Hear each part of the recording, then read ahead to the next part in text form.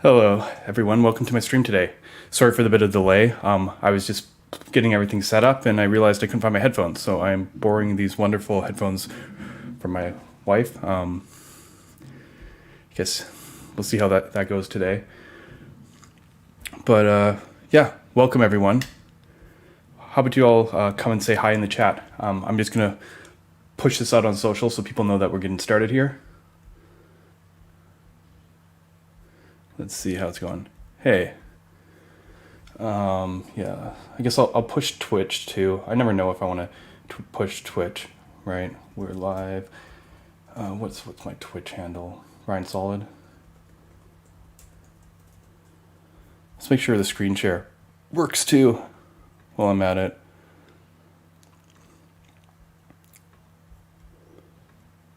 How are we doing?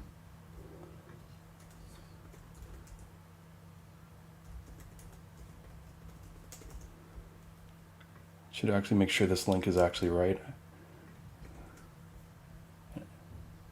Yeah, okay, cool. All right. So how's everyone doing today? I had this like all planned out, and I'd been working on the stream for a bit because obviously I've been working on Solid 1.6, and then I get up this morning and Nikhil's like conveniently left a little message in chat. He's like, see if you can tell what I did. And I didn't get it at first. I was looking, I'm like, okay, he looks like he's changed some of the output of this island stuff we've been doing. There's some assets in CSS, but I was not quite following what he had to show. But he'd actually managed to get persistent islands over navigation, which is really, really cool, which I'll show in a bit. But the main focus today on the stream is we're going to be looking at Solid 1.6, which brings a whole bunch of partial hydration and these island server component type concepts into the core of Solid. And along with that, it impacts stuff like the Solid Start meta framework. So I'm going to look at how that's implemented and how we achieve that. I've been showing these demos for the last, month or so. I've been VConf and a few others, and our Solid Start docs are an example of it, my Hackernews demo, and we've been just building more and more stuff this way, and it just it's kind of crazy.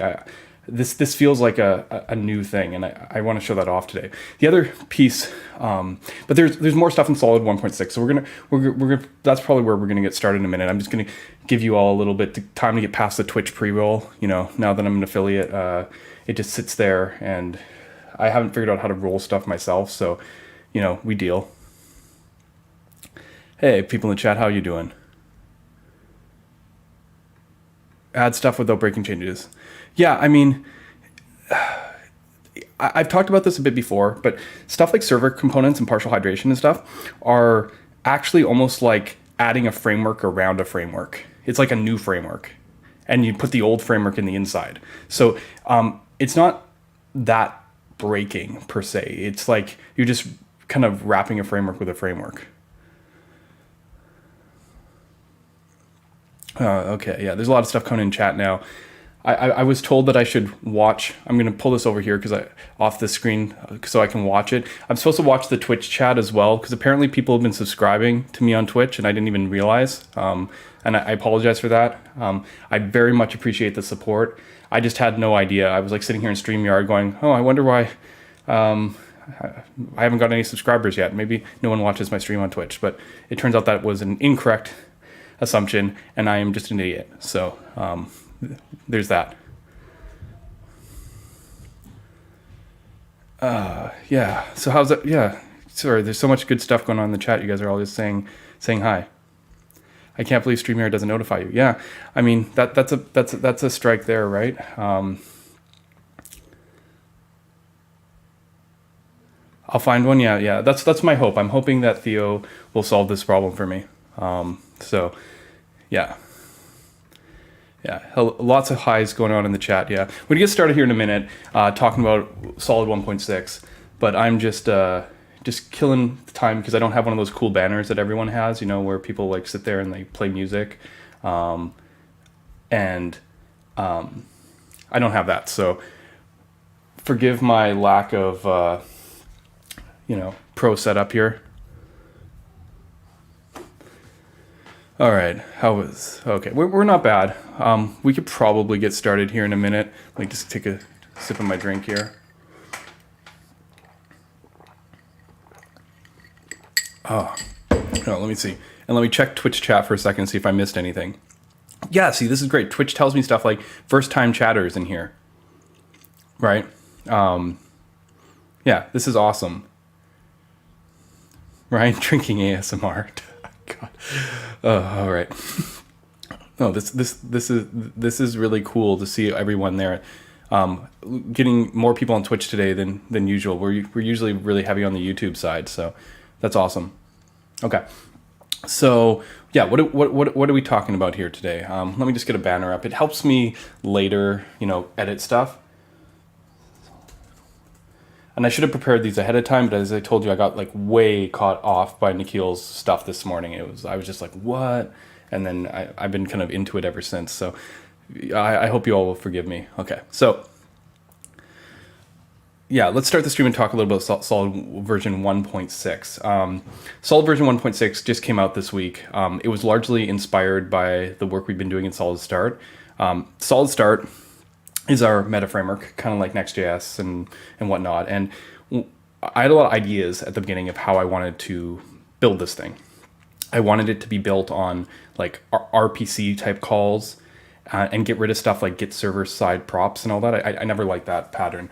It was kind of like, I wanted to be able to do granular updates, right? So stuff like loaders never really worked for me, and it didn't really work for Solid. So we kind of went down this journey and tried to come up with the best single page app kind of mentality approach we could come up with, like very app centric. And I showed a bit of that on the Solid Start stream, and I've showed a bit of that on the vconf. But at a certain point, we were at the point where we're like, okay, we're going to release Solid Start and we need the right docs. And as you know, not every developer is good at docs. Not every developer likes writing docs. And I don't mind them, but it's tedious. Like, honestly, I have a lot of respect for people who can sit there and just churn away docs. It's freaking amazing. And what ended up happening was, like, you're writing docs and you're trying to like go, okay, just a few more pages. Let's just keep on doing this. And Nikhil's like, okay, I can't do this. So he was like, yeah, let me just like try and do like some islands. We'd seen Fresh and we were like, yeah, let's do some islands. And I talked a bit about this before in a stream. We managed to get this approach to islands working, which was based off this idea of hydration keys. So I'm just gonna, but before we get into all the island stuff, and I'm sure people are interested in that stuff, I'm just gonna kind of talk about Solid 1.6 more generally, and talk about a few of the other features, and we'll build up to that. Okay, so the key thing with Solid 1.6 is obviously this island hydration stuff we talked about, which we'll go into more detail in a minute. Basically, there's only really two major features. The second one is that we worked on spreads, and you might go in, okay, well, what the hell is interesting about spreads? I mean, you just, when you think of, how should I put it? Maybe I'll use one of these ones. When you think of a component, most people, when they see counter, they see counter essentially. So when you see name equals whatever hue, I don't care. You kind of see this, right? Like that's the mapping that you see in your head. So when you see a spread, you're like, oh well, like what the hell's the big deal, right? Because I got some props here. Well, isn't it like, ta-da? Like this is not very interesting, right? Every time you call this function, you can kind of merge these things together, and you're like, okay, that's great, good times. But the problem or challenge here is that in a reactive library, we have this limitation around destructuring. Like you suddenly are in this point where this function is not going to run again. So like, what are you going to do? Wrap the whole thing in a function and then like tell it, like, if anyone's familiar with Solid, you'll know this will make sense to you. Like, how do you make it know to rerun this again? You don't want to do this, because if you had to rerun this whole freaking component, you'd be recreating buttons, recreating state. This is terrible, right? So we had to come up with really clever solutions to handle this. And I mean, it's not super clever to begin with, but if you've ever seen any of Solid's compiled output, generally speaking, if I have a prop name hue and then I have, I don't know, let's make this hue, actually I'll keep hue as a string just because it can, but let's add something else like initial count or something. Initial count equals whatever. I don't really care what it is. If you've ever seen Solid's compiled output, this is what we do. We create a component called counter, which is actually honestly just calling a function. We call on track, but that's not important. And all the magic happens here in this prop object. And I want to just kind of show this a little bit. So basically, name hue just gets passed straight through. But the second we have something dynamic here, like this count, we wrap it in a getter. And what this means is we didn't execute count right now on the outside. We actually execute it inside when you access prop.initialCount, right? So this is kind of like high level, and you're like, okay, well, that seems maybe reasonable. But the challenge here is that what if you don't know that it's initial count, right? Like, what if we actually need to spread a bunch of stuff, some other props or something, right? And Solid actually made a helper for this, and you might have used it in your own code called merge props. And what this does is it essentially combines these objects in such a way that it in reverse order, it checks if the property exists on the first object and then on the second object. And you might be going, okay, wait, I thought I was merging these together into a single object. Well, we don't want to merge them because there's this problem, perhaps. What if the property doesn't exist initially and is added later? We don't actually, in order to track the right stuff, we have to not actually merge them, but actually walk backwards through a stack. And if that doesn't, that's probably a little technical for you all, but you can kind of picture that if I had like, see, I want to do it in Excalibur, but I don't want to like write a bunch of code in Excalibur. That's why it's like easier for me to write it here. You know what? Let's just write it here. You can picture if you had like, let's just call them, it doesn't really matter what I call them. Let's call them, if I had an object that had name John and what's another one? Last Smith. Okay, right? And then I had another object which had name Jack. Okay, this is just silliness. If we were to go and do something like this where we spread A and then spread B, your expectation of this is ultimately that you're going to end up with an object result or whatever is going to be an object that's essentially name Jack last Smith. And I mean, that's kind of unsurprising. You took the Jack. Oh, basically you have like John Smith here and you actually override the name with Jack. Essentially, you compress them down. So you end up with Jack Smith. And because B doesn't have a last name, it falls through to A. But as I was showing you before, we have these like reactive getters. We need our challenge gets a little bit harder because we need to actually track the reactivity here. So essentially, let's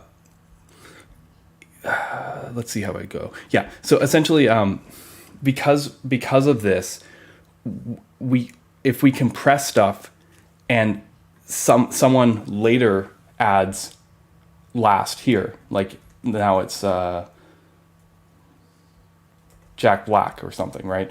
We need to be able to know that this changed, and you're kind of going like, how could you possibly, like, if you went through and you're not going to rerun this function, how are you possibly going to know that last on object B changes, right?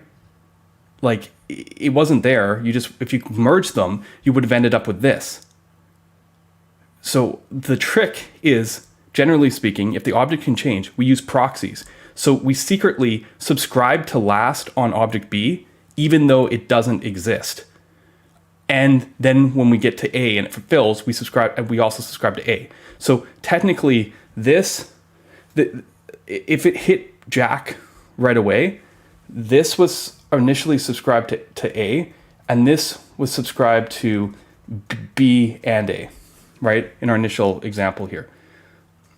So at the time, essentially, if there was something below it, like a C or sorry, not C, but if there's something below it, we don't really care. Like, if there's a Jack here, we don't care if someone changed John on A here, because it's going to override it anyways. So you can change A as much as you want, but because someone could add last to B here, like add black, we need to be subscribing to a property that doesn't even exist on B in order for it to reactively update. Right?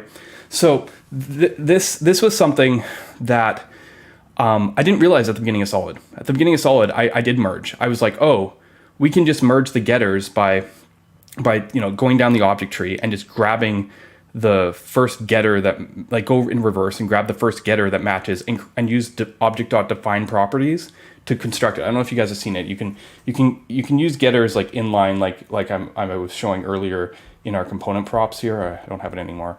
If I get rid of the spread, whatever. What's an example? Last equals name, whatever. Okay. Oh, yeah, I probably have syntax errors because of like all the other stuff I've been adding on here. Anyways, not important. But what I'm getting at is you could always combine it, but because the possible properties could change on here, I actually have to use proxies, right? So there's a comment here. I see what Rx has thousands of operators. Well, yeah, because the combinatorics, once you add dimensions to the problem, like what should trigger changes and time, like asynchronous, every simple problem, like a map, becomes like 8 variations of map, right? The complexity just skyrockets when you start trying to like use like specific terms to like describe all the combinatorics of what your intent is for something as simple as a map when you get too far here. Luckily for us, we actually, with fine-grained reactivity, mostly express things as regular like expressions. It's like cells in a spreadsheet. You just kind of like do a sum there, and you're not like doing a bunch of operators.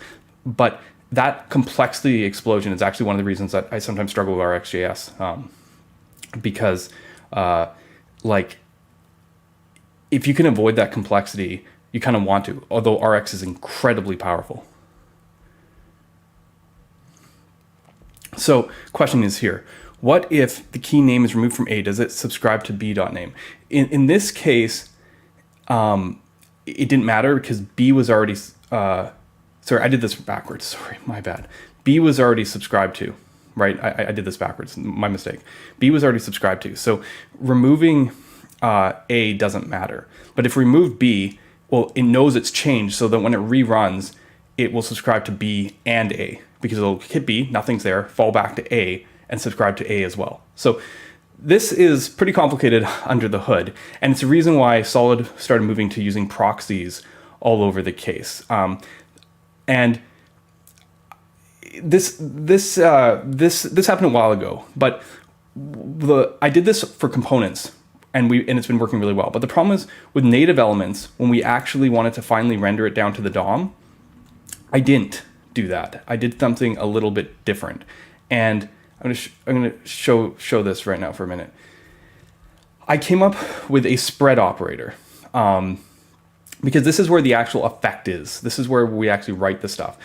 It's fine to merge props when you're doing all these transformations, because then the child will get its own props and do that. But ultimately, we need to write this to the DOM, right? That is why we're doing this. And unfortunately, my thinking for the longest time was like, okay, well, we got the static stuff. It'll go in the template, like see name hue. It's right here in that div.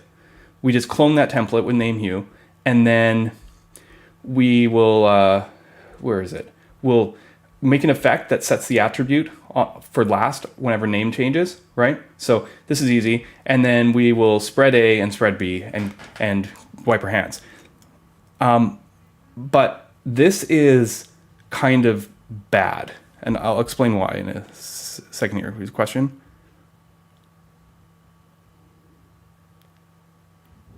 Yes, this is correct. So it'll subscribe to all the properties of the last object in this case because it overrides all, but not all properties of the prior objects in the case because they can get overridden. Well, yeah, exactly. Every time you run, you have to do it. The problem is it's really easy to do fine-grained updates like this where you're just like, oh, I'm just going to update this one thing that pinpoint changes. Like when you change that name in Solid, that one attribute on the div just changes. Like we don't need to rerun anything else.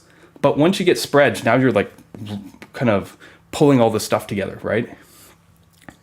And now I need this.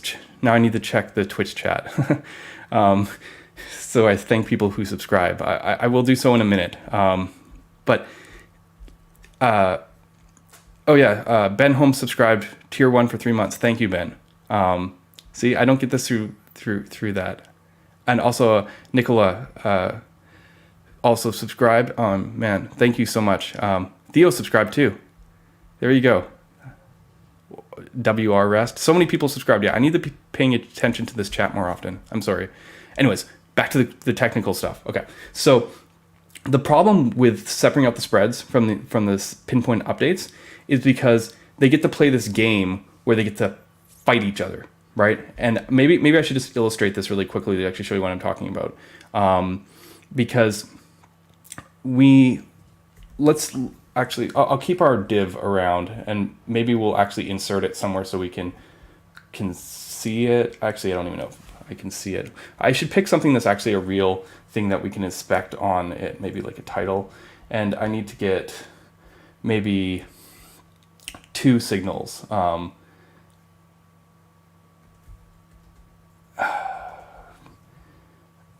whatever, count 2, okay. Increment 2, okay. Maybe I need 2 buttons now, okay. It doesn't really matter too much how I do this, but what I'm getting at, the problem, right, and because they're adjacent, we need a fragment, okay. A is not defined. What was I doing? Oh yeah, because I'm spreading A, that doesn't exist, okay. Okay, yeah, this is so fun to actually set up the scenario to do this. Because it's almost like I need to it's easier to set this through props than any other scenario. So maybe I should have made it into separate components. But let me see if how I want to do this. Because the problem is, okay, actually, you know what? I can show this problem without even using spreads. I think JavaScript will let me do this, but TypeScript will not. Okay. And actually, yeah, let's do this. Title count 1, title count 2. Or is it just count? Let's just count. Okay. All right. That's funny. It's because they're both. It's because I'm setting count. Whatever. Okay. Doom 2 buttons 1 2. Interesting. Why am I? I'm like missing some. Oh, it's because it's count. It's not count 2. This is why you should use the recursive functional form of stuff most of the time. Okay, sweet. Okay. And if I inspect this, I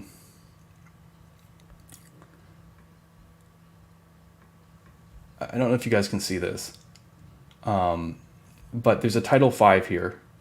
And when I click on this one, it's going to switch to title 3. And you'll be going, wait. Doesn't this title come after this title? Like, shouldn't this, it always listen to this one and never listen to count 2? Or like vice versa?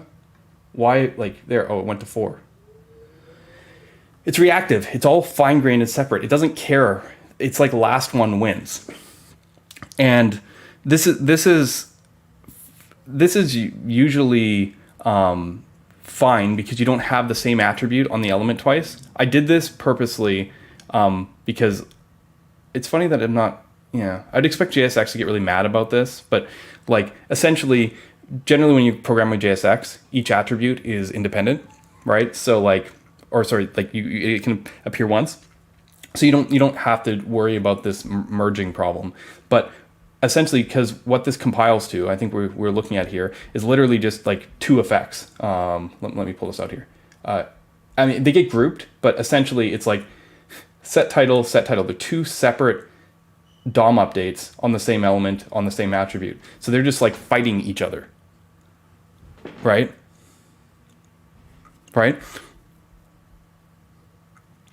But what it's basically like if you had 2 effects and one writes this and they both write the same thing and they're like fighting each other.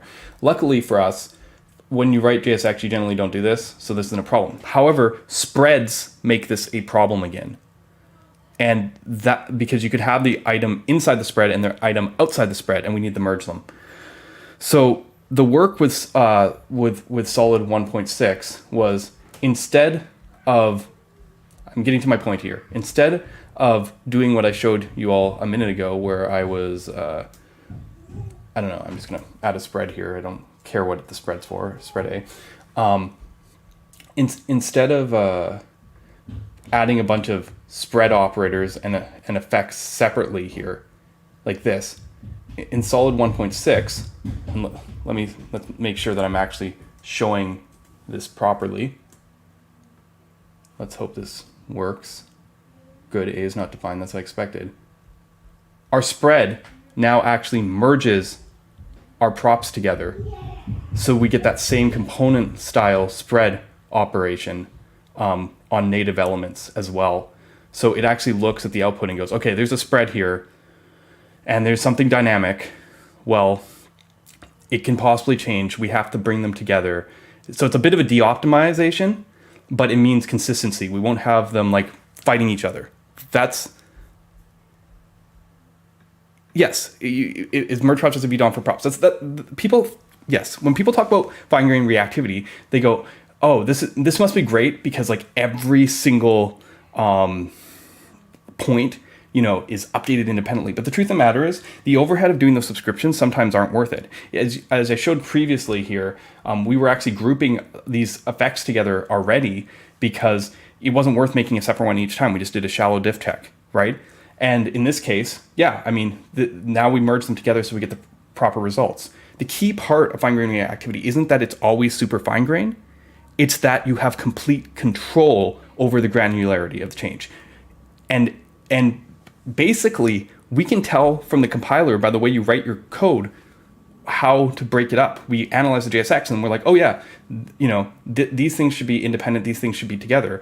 And I mean, the heuristic maybe is not 100% perfect, but it's smart enough to do stuff like going, okay, attributes and elements generally go together, but children insertion happens separately. And now, you've basically solved that memoization problem just by the way your markup or JSX is structured. And that's the whole thing, right? It's not necessarily because you made a component that reruns. It's like that part doesn't matter. We could put 10 components together, stack them, put them through. They don't rerun generally. It comes down to like logically breaking up, like once you've combined the whole template together, compressed all the components, got rid of them, it's like going, okay, these groupings of things should change together. And that's the power of fine grained, because that control is at your fingertips, or in the case of our compiler's fingertips. So the double title thing still not work. See, no, because I haven't bothered doing anything with it. But your JSX should just like scream at you if you try and do that. The thing is, the double title thing is fixable if I want to. The compiler can see both titles and be like, yeah, just use the second one. Like, I haven't done that, but you know, because there hasn't been a need, but we could do that very easily. However, here, I can't see that the second title is inside the A. The compiler can't know that. So, you know, this is why we get here. Yes, other libraries support multiple spreads because they rerun the whole thing. They rerun the whole component. They go, oh, something changed. We don't know what it is. Let's just do all the work. So, like, this is why this. I said spreads aren't a really interesting topic when you're talking about like a VDOM library. You're just like you're just making a props object. What are you doing? But spreads are incredibly interesting from a fine-grained perspective. And like, I'm a sucker for optimization, right? So like, you know, I want to do better stuff. Like here, look, if there isn't a dynamic count title here, we don't bother merging the props. I go, okay, this can pass straight through. We know that nothing else can change, right? We don't bother merging here. Or like, so like, but if this happens, like a function, then we do merge props because we're like, this, whatever's in A, that object could be completely swapped. See, reactivity tells us a lot of stuff because if you do this, we know that while this object can possibly mutate, like let's pretend this is props, we know that these props can change. We know that the props object itself can never be replaced. It's not going to run again. It's essentially, it's tied to this object. But if the second we do something like this, that object, you're calling a function, what you return could change every time. Or even this nested or something. Even something like this, because this could be a getter that returns a new object. At that point, we were like, okay, we got to merge these props because there's a potential of this. So we have multiple levels of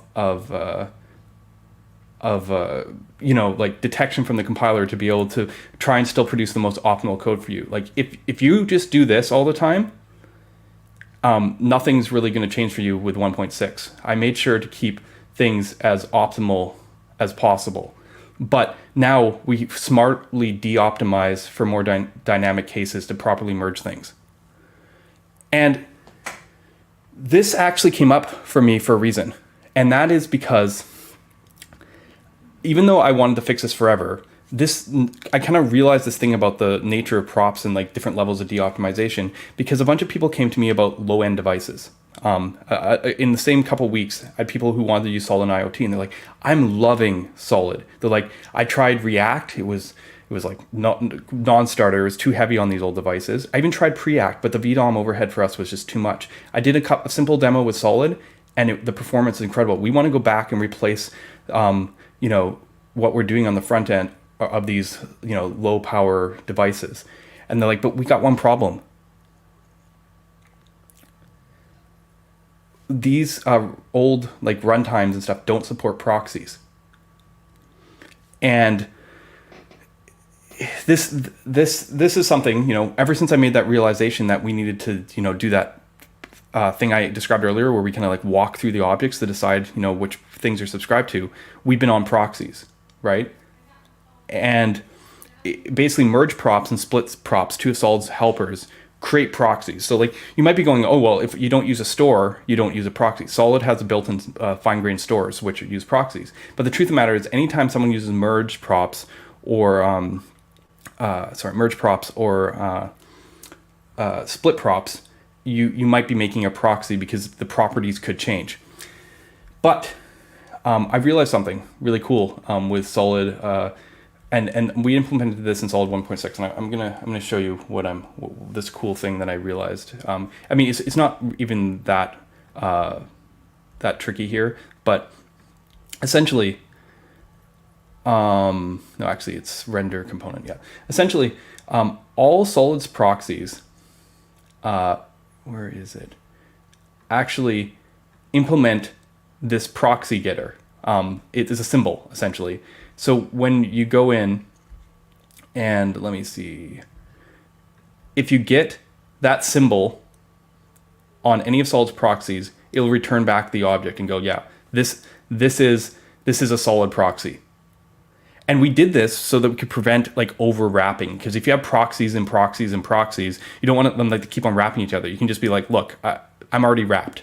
Because for you, those who don't know, proxies don't equal. There's some interesting properties about proxies. Okay, so if I have proxy p, which equals new proxy, and this is going to be our target. I'm not going to implement any handlers, but I'm going to make our target a, and const a is just going to be some object. Well, and I'm going to make another proxy, which is p2, and it's also going to wrap a and have its own behavior. Some things that might be interesting to people is, let's see if this will work. I think I didn't break any syntax yet. Oh no, props is not defined. I did break syntax. This, yeah, screw this. Okay, sweet. Is that console log, let's do some console logs. Let's go a equals p, and just go a equals p, and then so what do we got? A equals p2, and then p equals p2. Okay. And the answer to all these questions is false. You basically have no way of knowing that the proxy wraps the same object or like is a wrap of a said object. Proxy is not the object that it proxies. So essentially I had to come up with a mechanism to be like, hey, this is one of our proxies. Because otherwise, as I mentioned, like there's no equivalence here. So getting back to what I was showing here, essentially, not that. Sorry, that's me preparing for my front-end master's course. Ooh, I have Astro Corset still open. Why did I lose? Did I shrink it? Did I full screen it? I full screened it. Essentially, this is why I use this symbol. And our stores use a symbol, our props, everything uses that symbol. But what I realized was, it's so funny. How often are you like so thankful that you have Git history? I actually went back and I looked at our merge props and our split props implementations, and sorry, these are the types. Where is it? Merge props. I'm like, what branch am I looking at? This doesn't seem right.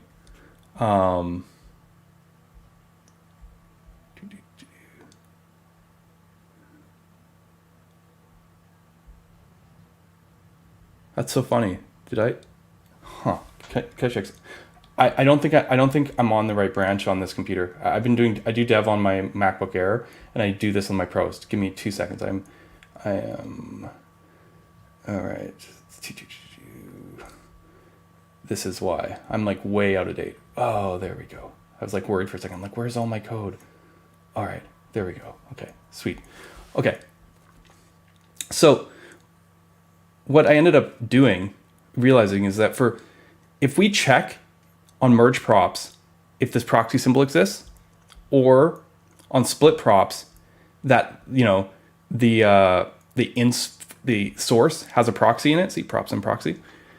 We can tell if the source could ever change its shape, right?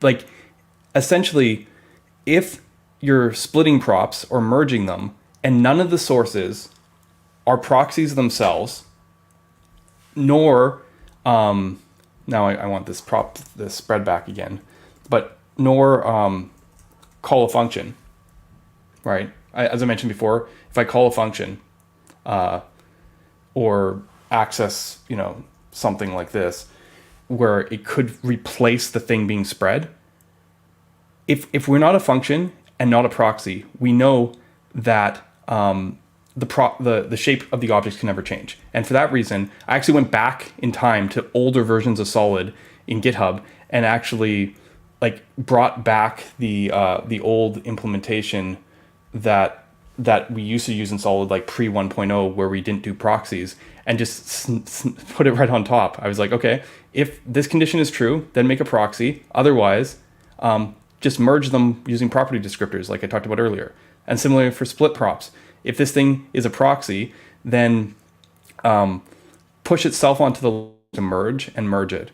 Because otherwise, if it is a proxy, then we have to make this new proxy object. So the end result of this whole little thing is where Solid would just create proxies wherever, we're now smart enough to be like, oh, actually, we don't need to create proxies in these scenarios. So if you don't start with a store and you aren't like doing something like this, we actually don't need to do any proxies. And I mean, while it's kind of awkward that like someone would have to know not to do this, like if you really don't want it to be possible to be reactive, well, I mean, then you can always do this. Like I don't recommend people to destructure or whatever, but like essentially this is ensuring this isn't reactive. Like you get the expected behavior because of it. Now, don't get me wrong.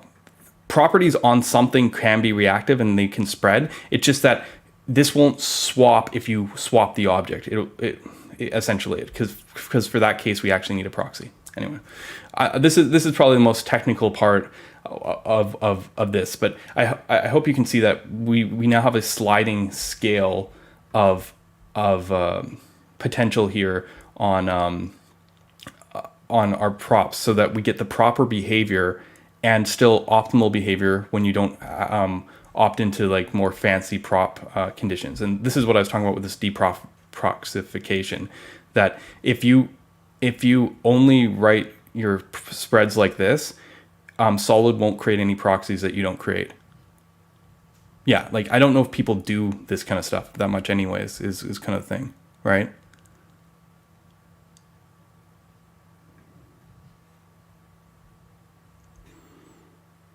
These are problems that would take me years to figure out. Yeah, it has taken me years to figure out. That's the thing. I'm so happy to hear this. Like, I think this is a game changer on this side, because there is some concern that some third-party libraries could do this, which might be awkward. It might be even worth making a compiler flag, but the problem is then you could break stuff in unexpected ways. So I actually think but if you're making small projects, things where you control most of your dependencies, this is cool. And for everyone else, it just means that there's less proxy indirection going on. It'll make debugging and stuff easier, right? All right, how's chat doing? Let's take a little moment here, get some drink.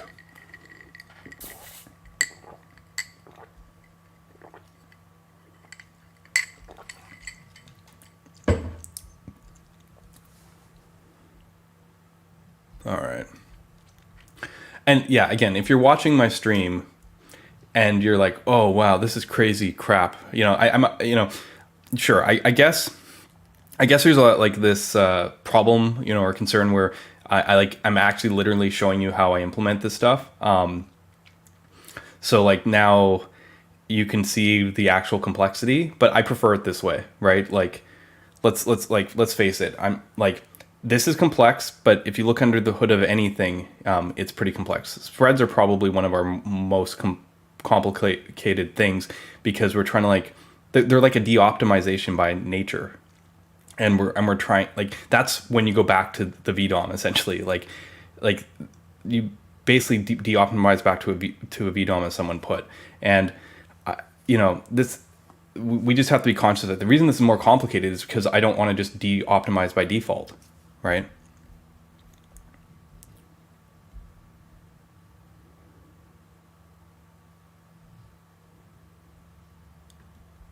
Right? So like,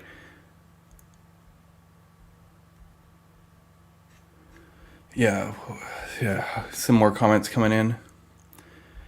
What are we doing here? Looking good so far. Try all on these weekends. Yeah, there's more cool stuff coming on the stream. I just wanted to start with like the first thing is, you know, I'm glad people are liking this stuff. One day I'd like to jump on stream with you and learn how JavaScript, like, you know, all the tricks. Yeah, I mean, that'd be a lot of streams. Dan and I actually sat and tried to do that. If anyone saw that, breaking down the web, Dan Jutan and I kind of just talked about web frameworks and how hydration works. And essentially, we were going for hours, and we went multiple streams, and I feel like we barely touched the surface. You know, there's just so much here, and I don't say that to intimidate people. I'm just saying, like, it's okay. You just kind of pick stuff up as you go. I've been at this now for a very, very long time. I've been developing on the web for I want to say 25 years. So yeah, I mean, don't sweat it.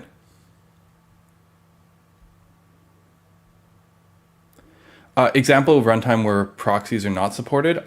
It's just older versions of like JavaScript engines and stuff. React Native, for example, was using an older version of whatever the underlying thing of was it JavaScript core, the underlying thing behind WebKit. React Native didn't support proxies until 2019, I think. Like, just for example, and that's React Native. So, like, yeah.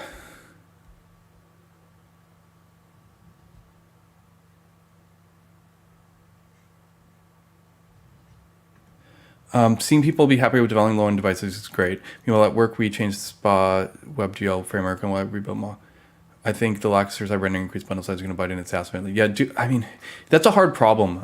When I imagine when you say biting in the ass, you're talking about the SPA WebGL framework you created in terms of not having server rendering. There are some things that are just very app-like and have to be in the browser, and they're going to be heavy, and it is what it is, right? Like, I mean, there's not much it's all like there's balance on these things. It's all what it is. Yeah, no, I mean, here's the thing. So 2.0, when you go and make a new breaking major version, what you're actually doing is saying this is breaking.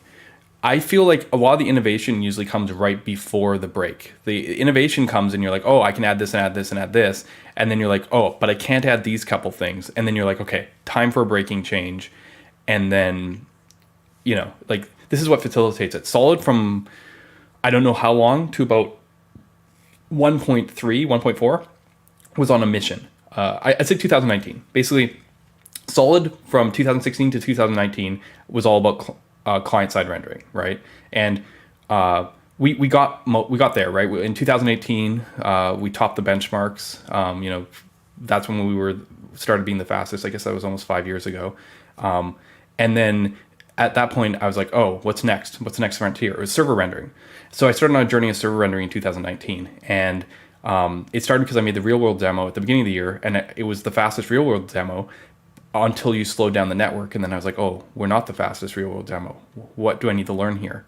So then I kind of like looked, because I had this misassumption, because if you have a fast network, client-side rendered SPA that's very efficient will beat your server-side rendered stuff. I was beating Sapper and like Next and all of them, like just killing them with a client-rendered app. And you're just like, what?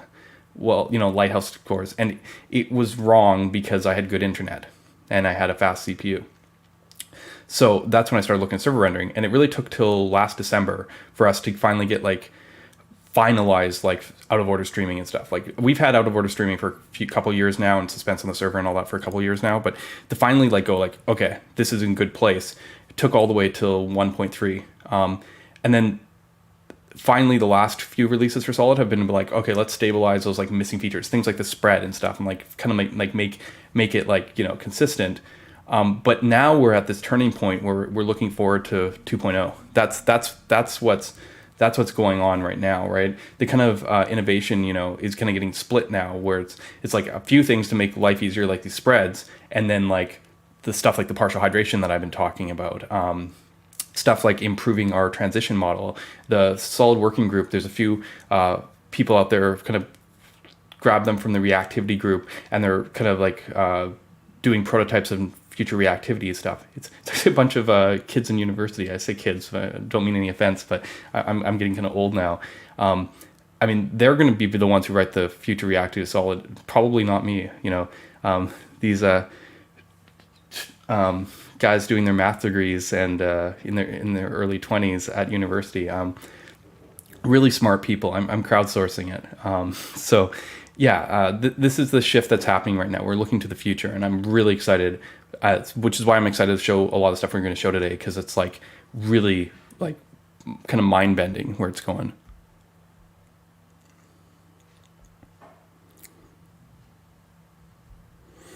Yeah, just catching up on chat. Oh man, we're not going to talk anymore about Flutter or Dart, but I just had to give this a moment. Okay, there you go. Okay, moving on.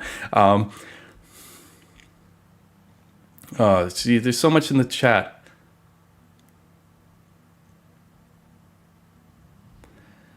All right, people just talking about spas versus other solutions. Yeah, blah, blah, blah. Okay.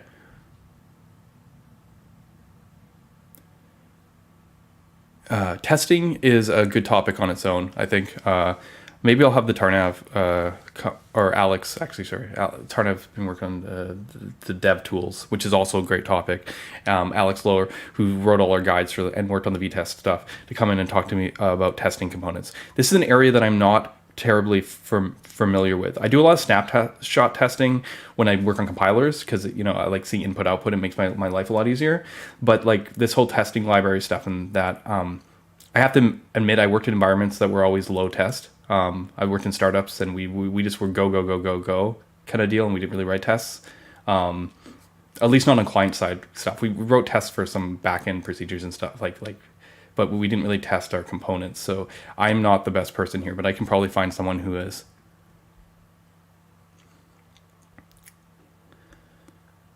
All right. Yeah, this might come up a bit during this stream, but I am not going to focus too much on the remix-like features that we have in Solid Start. I suggest the Solid Start stream, honestly. We show how we do progressive forms. We show how we do kind of loader and like multi-action type patterns and stuff. It has Solid Start and Remix have a lot of the same features, just done a little bit differently.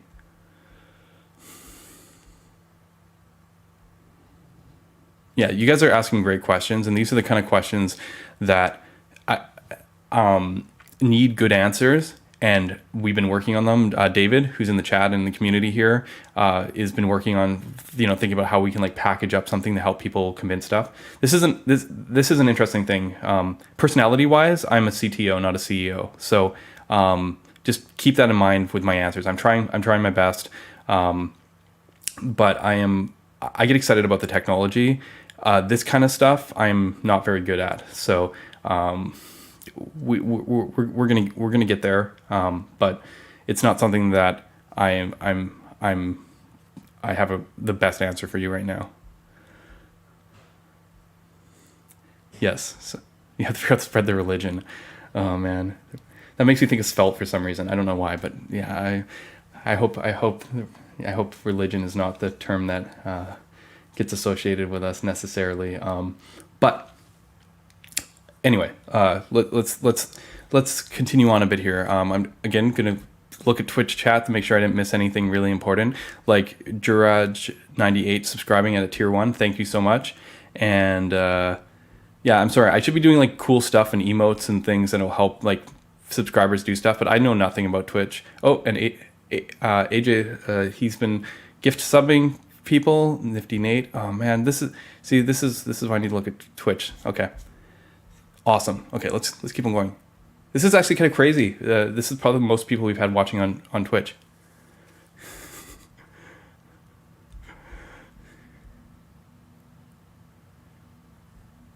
Okay.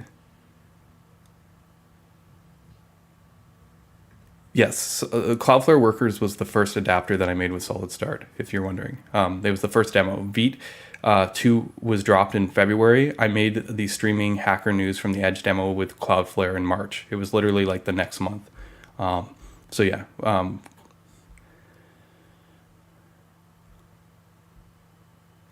It's good stuff. Oh, okay. Here's the thing. Did you watch anybody here watch Theo's last stream? I tend to put Theo's stream on in the background when I'm working on code. He can ride like like an hour on a stream just interacting with the chat, and more and more people come in, more people interact. It's like people want to be part of the experience. I watch that and I'm always amazed because like, you know, he hypes it up and he's talking to the chat, and I just keep on watching the viewers just go up and up and up and up, and you're just like, wow. And then he's like, okay, I think I'm ready. I'm here's my rant, and then it's like focus for 10 minutes, like, you know, and then it's like back to just on the chat, and it just up and up and up. I think it's something that I'm aware of now. I don't know if that works for me. But it's honestly really cool stuff. So. It's chaos. Oh, right. But see, I'm talking to the chat right now and my viewership's going up. So, I mean, I don't know. Maybe that's just a coincidence. Let me make sure I didn't miss anything, like some hidden raid or something. Because yeah. All right. Let's keep on going. All right. So, where were we? We were talking about Solid 1.6.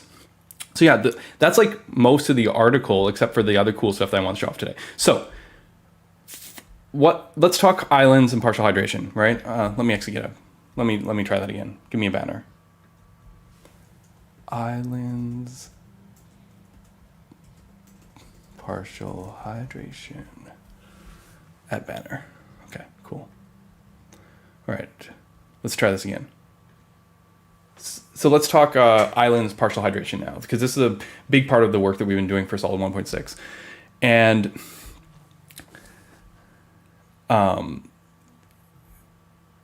sorry, chat is so distracting. Hook me up with one of those t-shirts. I need that vibe. Fred came in like Batman with those black t-shirts. Yeah, honestly, you guys, you seen this? I got this very, very cool shirt yesterday. It is awesome. I am so happy about it. Yeah. Yeah. Sorry. It just, you have it too. Well, yeah.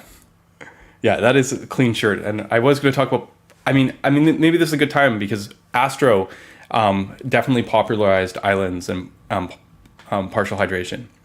So, yeah, no. Big fan of the work at Astro. Obviously, Astro plus Solid has been basically the ultimate combination, the peanut butter and jelly. So, you know, what did I put? What did we do? BFF, blazingly fast friends. You know, like big fans of Astro here, and also big fans of Marco here. I often hear Fred talk about history of Astro, and Astro's kind of like inspiration came from Jason Miller's article, which was kind of influenced by the work that Etsy was doing to do islands back in 2019. As it turns out, this technology kind of existed back in 2014 in a different framework from eBay that I happened to work for eBay, so I know about this where others may have not known about it. But essentially, eBay had, and I mean, I'm not making this stuff up. Like let's what is it? Let's say async fragments 2014. Let's look. What do I find? Async fragments discovering progressive HTML. This article is actually mostly about out of order streaming, but it also talks a bit about how Marco kind of like swaps stuff in. Basically, the takeaway is Marco invented suspense back in 2014, but they got their influence from an older, believe it or not, Facebook technology that was done in PHP called BigPipe. And so influenced by the exact same inspiration that influenced server components, essentially, Marco built their own version in JavaScript back in 2014. So this, both out of order streaming and this, Marco years and years ahead of everyone else. And I had the great pleasure and fortune of working with them for the past 2 years to learn all their secrets before going off and doing Solid pretty much full time. So sometimes when I make this comparison, people go, oh, no, that's completely different. Server components do different stuff. And yeah, sure, server components do different stuff. But how should I put it? Like the reason for them and the mentality for them comes the same way. Even the mechanics of how the rules work between islands and server components are basically the same. There's some key differences. And this is probably worth a little Excalibur, but because if this is your page, oh, that's a very thick stroke. What am I doing here? Okay, if this is your page, and you're like, okay, whatever. Let's actually no, I keep some black in here. Let's put this header in here that like never really updates. Let's put in a sidebar that also never really updates, and then. I mean, am I making like a Twitter-like layout? I don't even know. Okay, let's make a panel that's like the header, and then let's make something here. Okay, so this looks like a website. And the key revelation of islands or partial hydration was that, it's okay that there can be some stuff like this in here. Maybe where's our cart button? Maybe we have some sections that are interactive, but like all this black stuff doesn't need to ever like come to the client. We can like send it once, server render it, and then only need the JavaScript for these like couple little things. That's what islands and partial hydration is.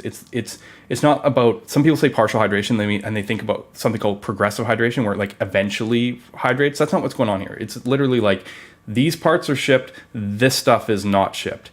And the difference between islands and React server components is, in islands, essentially, you're stuck with this. You serve the page and you do this stuff generally. And then when you go to another page, it's an MPA and you do this all over again. Send the static stuff and just send the JavaScript you need. With React server components, it's possible to swap the black stuff out and keep the green stuff, essentially, using kind of this hybrid client-side routing. That's like the big difference, right? And some people might, I'm seeing right in chat, someone comparing this stuff to micro front ends. And I don't want this comparison to be made to micro front ends. Right? I understand where this came from. And someone actually asked me this question on Twitter. And I mean, maybe I can find it. Jacob actually like literally found the perfect quote of me answering the difference. And I actually forgot that I had such a good answer for it, but I'm probably not going to be able to find this right now off Twitter if I looked for it. So let me try and remember what the answer is. Essentially, this is only concerned with shipping the least amount of JavaScript. Sure, these things can be independent, so potentially, like in Astro, you can have a different framework in each one of these little green boxes, but that's not the goal. That's cool. But like the goal here is to shrink down the size of the green areas so you have less JavaScript. And with micro front ends, the goal is let's have a whole bunch of teams work together on the same page, use their own thing, do the thing. Like you don't really want two different frameworks in here because that's like actually kind of terrible because now you're loading two frameworks, twice as much JavaScript, but like, if you have an MPA to some degree, you're like, who cares? You go to the next page and it's a reset. So one page can have React in the green sections, the next page can have Solid in the green sections. We don't care, right?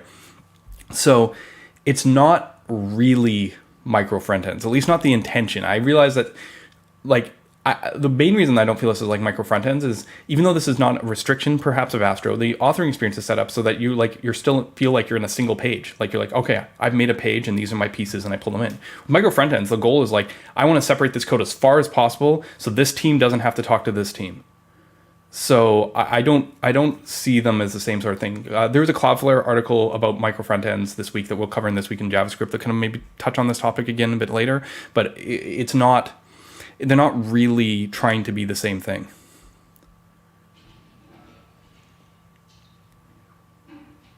Right? We didn't call them islands though, we called them boundaries, but man, it's hacky as hell. Okay, so What's the difference between hydration and partial hydration? The biggest difference is all of these boxes are green when it's hydration, and when partial hydration, only these little boxes are green. That's the difference. Was it Marco.com? Nope. MarcoJS.com. It's funny because I called it MarcoJS and the guys got on my case, but yeah, okay. I got an image for you. This thing now. Can I open this in a new tab? I don't think it's actually an image. I think Michael programmed this, the mad scientist that he is. These things that look like images are actually like live code doing them. When a page normally loads, see these flashing red things? You kind of top down, kind of go through the hierarchy, and you hydrate all these red things, right? So it's like, okay, even if like it's static, you have to re-render the React app or Solid app or whatever when you start up the app, and you end up, even though you don't make new DOM nodes, you end up like creating all the components again, essentially to initialize the state and bind them to the right DOM nodes. With partial hydration or islands, you literally like just do this. So you only need the JavaScript for just this. You don't need the JavaScript for like all of this. So it's like, if you've ever seen, let's do the Astro, .build homepage here, and give a little props to guys, and give props to Theo again because he needs more props, right? It's like Next.js Astro 7 kilobytes. This kind of switch, to be fair, this is not exactly fair. To my understanding, this is Preact. I don't know that this is Preact. I think this might be React. I think they might have snuck a React to Preact thing here, right, Theo? Because like, unless this is just completely static and that's what's being shown here. I don't actually, I'm not actually, yeah, it was entirely static, right? So this is the thing. Astro starts with basically nothing, and React starts with 70 kilobytes. So what I'm getting at is a better example might be a Hackernews demo, let's say. So something like, what do we got here? Like, what is it? Next, Hackernews. Okay, here we go. This page doesn't need interaction, so it's a bad comparison. But this one does. We got some comments that we collapsed, right? If I load a page like this and I do it in Next, I get 84 kilobytes of JavaScript to do all this lovely stuff, okay? If I go to the same page in an Astro with Solid thing and go in and do this kind of thing, I get 4.9 kilobytes. And sure, this page is very static. It only has this kind of interactivity. But we found at ebay.com when we actually did this stuff, we could reduce 80% of JavaScript this way, and even more on some pages. This is why eBay went this way. Like it just reduces a huge amount of stuff for when you don't really need it. But the trade-off is when I navigate, you're going to see this thing because we're this is in a multi-page app. Because how do you not shift the JavaScript that the browser needs to render? Right, that's the whole thing. You can't like do islands really in a single page app because you need to be able to render the next page. And if you need to send the JavaScript, and you might be like, well, we can send the JavaScript later, but like it's weird. It affects the bundling, so no one really actually does that. So, and I mean, perfect example is you're on one page, you go to the next page, and now you get all the JavaScript for that. Let's pretend. And if you go back to the original page, originally you only need that some JavaScript, but now you need all the JavaScript if you're navigating back. Like there's a bunch of complexity, and which is why we've never really seen islands in a single page app. React Server Components change that conversation. What I'm going to show you today changes that conversation. But I wanted to kind of give this focus to partial hydration and Astro and Marco. Exactly, right? Yeah, I mean, there's a reason eBay wasn't allowed to slip. We had a Java backend, and it was like, no, if you want to move full stack JavaScript, you can't lose any page speed. That's a very different motivation than React. They were getting created at the same time. Like 2012, they were creating React at Facebook, and eBay was creating Marco at the exact same time. They just were solving very different problems. I love this. There's this great Sunil interview. I think it was with Swix, and he was like.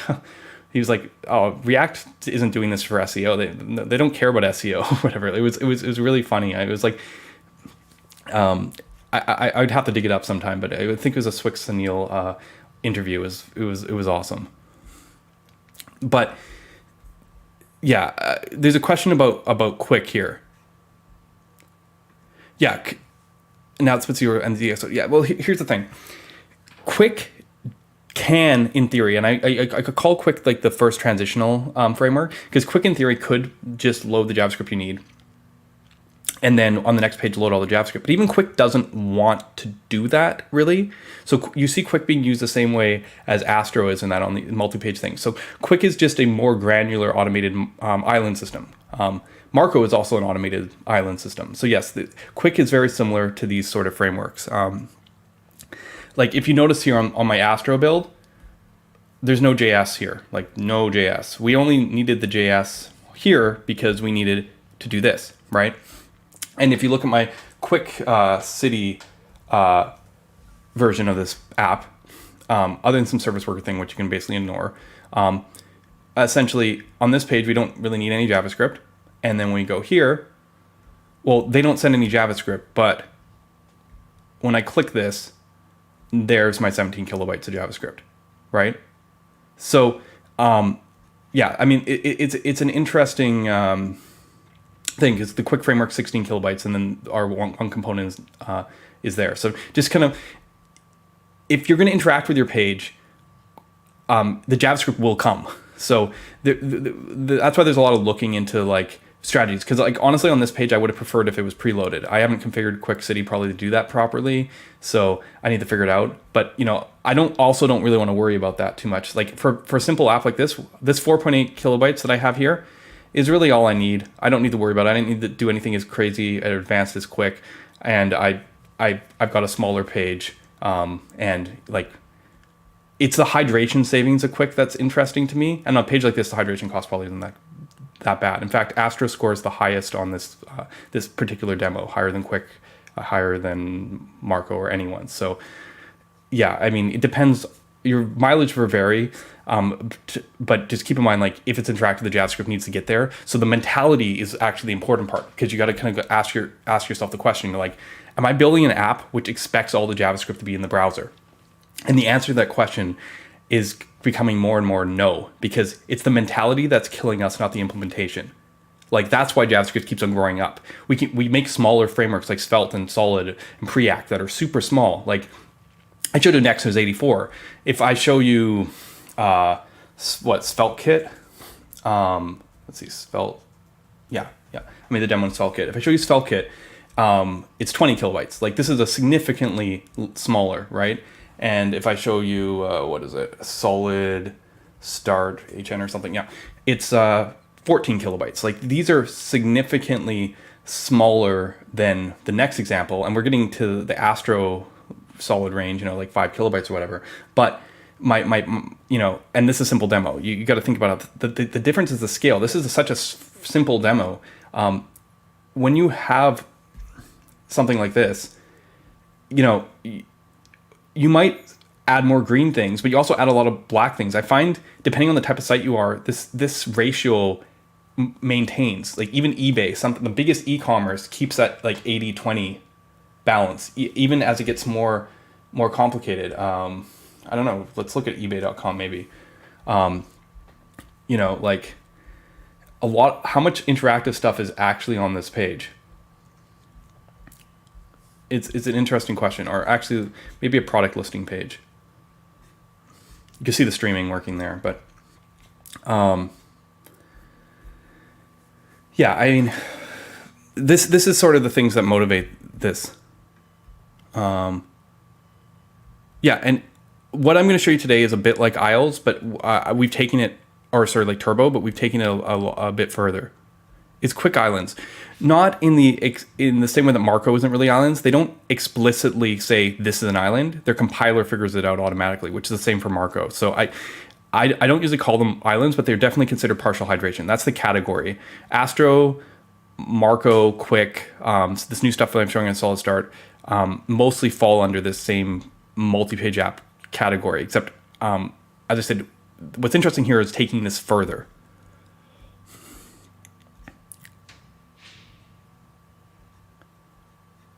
Like, oh yeah.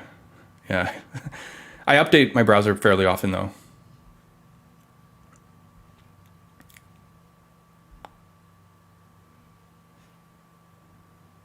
Yeah, exactly. And the motive, yeah, this is the thing. It's all heuristics. It's never going to be optimal for every experience. And you have to decide what customers and what you're aiming for. A lot of e-commerce, like we had Taylor, who was working on the Kroger rewrite, going like that page load stuff is really, really, really important to them because they're on Google .com and someone's like, I want Nike, and they want to be the first thing that shows up here, right? And then people are going to click, and their experience is based on clicking into that experience. That's like a big funnel for them. So Google ranks this stuff based on page performance, actually. That's one of the things. Your listings on the Google search are actually affected by page performance. Essentially, you're incentivized because of this experience where now someone has to click into your site and you're like, okay, where do I want to get them? I don't know. Let's go to Nike.com. I got a fast internet. What if that took like 15 seconds? I might leave, before I even look at the product. This is sort of the things that incentivize this kind of stuff for that. But that's very different than, like, say if I was making a social media app. I don't really care. Okay. Yeah, and you can do analytics, right? One of the cool things Quick is looking at is automating those analytics for prefetching. But here's the question. I think at a certain scale, okay, it's interesting. Like, at what point does automating this to figure out this compared to like using the analytics and just manually doing the obvious? You know what I mean? And like, at what scale of complexity does that matter? Like, if you're already eliminating like 80% of the code, how you manage that last 20 is literally the last 20%. You know what I mean? So how much does that impact how you design or approach your solution? This is why I'm questioning these things and why I'm building this stuff, because I kind of want to understand what trade-offs are worth it. Because undoubtedly, systems like Quick are very good at what they do. Systems like Marco are absolutely incredible at what they do. But this is a game of weighing trade-offs. Right. Every MPA can support a SPA, right? If you Ben Holmes, he made a solid single page app on top of Astro to show he could, and that was a fun experiment. And the reason is, MPA, like every website is an MPA in a sense that every website ships a page, right? So in that sense, it might not be multiple page, but the web starts with shipping a page, and if the web starts with shipping a page, you can always make a single page app or a JavaScript app on top of that page. That's my mentality around it. But they could see and that's the thing, they could theoretically support a single page app, but then you lose all the benefits because then you're shipping all the JavaScript, and that's what they're trying to avoid. So that's why, even with Quick's incredible lazy loadingness of being able to like chop it into a billion pieces and load what you need, they still don't really want to load that client-side router. That if it would cause you to have to render the whole next page in the client, you don't really want that. Yeah, this is a retroactive thing. Yeah, it's so funny. I had to explain what an MPA was to like my manager at eBay, and he's like, "Isn't that just a website?" And he's like, "Yes, it is just a website." Okay, so yeah, this is kind of setting the context because for the longest time when the MPA partial hydration stuff came out, people were like, so like next, and I'm like, no. So it's like static rendering next, and it's like, no. I mean, if you static render a single page app and then turn off client side routing, yes, you have an MPA.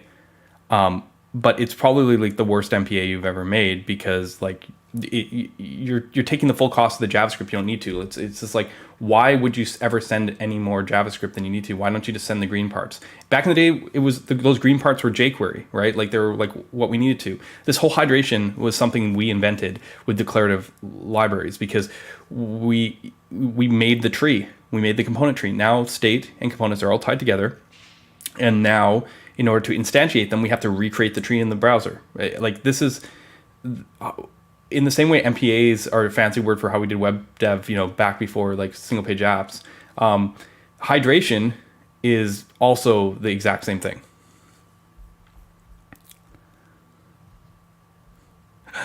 Oh man, don't get me started on Alex Russell. Man, it's like this split between someone who's so right and then like so irritatingly. Anyway,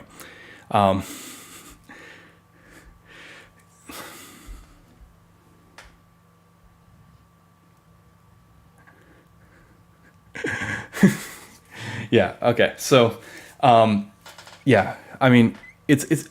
Do you know what I will say one more thing on the Alex Russell thing. It's hard when you care so much about this stuff, and you watch the industry just kind of go off a cliff, like crazy place, and you're just like, look, I've been warning you, like ringing the town bell, the town crier, the wolf is here, and then, no one listens, and it just keeps on going on eventually until like the whole situation is just seems impossible. And I think he had a recent tweet that I probably won't look on This Week in JavaScript, but essentially saying like, oh, it's now that the thought leaders care about this stuff. Like he basically took offense that React didn't apologize for all the evil that is caused and stuff. And it's like, it's hard to separate that when you're so passionate about this, because React became an affront to everything he believed in. And, just releasing server components doesn't fix that. But yeah, I don't know. It's interesting. Anyway, thank you for distracting me.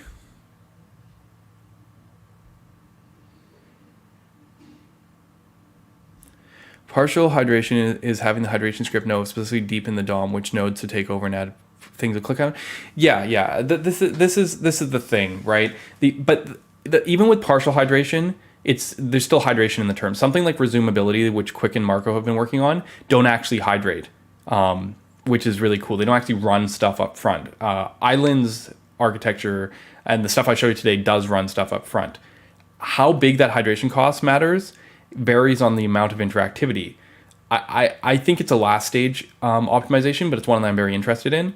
But I'm approaching it from the other side. I want to look at the experience and look at where we get to, and then we can talk about the optimization. Because I think Quick and Marco are onto really powerful things with resumability, and I think it's clear why they're important once you see what I'm showing you. But until you see what we've been working towards, it doesn't make sense for most people. It's the same reason that like React server components haven't really made sense for a lot of people. It's kind of infuriating actually. My React server component videos are like my worst charting on YouTube, in terms of views and stuff. It's like no one cares.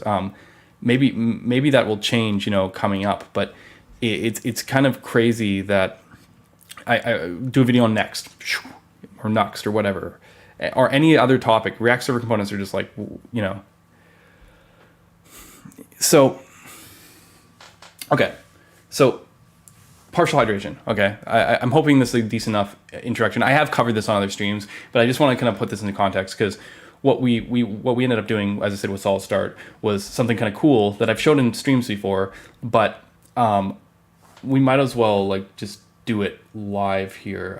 Quick. Do I not even have it open right now? I have Quick City open apparently. Let me see if I have it here. I'm probably also out of date. I've been doing all my work on my other computer, so let's pull and make sure that we're up to date on Solid Start here.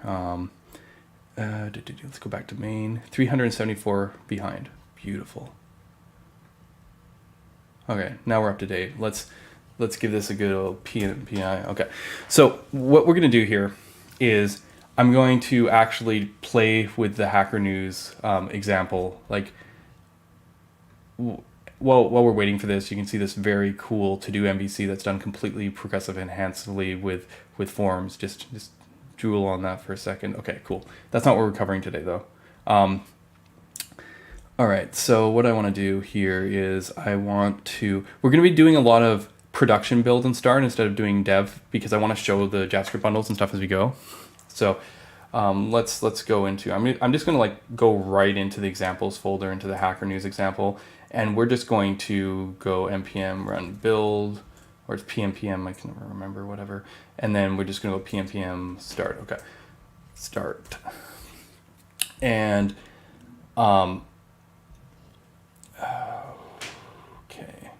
that's right, because this thing, and I'm just going to bring this across into here and go to an actual route that has data, and here we go. Okay, unsurprising. So this is like our client-side app, and if I refresh our page, you're going to see that, this is this is gzip, not broadly, but it looks like Solid Start has gained some weight here on our Hackernews demo. It's always smaller on Netlify, but it looks like we're up about 1 kilobyte on this demo. Let me double check on the main page. Yeah, we're up about 1 kilobyte on it. Okay, whatever. We added some features, but what I'm getting at is this is our typical isomorphic rendered app, and what you're going to see when we do this is I'm going to use the comments page, and actually I'm going to get out. I'm going to go in an incognito tab because I get a bunch of like Grammarly and extensions and stuff. I don't want that messing with our stuff at all. Okay, so pretty typical page. You're going to see a bunch of these IDs and stuff that Solid uses to hydrate, and the reason Solid uses these IDs is because Solid uses JSX in a single pass thing, which is kind of insane that we can even hydrate at all. This is unique to Solid, this solution for hydration.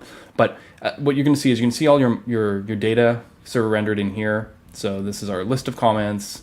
And yeah, those IDs are long, but they gzip lovely. And we could probably compress them ourselves a little bit to make it more readable, but we'll get there. My point is, you can see the markup and the display of like, where is it? Here. I'm just like digging in, but you can see this is basically all the comments for this page, okay?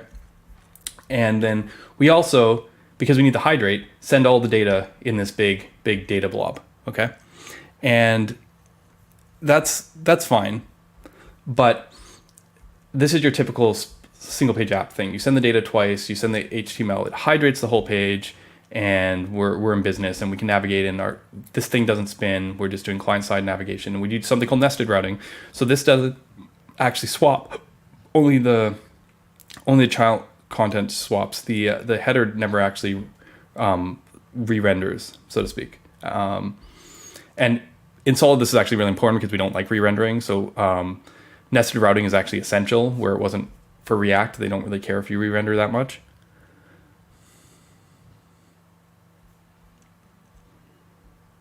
So yeah, I love using this demo because it has these nested recursive comments, which make things a little bit fun because you're like you know how this works in a tree, right? If you authored this, you're going to have comments and comments and comments and comments. Like there's an actual recursive thing. Like each comment component iterates over a list of comments, which renders more comment components, right? So I could typically show you that, but we actually broke this apart a little bit. Sorry, I'm in the wrong one. Let me get Solid out of the way and look at Solid Start. Yeah, sorry. And we're going to go look at the Hackernews demo. I split the wrapper from it, but like essentially you have a comments, which is a list item, which then if there's any child comments, it iterates over those child comments and renders them. What you're going to notice though is that I put a toggle around it so that this component has no state. It has no signals or nothing. This toggle component, which is much, much smaller, has the state, and it's the thing that does the compression. It just changes the display open, close, none on this thing.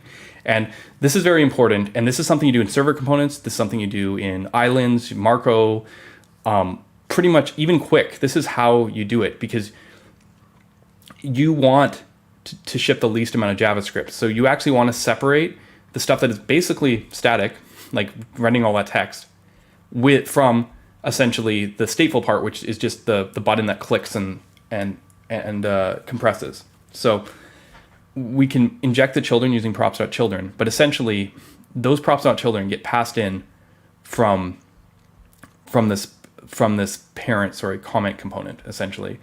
See comment, and toggle the children is this for loop, okay? So hopefully everyone following so far, okay? So I did the split for a reason, right? So one thing, and I've shown this before in demos, is if I go into this vconfig and I go, well, if I go SSR false first, just for fun, this just to kind of show this. And again, I'm gonna be using build because I want to actually show this stuff. This now is actually client rendered app. If in Solid Start, if I do SSR false, what you're going to see is that script tag is gone with all the double data. Because as it turns out, if you client render something, you don't need to send the data twice because you fetch it over the network tab. You'll just be like, okay, fetch, get me all the data. And your server rendered stuff is literally a empty body tag. There we go. See, ta-da! This is essentially the way we built stuff with Create React App and how we used to build single page apps, back in the day. So I just wanted to show this because there's a contrast here. If you go pure client, you don't actually have the double data problem. The problem is you have to wait for all the JavaScript to come before anything happens. Like if you look at this timeline, come here.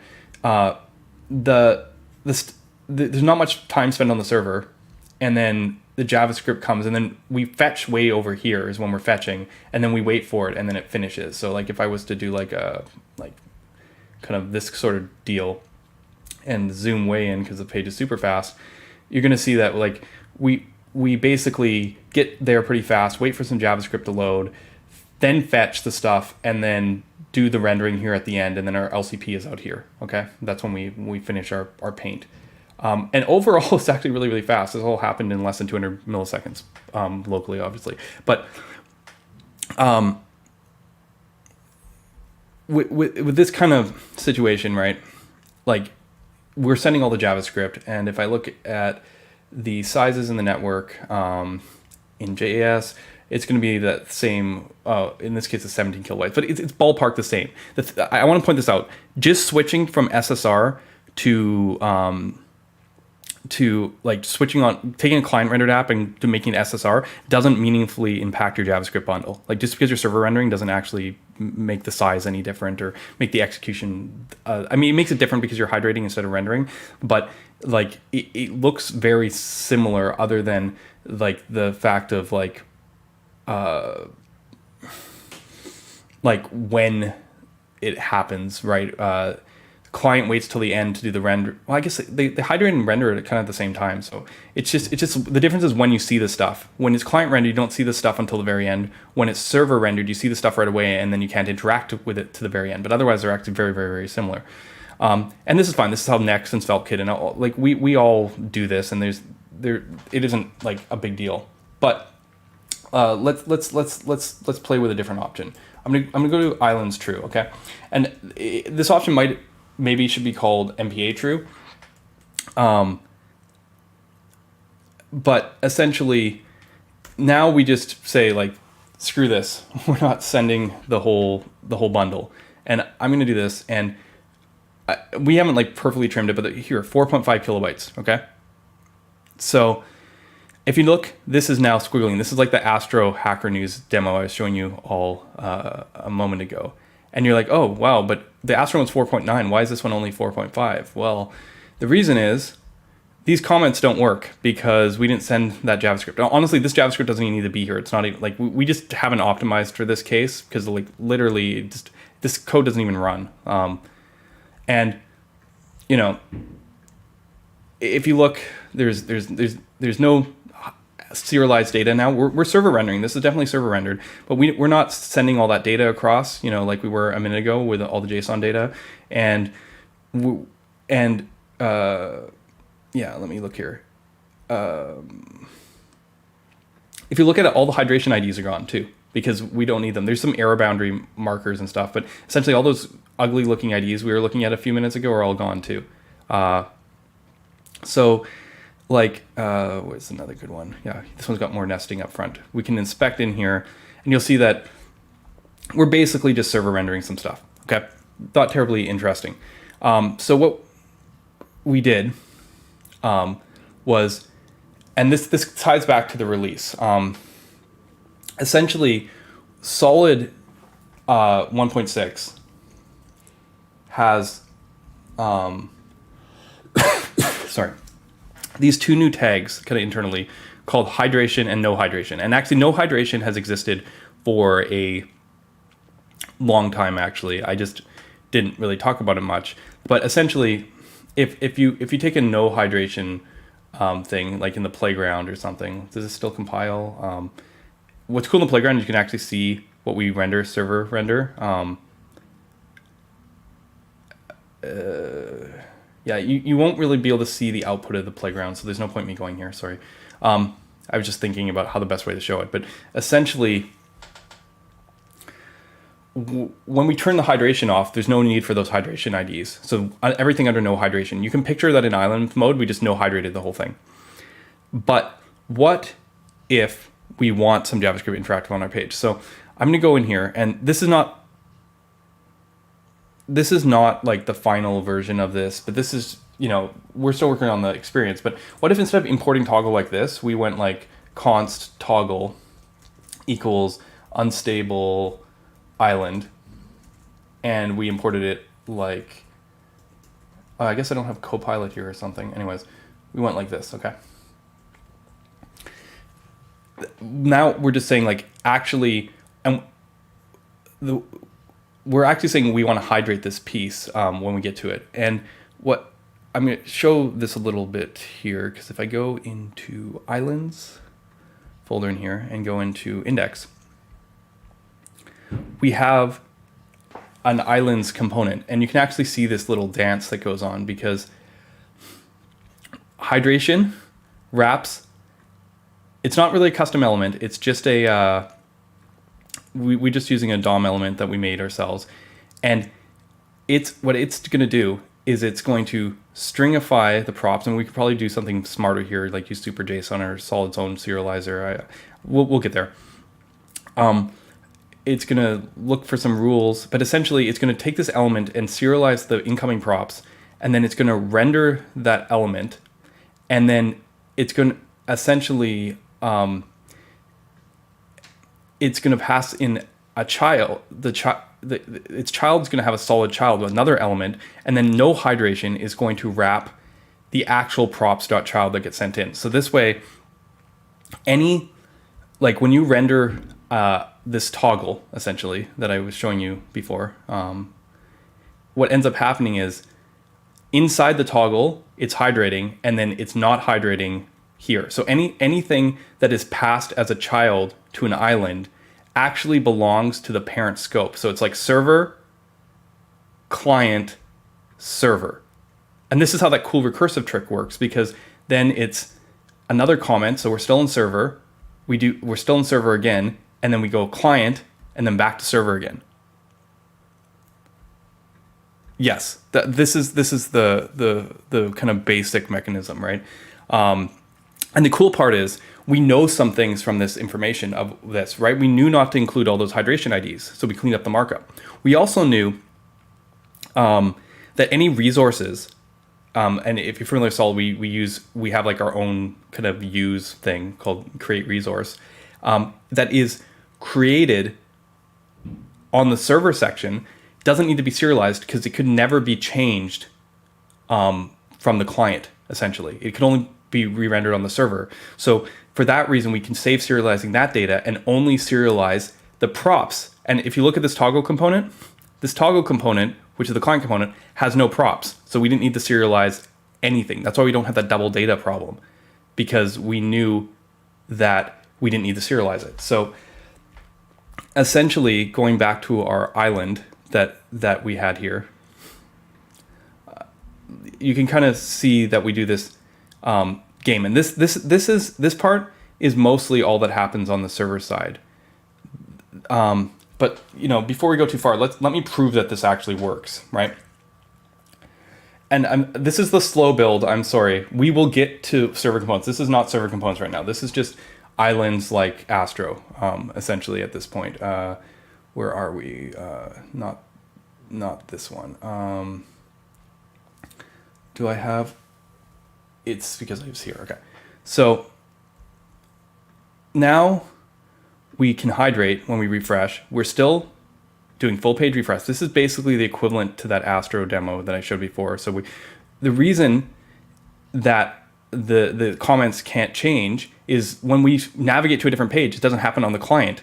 The only way to get new data for these comments is to reload the page. So we know we never need to serialize it, which is why there is no serialization of, that double data is not there. So we don't actually serialize all the data for this. And we only send the JavaScript, 6.3 kilobytes here. When we deploy it, it's smaller. So right now, I think we're like 0.2 kilobytes bigger than the Solid Astro demo. It's like 5 point something, 5.1 versus 4.9. It's not terribly important, but what I'm getting at is we only need to send this small bit of solid specific code. So this entry thing is basically like the hydration stuff we need. This web thing is essentially solid, 4 kilobytes of solid, and then 700 bytes for this comment. And you can actually see when I undo it, this is our comment component. Basically, you can just see this is the compiled thing. Here's the click handler. Here's the collapsing comment thing. So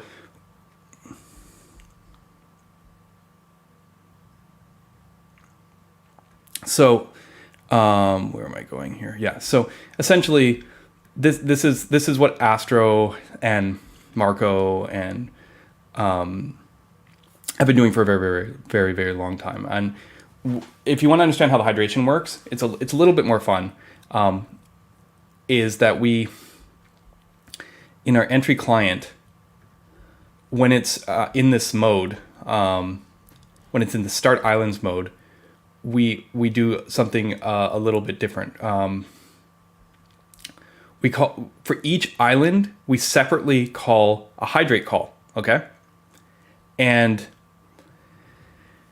this hydrate call, and you see there's no, I guess we're not doing like the JSX in here, but this hydrate call creates a component, and this component is the component that essentially gets loaded. So let me show you. Let's actually look at our island here for a second and see what's going on. So I'm going to inspect one of these. Okay. What you see here is this solid island has props, which are nothing, and then it has the link to the JS asset that we need to load, right? This might not be our final implementation here, but essentially it tells us that, and there's even a data load when prop, but it tells us where the JS is. So when we start up and hydrate the page, we gather all the islands, ensure that we unload the code. Solid's router is smart enough here to preload all the islands that we need for the current page. Not run them necessarily, but preload the JavaScript, so it happens pretty quickly. But essentially, and we can set idle and all those kind of Astro kind of type things. Not all of them. Right now we only have idle and load. But essentially, because we know this JS, we load it, and it's down here. I made a queue. We actually use a dead queue for request idle callback, where we actually look at the time remaining, and instead of making like 1,000 little request idle callbacks, we kind of batch them based on how much queue time is left. This is a little trick. You can actually know how long the browser thinks it has to run the queue. So and then we run more of the queue. So instead of doing as I said, naively just making 1,000 timeouts or 100 timeouts here, we can kind of batch them on idle to do the mount island, which is the hydration work. And all it does is take the component that it imported there, and then it does this fancy little thing on the children where this is my little trick, where it gets the next element, which means it finds the children's hydration ID and pulls it out. And then I'll explain what this is later, but on that child element, it gets the current reactive context and writes it into the DOM node. And you might be going, why are you doing this? So essentially, if we're looking at this one has children, good. And we look at the list, we're going to find solid children here, and it has one of those hydration key IDs. You notice that inside the island to the children, we have hydration IDs. Outside, we do not. It's going to grab that one, essentially, while it's rendering. And then it's going to, on that, take the context for this one and stick it on here. And why is that important? It's so that when you get down here and start this island again, we can pass that context to the next component. See, owner. When you get to the next component, it does a lookup on itself and it walks up the tree and says, find me the closest child and grab the context off it. And what this does is it lets us use the context API between unconnected islands that have like static content in between. So I made a demo of this actually. Let's see if I have it here. On the profile. I mean, we could possibly just remake it right now. How are we doing for time? 140? Yeah. We could remake it if people are interested. But what I did was, where is it? It's funny because I didn't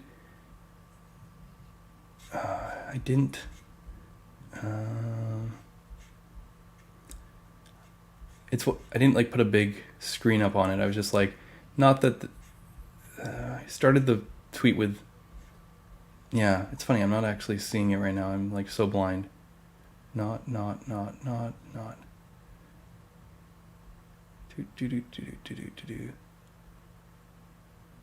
Okay, here it is, this one.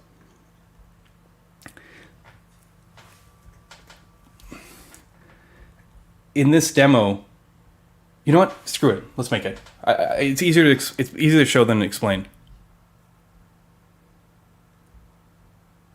Right? Like, instead of using the Hackernews demo, let's go to the, where is it? The bare demo, like the most basic solid demo. And then let's like go islands, true, right? And then let's, what are we gonna do? We have a counter component, right? And then we have a root component. And then we got a bunch of extra crap we don't need probably, but let's go to index and let's put 2 counters on the page, right? And then let's make a,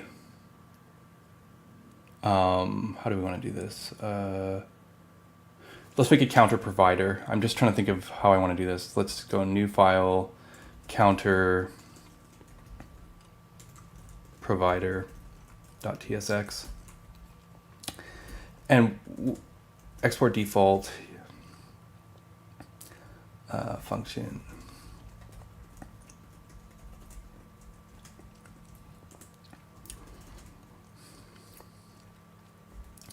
Actually, I could probably shortcut this a little bit, right? Because it's just like, we kind of want to go like const, what do we want to do? Const,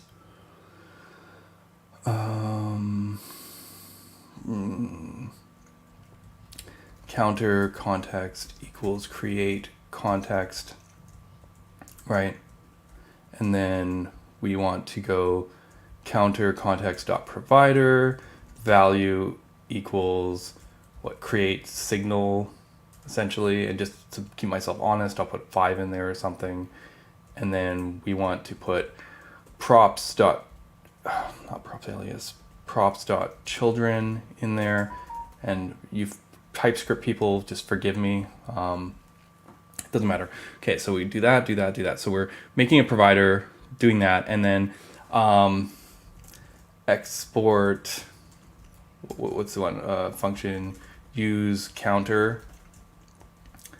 And what's use counter going to do? It's going to return use context counter context, right? Okay. If you've used React, this should look pretty similar or familiar to you all. Okay. So yeah, okay, so this is fine. So we have our counter provider that we export default. We also have a use counter that we do here. And then we're going to go in here and we're going to, instead of create signal, we're just going to go use counter. And then, yeah, and then inside of our app, we're going to have to wrap it with a counter provider, right? And don't get me wrong, you can also like globally do stuff like Astro's Islands, but I wanted to actually show this specifically because I think it's more relevant when you're building apps. So we have a counter provider that will provide count to these two counters, and then we can't just import these regularly. We want to actually make them both islands. So we're going to go const counter equals unstable island. Yeah, I do not have Copilot on this computer clearly because it would have finished this for me already. And actually // components / counter. And then let's make that provider also an island too. Okay. All right. Bye-bye.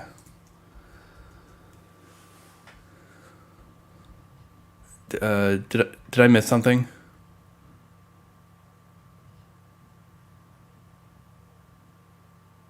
Oh yeah, TypeScript. People telling me, yeah. As signal. Oh, then I need number. Yeah, okay. And then I actually have to import that from here.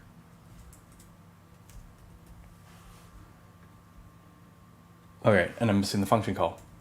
TypeScript to the rescue, and then it knows it's an accessor and a setter. All right, see, TypeScript saves the day for once. No, kidding.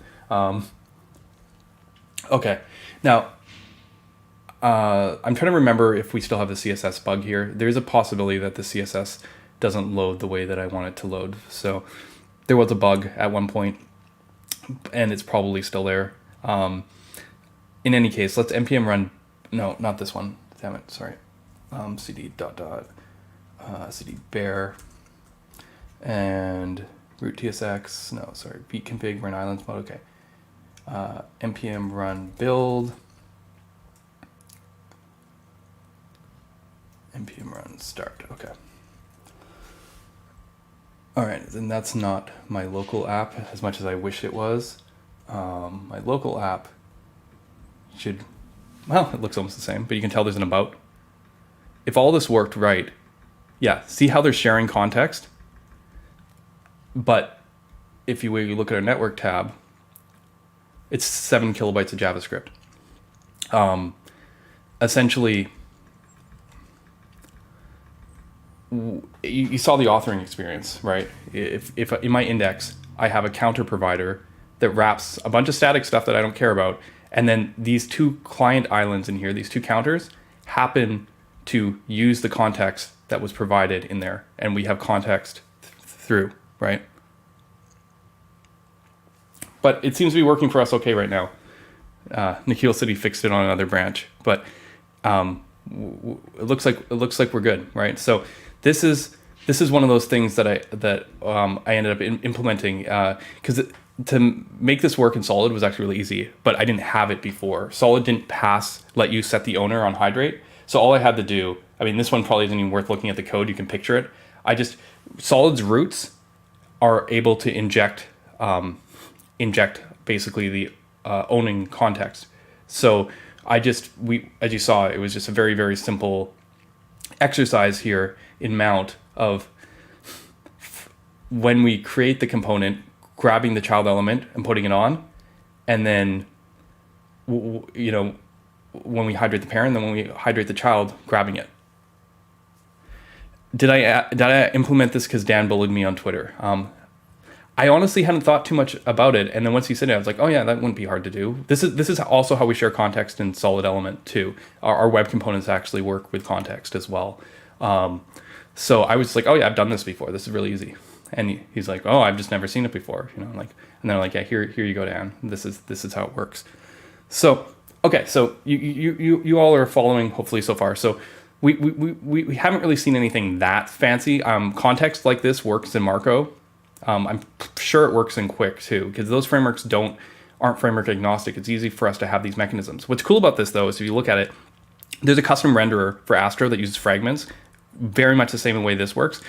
I could literally port this solid start code into Astro and we'll be able to get this in Astro, I'm pretty sure. So your Astro apps will also be able to benefit from Solid's context work that I'm doing here for Solid, specifically for Solid islands. Okay, so yeah, and I mean, you can see this is the whole trick, right? The whole trick here is because Solid's hydrate can be given a starting context and a starting render ID. All we have to do is take that hydration ID that we generate automatically already and just go hydrate from this point, right? It's like, give me the ID, give me the owner, and it's like you never even stopped, even though there's static stuff in between. That's sort of how we get these seamless islands. And as I mentioned before, right, the authoring experience, like this looks very familiar. And in that Hackernews demo, I didn't actually have to change any of the rest of my code. It all just still works. You know, like when we go to we didn't look at this, but when we go to the route, we just, you know, create our resources. You know, this is like Solid's use that does the suspense stuff, you know, and it's the same kind of idea, right?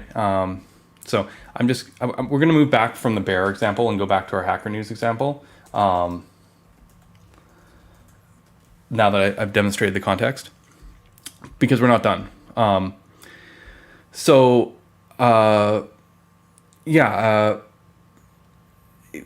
Where do we want to go next? I mean, I could prove a couple cool things if people are interested in that. Like one thing that was fun about this solution was, sure, this is fine for, you know, we've been doing render async this whole time, but what if we want to actually stream the islands? Well, it turns out we can do that as well. The way that it's implemented, we can do our streaming renderer, and back on Hackernews. Hopefully, it probably happens so fast you don't even see it. That's the fun part. Do we have a page with lots of comments? That's not enough comments. 129 comments. Is that enough on a refresh to see it? Nope. Damn it. This is the fun part. I'm not going to 222, 328 maybe? Is that better? Why am I not? Let's do a performance. Why am I not seeing the streaming? That's not streaming. That's why I'm not seeing it. Am I in the wrong entry? Render stream, render stream, render stream, render stream. Okay.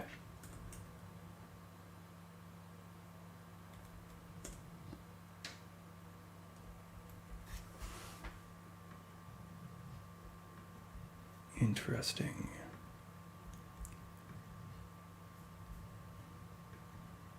Huh. That's funny. This is the fun part when you don't prepare all the demos ahead of time.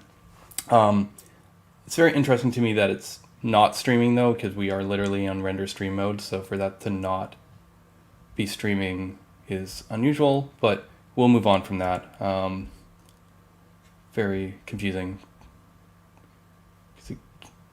It has no choice but to stream. Okay. All right. So, yeah, I guess I can't show the streaming. Let's keep on going. Yeah. Okay. So I've showed streaming rendering on here before. So yeah, let's just continue on. Where was I? Okay. Entry. Right. So a few months ago, Ryan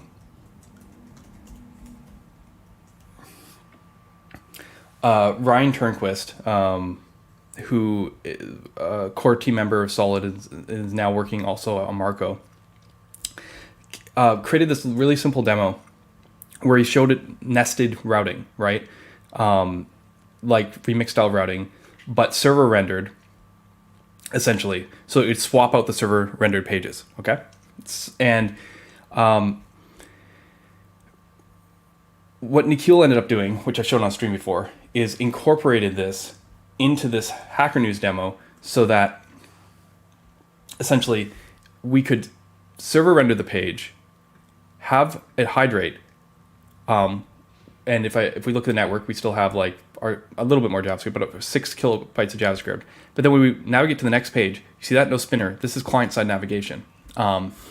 So essentially, you know, we go in and we have the interaction. JavaScript amount is not changing here, but we're client navigating, and as I mentioned, sharing context, doing all the stuff, but only shipping the JavaScript we need.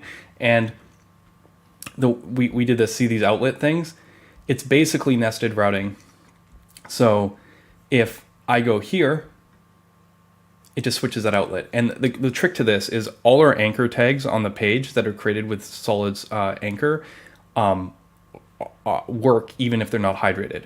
So essentially we have global listeners on the anchor tags so that even if they're not hydrated, they can trigger a client-side router that, if you want to see what we end up doing on the network tab, and I have showed this off before, but this is all building to where I'm going at. If I look at fetch XHR here, initial page is nothing because we rendered this on the server and everything. And as I mentioned, there's no double data, right? We only send the HTML that we need. But when I click here, the request actually sends me HTML. And this HTML, inner HTML's the pieces. This is as fast as you can get. This is like turbo links, but instead of being like the whole page and diffing, we're actually just swapping out sections. And yeah, like this isn't diffing or doing anything fancy like React does. It's literally just replacing it, and then in parallel loading the new JavaScript we need, like for the toggle. Because like if we start here, we don't have the toggle, right? Go to the page, in parallel fetch the toggle, fetch the HTML, and then it's only that little bit of JavaScript we needed to hydrate it, right? And what happens if I click the back button? Nothing. It just works. So, I mean, essentially, sometimes people have found some bugs here, and we have some scroll position issues we're still kind of working through. But generally speaking, we send this kind of HTML format that replaces the stuff and then only hydrates and sends the stuff we need. And I've been showing this demo. This is what I showed at vconf, and it's pretty impressive because the page is obviously very small, loads very fast, and this is the demo that you've all been looking at. And this is mostly what I wanted to show, like in terms of this today until this morning when Nikhil dropped some more bombs on me. We actually created Solid Start's docs this way. Our doc site is using this right now, and it's just wonderful because there isn't much in interactivity here. And when I load this page, I'm like, there's 47 kilobytes of JavaScript, which actually, I was like, what the hell's going on here? Until I realized, actually, when I looked into it, that like 30 kilobytes of it is this Angolia search. And then another 9 is Tippy, which is this thing. So basically 40 out of the 47 kilobytes of JavaScript are like, so that we can support stuff like this, right? But generally speaking, like the Solid app is like no footprint, and essentially we get client-side routing, and it's great for this use case. But where do we store the old HTML? Like the browser takes care of it for us, is the best way to put it. Why is Angolia so heavy? I don't know. Most things are heavy, right? I'm not making this up. If you look at it, Angolia search is 29. Where is it? JS3, whatever this thing is. Skip minification because the original files appeared to be already minified. Okay, thank you for that. Doc search, whatever this is, it's like this is like maybe we can find a new search thing, but this is not solid code. This is this is the freaking search client. Okay, 30 kilobytes. Okay, 28.3 or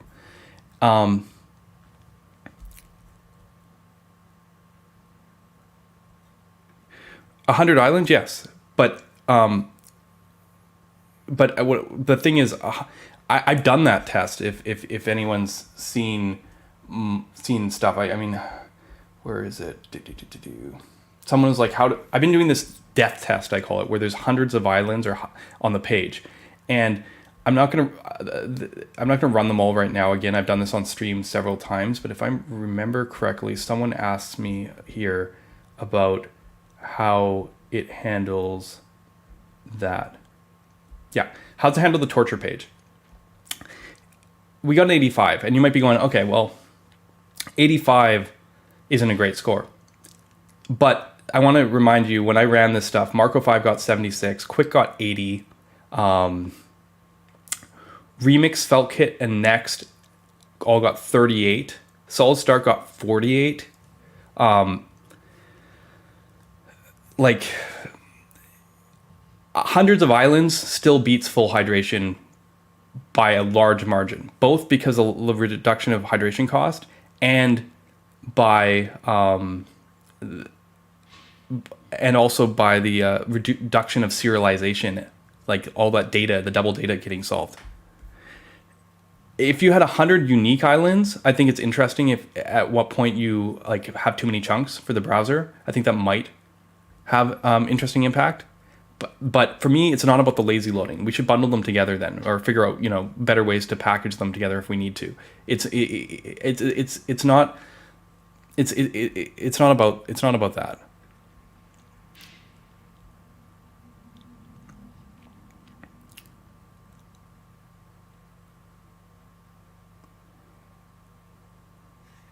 People are like more interested in the fact that Angolia is 30 kilobytes. Yeah, sorry. LiveView got 66, which is pretty good. Right. It's better than any of the single page app frameworks, right? And this is the thing, right?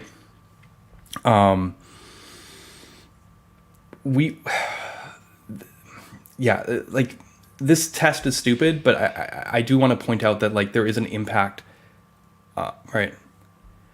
Is SolidJS a spa? I mean, it's the point of this whole stream is it's what you want to make it. But let's take this one step further, because here's the thing. This demo, not this demo, sorry. This demo here that I'm showing is basically 90% of what you kind of are hoping to get from something like React Server Components, right? It's missing the mutation story. And obviously, if you're replacing stuff underneath with inner HTML, you're also losing the state. But we've been playing with that a bit, actually. Funny enough, let me just grab this.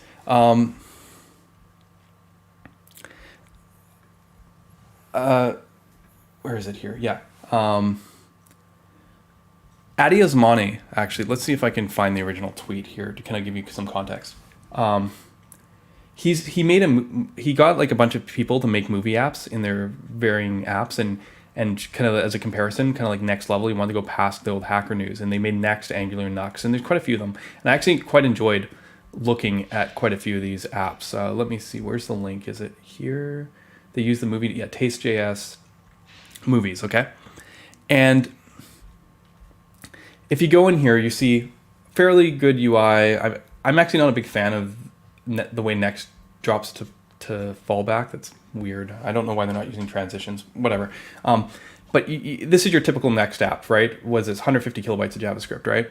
And, does its thing, you navigate, there's some animations, trends, just kind of get the idea. And if I go to our next site here, maybe Angular, let's go dark mode too, so they're kind of the same. Like you see people kind of made the same sort of site. And yeah, here we go. Angular 108 kilobytes plus 2.3. So 110, they actually come in under the Next version. But, essentially this is your typical spa navigation. You just go to action. There's some cool hover effects and all this kind of stuff, right? And what else? I actually really like the Nuxt one. This is probably my favorite. Like it just has a nicer aesthetic to it. And actually, can I point something out between these just because I'm here? Okay, look what happens when I click on something on Next. When I click to Black Adam, I was already in that one before it's cached. When I click to the fall, I already went to that one. I gotta pick one that I haven't clicked on yet. Full Metal Alchemist. See how it did the fallback skeleton state, right? And Hocus Pocus, yeah. If I do that same thing on the Angular app, watch what happens here. Have I done the orphan kill? Okay, that's not a good one. Okay, actually, let's switch these. See how this changes right away? And then the UI updates? See? Now this cache is fine. When I go to it the first time, this will actually move, and then the UI catches up. It like tears. See? And then the next one waits, shows the progress, and then shows it when it's finished. Right? So if I go this one, showing progress, switches in when it's finished. Personally, I'm a big fan of the last version, the next one. This is what React transitions do, if you want to understand a ballpark. The general feeling is that it's a better experience if you don't go back to the skeleton and don't cause weird tearing states, and instead hold the screen, give a loading indicator, and swap it. Some people might not agree with this, but that's essentially why React transitions exist. They don't want you to fall back into the suspense fallback. But you get the idea. They got navigation, nested nav. You can click into stuff, see videos. It's a pretty cool little demo. And to finish our trifecta here, I'm trying to remember what the next version is. It's actually a little bit smaller still. It's 82.3. It's actually pretty impressive. View, being a little bit tighter, really great experience. And I mean, there's even these smaller ones that they didn't actually highlight as much. Astro, Lit, and SvelteKit. SvelteKit is pretty much what I expect the solid start one to be, would be like under normal conditions, because we're going to load about 30 kilobytes of JavaScript, 25.1. Maybe we load a little bit more, 32 when we go into a page. How does SvelteKit do the navigation? They hold. Do you see that? Let me see if there's filters. But it looks like they hold. Let me see. TV. Oh no, for these ones they fall back. I don't hate this fallback. It's less distracting. But it's also new navigation, so I think I'm okay with that. But generally they hold. See, that's I like that. But yeah, as you said, about 30 kilobytes for SvelteKit, and then Lit. So looks like it's missing some styles, but Lit's probably gonna. What's going on here? Really? No. Okay, Lit's 100 kilobytes. I don't know what's going on. Some interesting loading placeholders. Okay. And then let's do, last and not least, our buddies over at Astro. Now, everything I've shown you so far has been a single page app, right? It just swaps, right? Astro one, you'll see that this actually re-renders, but you know what? Does this feel slow? It actually feels faster than the Lit one, doesn't it? And it holds because it's the browser navigation, right? You can still do all the stuff, movies, TV, So I like this pretty performant. And let's guess, 15 kilobytes of JavaScript. That's all it takes to get. See, for a site like this, Astro is kind of perfect. Like, you're not doing much mutation. You're just going around. Like, who needs a single page app? If you don't ship any JavaScript, your performance will be better on load. Like you can do most stuff. Yeah, no tearing or weird. This isn't bad at all. I think this is a nice demo, and I'm glad that they included it, because then you can kind of see the kind of different experiences. I don't see a search on Astro's version yet, but these are all at various stages on the implementation. But I wanted to show, like, there's like slight differences in them, right? Now, we were remaking this in SolidStart, and I said my gut would be that it would be very similar to the SvelteKit experience, honestly. But then we were like, well, let's try building it with this new experimental islands router thing, right? So, solid movies, and if you look, we're doing the next thing, right? Where we're loading here and whatnot, and here. So we wait, and it's client side routed, so it's kind of like Nuxt, and we have the hover animations and all the kind of nicety things you would expect, and then let's go here, and we can navigate around. That's interesting. See, our scroll stuff needs a little bit of work, as I mentioned. We're still kind of figuring figuring that out. But anyway, you get the idea. This is basically the same site we've been seeing here with some nice stuff.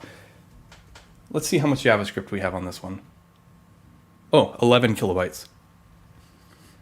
Now, we don't have all the functionality. We're missing the image thing. And I think right now we're fetching the original images, which would ding us. We actually need a special image formatting component on this page, which will add a couple kilobytes. This isn't about being smaller or bigger than Astro. It will probably come out very similar to Astro. But my point is that this approach essentially gives you like islands level hydration thing with an experience that you would have a very hard time telling the difference between Nuxt and this. Like this is it feels like a single page app. You probably wouldn't even realize what's going on. Oh, that includes your bloated image thing. Is it not even working? Okay. Actually, yeah. Okay. So, and then essentially, like, there's actually, I think, a bug in your bloated image thing. So I actually have to use the Dino version that's a little bit older to show what I wanted to show. This is the last piece I want to show here on this one. And I think this is the piece that Nikhil showed me this morning. And I was just like, what the hell's going on? Because everything to this point has been, if we watch, actually, I haven't looked at this too much, but let's inspect in here. But you see the islands, you see the outlet, right? So if I'm going to here, it's going to swap out that outlet. And then are there tabs in these? Yeah, I don't think we had quite the right responsive design it's in this one. Yeah, okay.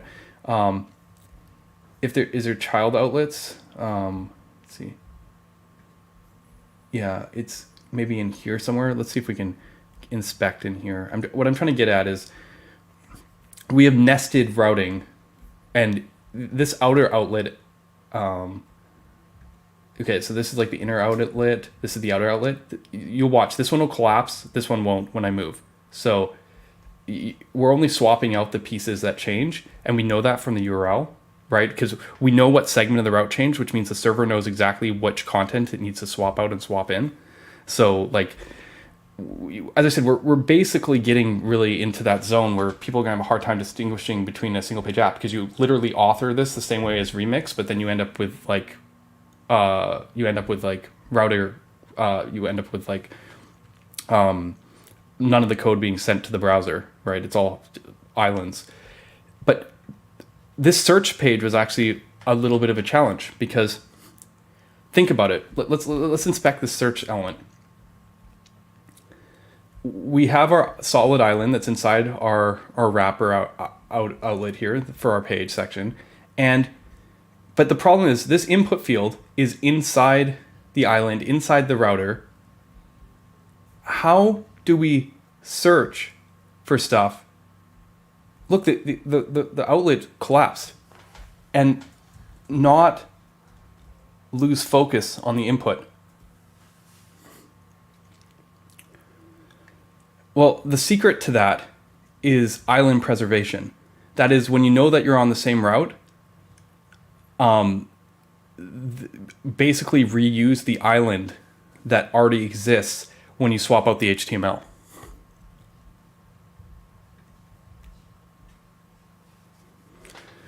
So not only state preservation from being above where we need to be on the like in the router, like being above the, how should I put it, like being above where the swap is, but even islands inside can basically be preserved between server partial re-renders. And this is why I made the allusion to server components, because you add all of these together, and I would argue that you have the server component experience.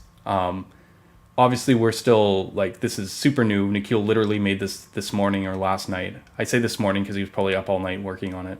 But,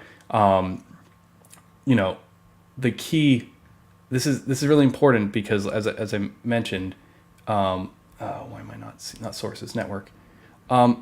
Yeah, different compression on Dino. I guess the search box is an extra byte, but like this, we're talking sub 15 kilobytes of JavaScript. Yeah, I think the Dino one compresses differently, so it like has like a slightly difference, but you get what I'm getting at. Like, we just send the JavaScript we need, And you'd have a very hard time telling this experience from a single page app. And it's, yeah, I mean, I don't know what else to say. Like, is this server components? I'll leave that up to you to kind of make that thing. Do you have to reconcile your virtual islands?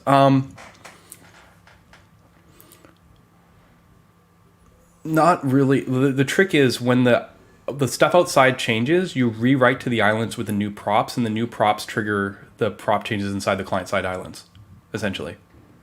So the server can change the props that come into the islands.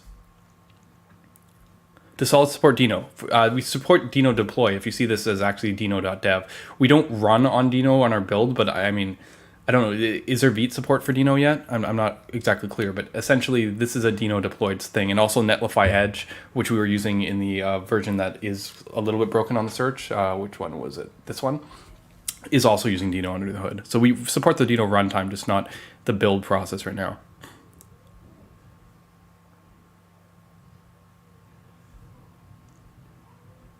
Yeah, sorry, how does Nikhil describe it? No Rex island, everything's reactive. Imagine each island is getting a store as a props object. Yeah, exactly. So essentially, server components in whatever, 10 kilobytes or something. That's kind of the takeaway here, I think. Shared context, support for streaming, which I didn't actually demo for you. That one was actually a little bit fun. I had to actually go into DOM expressions and actually make a hook so that whenever streaming stuff got inserted, it would have a hook so any client-side script could do its thing. So basically, whenever the stream content gets swapped in out of order, the hydration can like look and see if there's any new islands that it needs to hydrate, essentially. So we still have work to do, but this is kind of like, this app is proving as a kind of a proof of concept that with a setup like this, you basically don't have to sacrifice the experience of a single page app, have the performance of a multi-page app, and like the JavaScript bundle size of a multi-page app. To me, this is what the promise of server components is, and I now see a path forward that doesn't involve the virtual DOM. Okay, so as you see, we talked a lot about Solid Start here, but essentially what this is a bunch of changes in Solid around the data serialization skip that I mentioned, around the streaming hook, around the context through hydrate, enable this. But the funny thing is, I mentioned they were actually relatively small changes in Solid, but we needed them, which is why I released a 1.6. But this and the spread stuff, this is why this release came so quick, because essentially it actually wasn't a whole lot of development work. It was just understanding the use cases to make things work better. All right, how are we doing for time? How are we doing right now? We are at 2:26, so we've spent about 2.5 hours talking on this subject. I mean, that is most of Solid 1.6. I think the only other thing worth mentioning about Solid 1.6 is just that name of the release. I am a big fan of anime and Miyazaki's work, and when I started playing with this stuff, doing these demos, like the earlier version of the movies demo and the Hackernews and the Solid Start docs, even though they're islands, once I was using this new routing mechanism, I felt like I just kept on getting those images of islands in the sky, so to speak, and which is a very common theme in JRPGs and in fantasy and in anime. And so, yeah, essentially, I don't know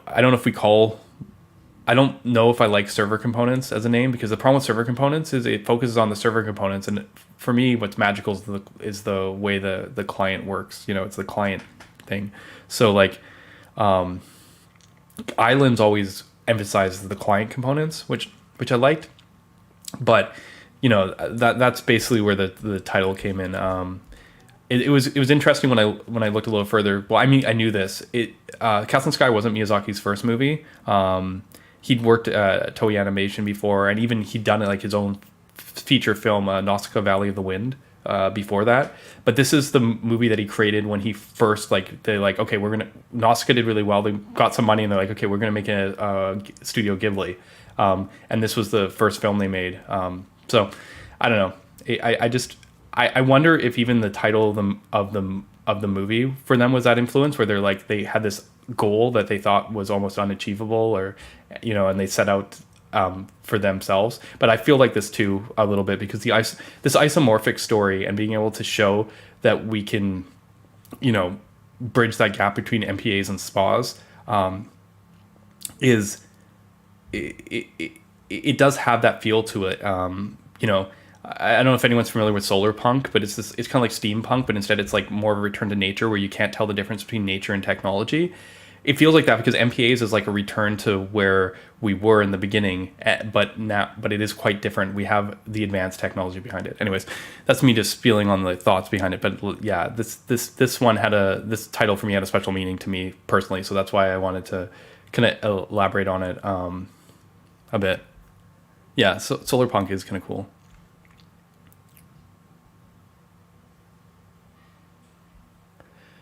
Thank you, sir. Something incredibly confusing. Yeah. Yeah. So, I mean, this is going to change over the next several months as we refine this, but we have a basis now for this that, like, I feel, that like we've shown the premise. We've made like the, React server component demo, essentially, that the React team made, back in 2020 when they first revealed it. So like, React is amazing. Like they're so far ahead on this stuff. A lot of the stuff about solid simplicity makes it easier for me to follow so quickly, but it's not so quickly. The roots of this work take years. That's why it's not like we've been waiting this whole time and being like, okay, let's see if server components are a success and now we'll consider it. This is why solid is always right there at the time that React releases stuff or Next releases features. Like, I remember last year, I think the Next team was actually surprised when I showed up with a streaming Edge demo on Vercel the same day they released it. And they're like, oh crap, Next doesn't actually even do this. It's because the work had already gone in ahead of time. If you wait to see if other stuff succeeds, you're already behind. So a lot of the work that's been going in here, even though this was relatively small changes, is the summation of works that's been going on for years, essentially, right? Recognizing the possibility and looking into it, I think that's really key, and what keeps driving Solid forward, and why it always seems like Solid's like right on the cutting edge of stuff. It's because we've been working on these problems for a very long time. Yeah. Okay, let's see. I should check Twitch chat. See if people are still alive here. Minsk devs subscribed to tier 1. Thank you very much. Sorry, that was probably like half an hour ago or something, but yeah. Yeah, so I just, the thing is, now we're at the starting line. And what I mean about that is because we can compare and look at stuff like, when we make stuff like that sorry, where is it? The Hackernews demo or this, because we can look at this and go like, okay, so the solid client routed one is, actually let's go to the actual one. Was it solid HN islands Netlify app? Okay. Where it's all properly bundled for the release. And like, okay, so it's 5 kilobytes, right? And plus whatever, like, and then when we route in and we're like, okay, we interacted, we have all the JavaScript on the page, we can look and go, okay, this is 5.7 kilobytes. What was the cost of that load? And we can figure that out, right? Because then you can go, okay, well, what's the impact of other technologies? We can look at that. We can timeline. I've been looking at the cost of out of order streaming. Actually, a lot of my conclusions that I've been coming to recently is understanding that I can't trust Lighthouse scores at all. They don't show streaming's benefits, and they punish you for them in a certain way too. So we need to find the balance there. But like, how do I know if quick is the best approach? Like, how do I make that determination? What impact does network speed have on when something actually happens? How much JavaScript do I need? Is 17 kilobytes good? Is 5 kilobytes good? Right?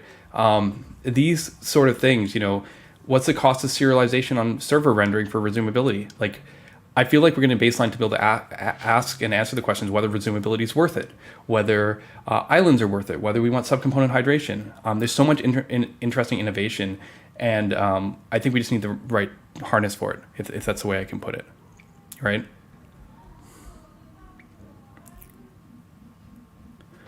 Why do you think no one solved this before? It's because no one cared to. There's pieces everywhere. That's what I spent the last year looking at what every framework had done. The routing piece that I showed had its roots in stuff like TurboLinks, which they've been doing that on the Rails side for a while. But the Rails people are kind of allergic to JavaScript, or they don't like, you know what I mean? Like they were using it with different technologies, right? Now you have 2 apps in the Rails case. So how do you make it one app, make that development experience good? No one even, like I told you, Marco was doing the Astro quick type thing, maybe not as advanced as quick back in the day, but like doing that, at least something like along the Astro thing, like 8 years ago. No one cared. Like they put it out there, and it's because what kind of sites you're building, right? I think what's happened is more people are trying to build more sites with like things like React and maybe e-commerce, and hitting blockers and going, oh crap, this isn't actually good enough for e-commerce. Like the popularity of the solution and the stability and maturity, we bundle up, everything's Next.js now, when we get to that point, you kind of want to use it for everything and hope it's a universal solution, even if it wasn't originally designed to be that way.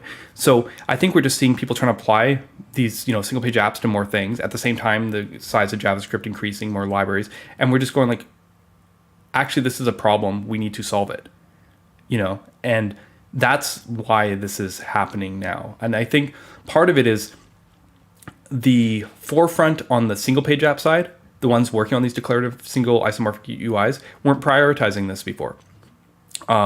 So you might have seen parts of this technology in other things, like I mentioned Turbo, but they weren't because they like their own bias and like, like their like of Rails or however they're doing it, they weren't trying to apply it in places where they fundamentally didn't want to go. And I think it's really interesting when you find something where you want to go and then you steal from everyone else. That's what I do. I'm a pirate. So, like that I think that's the biggest reason why people want to do more, right? Time between transitional apps and solid finally delivering it shows this stuff is moving pretty slowly. Well, yeah, but the funny thing is, at the time Rich Harris coined traditional apps, he referenced Marco, he referenced a few others. We'd already been on this path for a couple years. React has been on this path since 2016. Like, this is figuring it out and finding that balance for UX and DX and stuff takes time and testing and whatnot. There's like so many different pieces that kind of have to align to get here. Even that when I like, or Nikhil comes up with something where like show off this demo and everyone's like, wow, you solved it and it only took you a couple days. It's more than a couple days. It's taken us this whole time to get here. Right. Yes, I love Rich Harris as well. Rich has been great to me ever since I got like into the more like social side and stuff. He's not taking partial hydration seriously next yet, but maybe after he sees this, he will. That's it. That's what I want to see. I think he has the right intent and he has the right like motivation, and his vision is amazing. It's interesting. As I said, I'm kind of like, there's different ways to approach it. You can take it like the React team is kind of like ivory tower, and they're like, theoretically, we want to go here. What are the principles we need to ensure that consistency that we get here and have all the pieces we need? And that's what it feels like a lot when you see some of the React stuff. I'm kind of a scrapper. I kind of like gonna go in and go, okay, is this fast enough? I mean, and don't get me wrong. That wastes time in a different way because maybe you go down routes that aren't viable.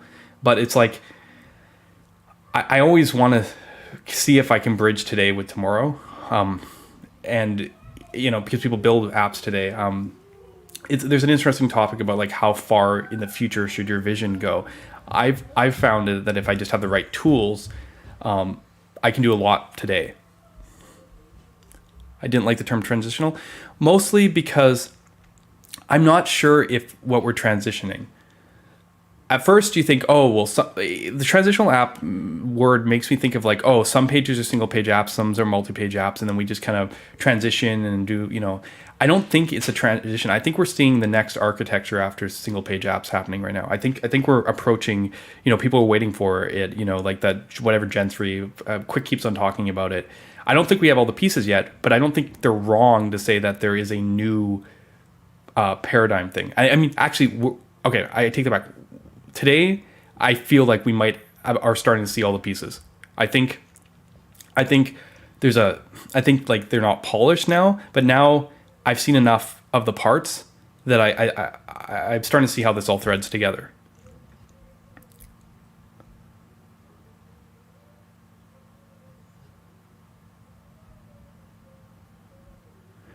Right. The idea is this lever thing about the different thing. What I find interesting though is I don't think the spectrum is the current spectrum. This is why I'm not like viewing this as just like, oh, we've flattened the spectrum, because once you go to this architecture, it changes the way you think about caches. It changes the way you think about page loads. It changes the way you think about data flow in your application. And for that reason, I actually think you have to step back to more of an MPA-like mentality and then figure out what interactivity looks like in that world. This might be the push that we finally need to do more WebSocket or RPC type stuff, because when we actually need the interactivity in the browser, it's going to be the most interactive stuff, because everything that's kind of middle ground will get pulled back to the server. So I think this actually changes the way we even look at MPAs or single page apps. Like, I don't think we still look at single page apps in the same way. So like, I don't think it's just like the current spectrum on a scale. I think we've actually pivoted, and the highly interactive side still looks different than a single page app today.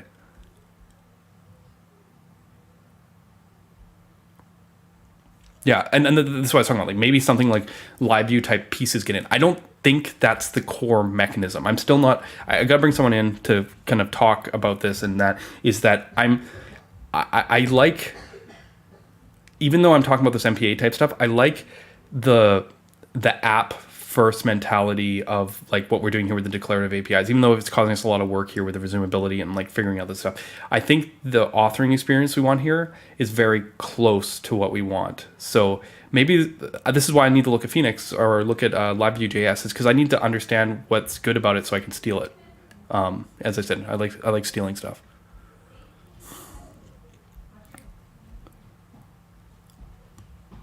Yeah, Edge is a big part about this. If you saw that Cloudflare article, really good stuff.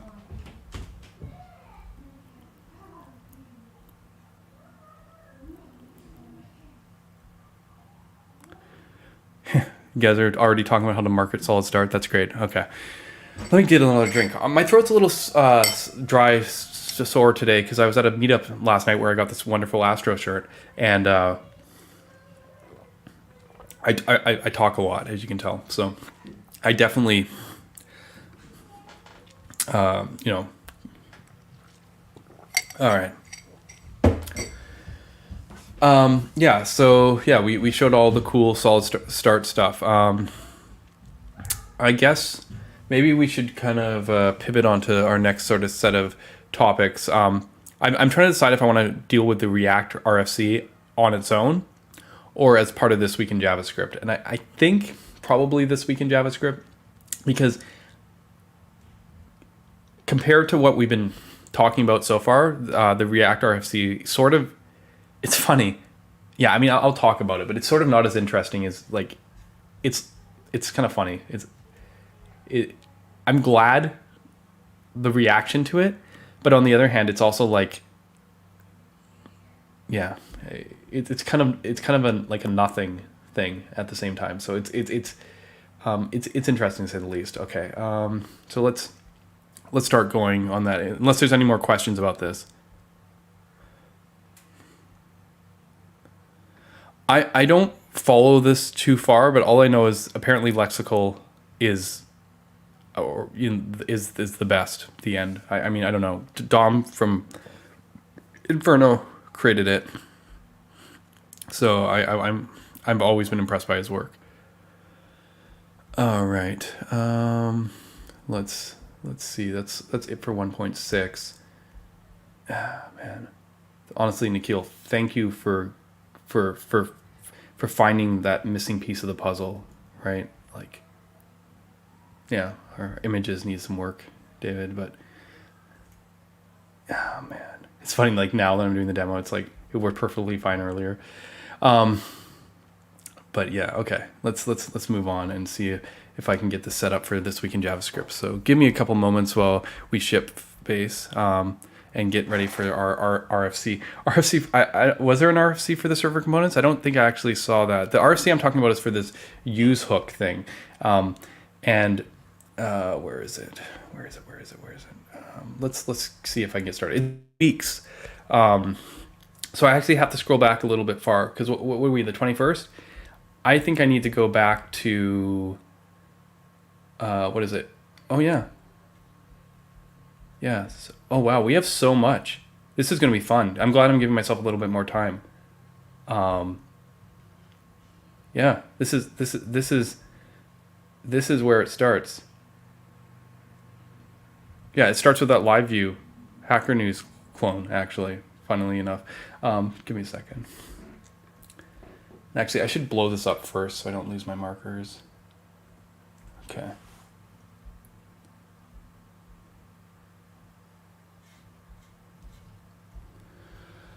All right. SolidJS.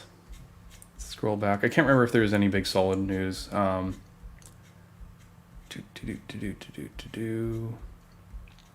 looks like it's mostly...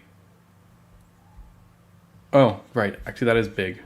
It's funny. I was talking about this earlier and it completely blanked my mind about that.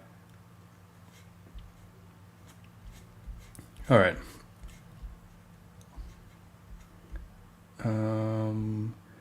13th.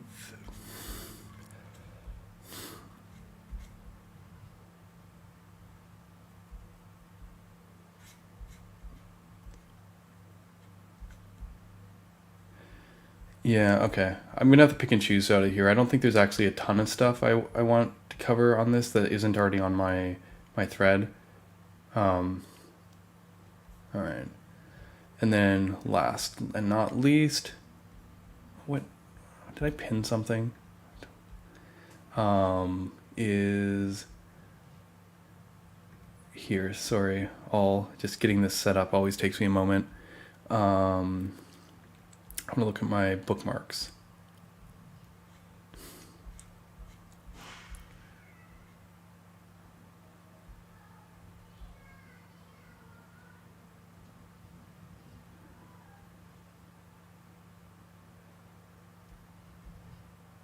Yeah, I don't know if I want to talk about this. Dan was kind of, I can understand why he has confusion. He was trying to figure out what the point of all this prefetch code is for Quick, because he's like, I mean, if I need the code, why wouldn't I just prefetch it? Like, why wouldn't I preload it? Like, why am I doing all this fancy service worker stuff for code that I need anyways? And it's a good question. But yeah. Yeah, there's some reasons here why they use a worker. Is because literally half the browsers don't support prefetch properly, but I don't think that's worth it for this week in JavaScript. I already pre-treated that. Okay, cool. So then this will come in when we talk about this. Okay, cool. That. Okay, I think we're good to go. People still with me here? All right. Just checking Twitch chat. Excalo, thanks for the Prime sub. That's true, actually. If you aren't aware of that, if you have Amazon Prime, you can literally give a free sub away every month, and it doesn't cost you anything extra, and you can help me out. You know, why not? And but more important, I actually don't really care that much about the subs and the money and that stuff. Is give the thumbs up on the video on YouTube. I want more people viewing this content if possible. I'm not much of a natural to ask for this stuff as other people, but it does really help get viewership when people put the thumbs up and it helps with the algorithm stuff. Still here, cousin. Hey, Johnny. All right. Good. Yeah, it's been crazy. All the stuff I saw the last couple of years, connecting with people. From just it's been awesome. Okay, you know what?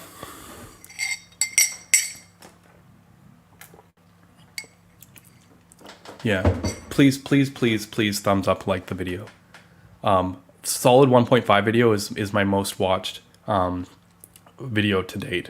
So let's see if we can beat it. I don't know. I think those thumbs up will help. Okay, cool. So where do we want to start? Yeah, that's not where we want to start. Okay, cool.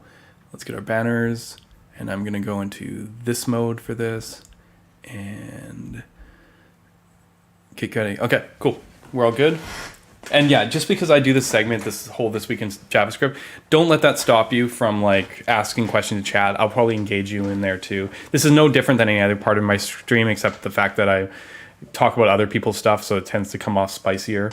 But essentially, this is the same thing. Participate, ask questions. I have been kind of cutting these videos out in hopes that maybe I could release them separately, but honestly, I take too long and then I feel like they're not relevant anymore. But yeah, let's do this. All right, cool. All right. Yeah, I would like to talk about this week in JavaScript, or this past 2 weeks in JavaScript. I didn't stream last week. It's been a wild ride for me because we've been working on a lot of stuff that we covered earlier in stream in terms of the islands and the server-esque components. But there's also been a lot of other stuff happening around in the ecosystem. So I'm going to talk a bit about Solid. I'm going to talk about some stuff going on in React. But yeah, let's just kind of wind back to the beginning a couple weeks ago, which did kind of start a little bit slow. But I've been getting a lot of push to check out LiveView.js or Phoenix LiveView, because it's like I've covered a lot of different approaches to how we can render the DOM, but I have not done this very server-centric WebSocket approach. And to be fair, I do intend to cover this in the future. I just, as timing has had it, I haven't had a chance to. But my Hackernews demo has been remade in LiveView, and we can see it in its full glory here. It's actually in a stack blitz. Give this a second. I think this was based off the quick one, and the reason I can tell is because of the color scheme in this. So hopefully it's still working. Oh man, I sometimes break stack blitz at times because of. Let's make sure that I'm like don't have like that going on, but that's not what's causing it. Darn. Okay. Well, 2 weeks ago this was working. Okay. Well, that's too bad. Okay. Moving on. There was a really cool LiveView.js Hackernews demo. All right. All right. So where are we going? Okay. So there's been a lot of talk about performance recently, and David Piano, or David Corset, creator of XState and Stately, was just kind of like talking about like, why are we talking so much about performance, and customers want fast enough, not fast as possible. I would argue that depends on the usage, but I do think there has been a lot of conversations because you've been seeing like performance, obviously something we cover a lot on stream, and ever since the signals thing came out, everybody's been like benchmarking it and like showing how their reactive system makes React faster and all this, and we talked about that in previous streams. But the truth of the matter is, I look at performance in several different categories, and essentially like the rendering performance piece that we talk about a lot hasn't moved in 5 years. And I want to be very clear about that. 5 years ago, Solid was the fastest. Today, Solid is still the fastest. Okay, sorry. I'm obviously playing a bit, but essentially, like we've seen some of the like bigger libraries like React and Vue, adopt newer techniques and getting faster in that. But like the state of the art hasn't actually changed all that much.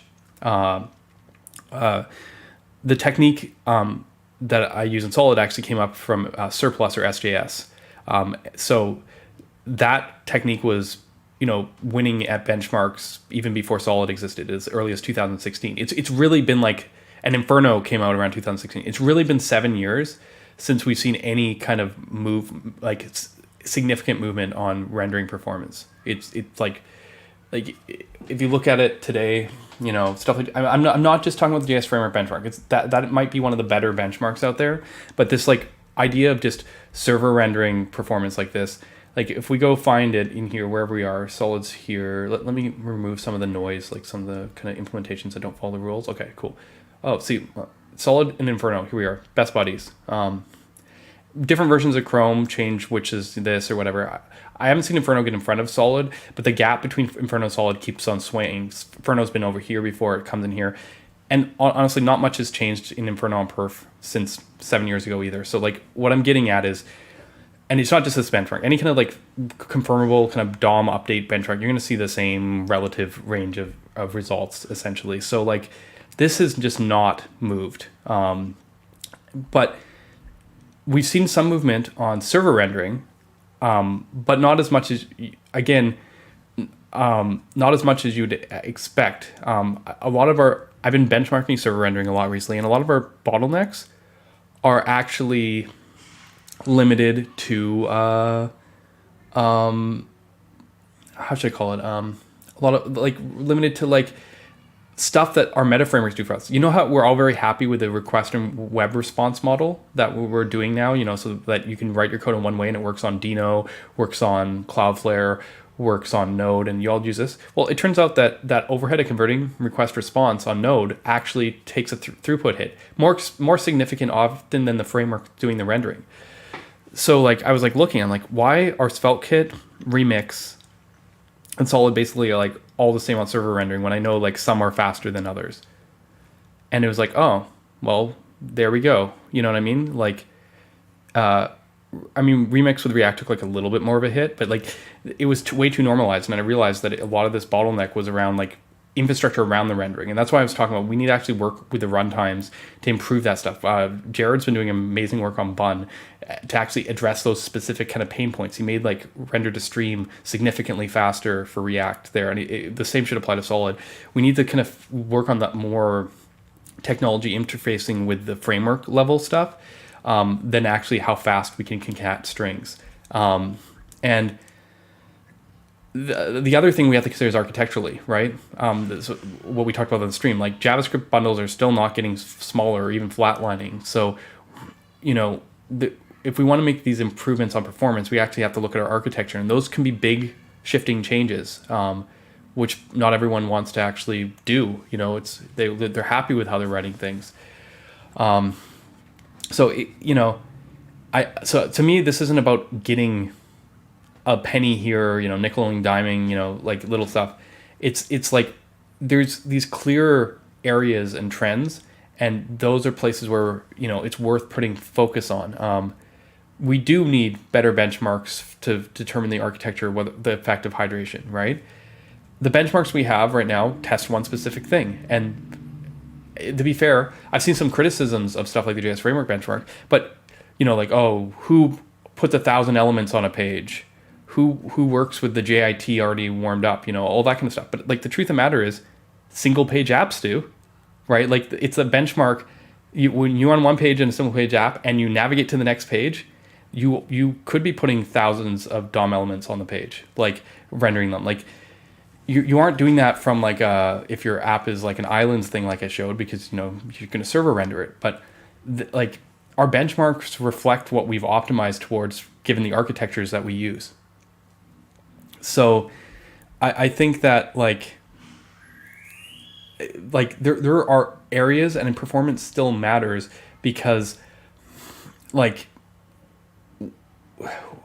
we can definitely make it better. People have, we have faster internet, and maybe we get kind of buffered from it, but like everybody's seen a website that's slowness makes it feel like it's broken. Like I think it does start with the tools setting the right convention and showing us the way, so to speak. It's not really just the developer's fault. But as I said, we're still,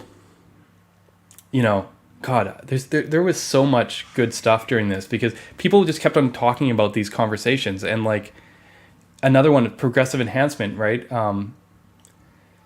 being positioned as a solution for hydration. Like, I don't need to worry about hydration because my app works without JavaScript. Well, it doesn't really. Like, this discussion kind of gets into a place where I was explaining that progressive enhancement is more of like, what's the word?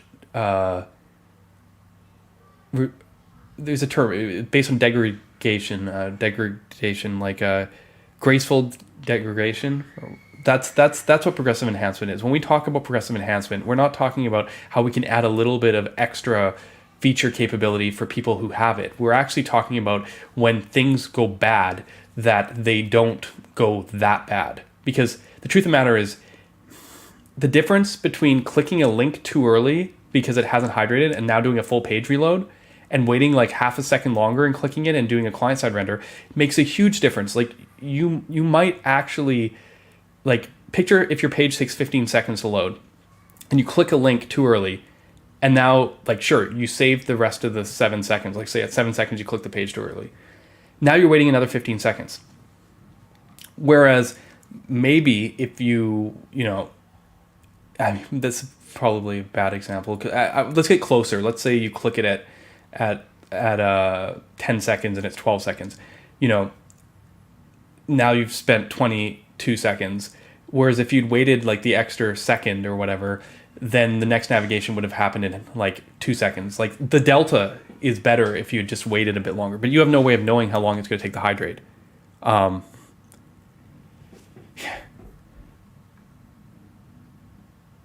Right. Graceful degradation. Thank you. And the thing is, you want progressive enhancement, not because just for the disabled users, not for this hydration story. You just want it to be a good citizen of the web. And that's essentially where this discussion is. It's like a failure condition. It's just making sure that your app is accessible to people that, don't have the best connection or the best device or happen to be going in a tunnel at a time or whatever. Like, it's just making your app more available, more resilient. That's really all this is about. All right. Yeah, and I spent the first week of the last 2 weeks writing docs the whole time, preparing for v1.6, except for the fact that it led to some of those that demo that how did I skip past it? It's funny. This demo, the Islands demo, Hackernews, that we showed earlier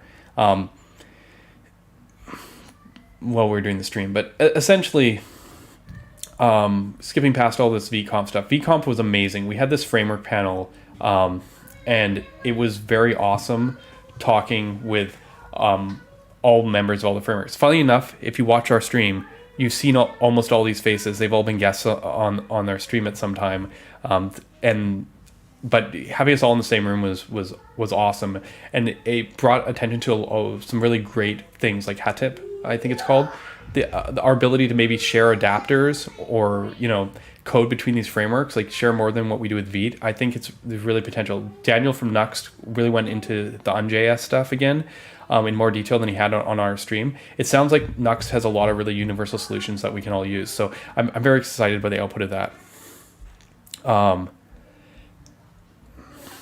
Yeah, but v1.6 was great. I enjoyed giving that talk. It was very similar to what we talked about earlier in the stream. But okay, we're talking about performance, right? So let's talk about performance. I forgot all about it, but the WASM stuff happened during these 2 weeks too. I often talk about how much I love the SolidJS community. You go into our Discord and you have like all the other framework authors in there. And that doesn't even include just JavaScript framework authors. That includes Rust framework authors. Sycamore and Leptos are both very influenced by Solid. So if you go in there, you will probably find them in our Discord as well. And essentially, Leptos, hopefully I'm saying it right, it went as close as possible to Solid's implementation, to my understanding. And they managed, on the JS Framework benchmark, to close the gap between Solid to almost a negligible amount. Like, this is just incredible. Keep in mind, this isn't page load. Like, this doesn't mean like you're just gonna go pick up and use Rust tomorrow. There's implications of actually like using it to build websites, but it proves that from the pure update standpoint on the DOM, we can do amazing things. I think the problem is maybe the Rust frameworks weren't using the right architecture. Maybe like a virtual DOM, that a lot of them were doing, kind of copying React like isn't where you want to be. Maybe you just need to make solid in Rust, like Leptos, like Sycamore, and you're now, in a different zone.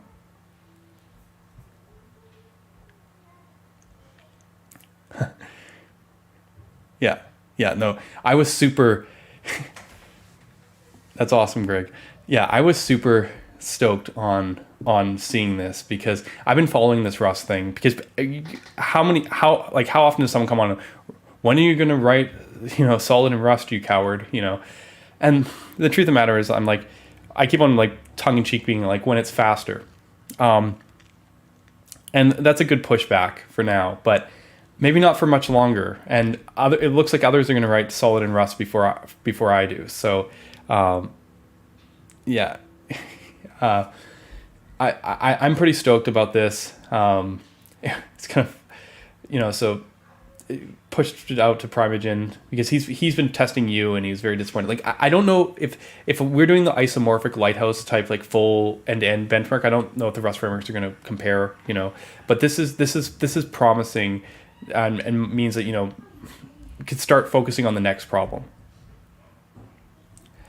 And actually, I think there's actually a thread that I saw today.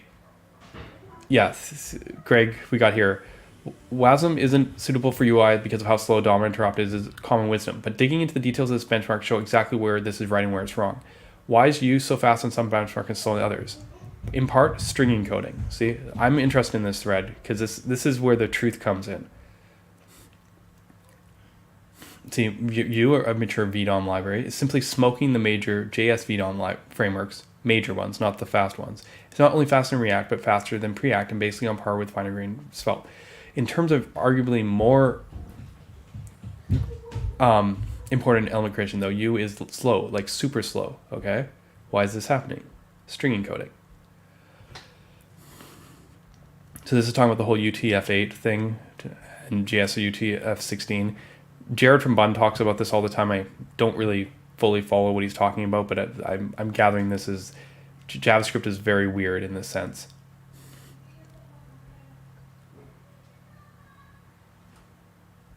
So the options are mostly within WASM. VDOM diffing, U is pretty fast, but when they send a bunch of strings across, it's slow.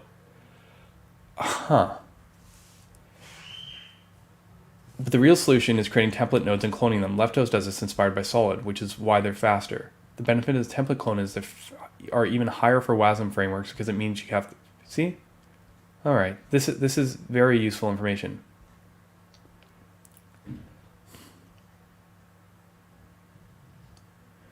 They can be faster for the equivalent operation, but creating elements, setting attributes, and creating text nodes is slow because it's passing the strings.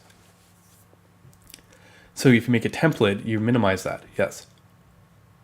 Okay.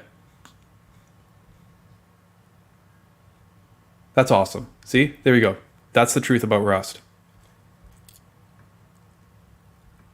Isn't that cool?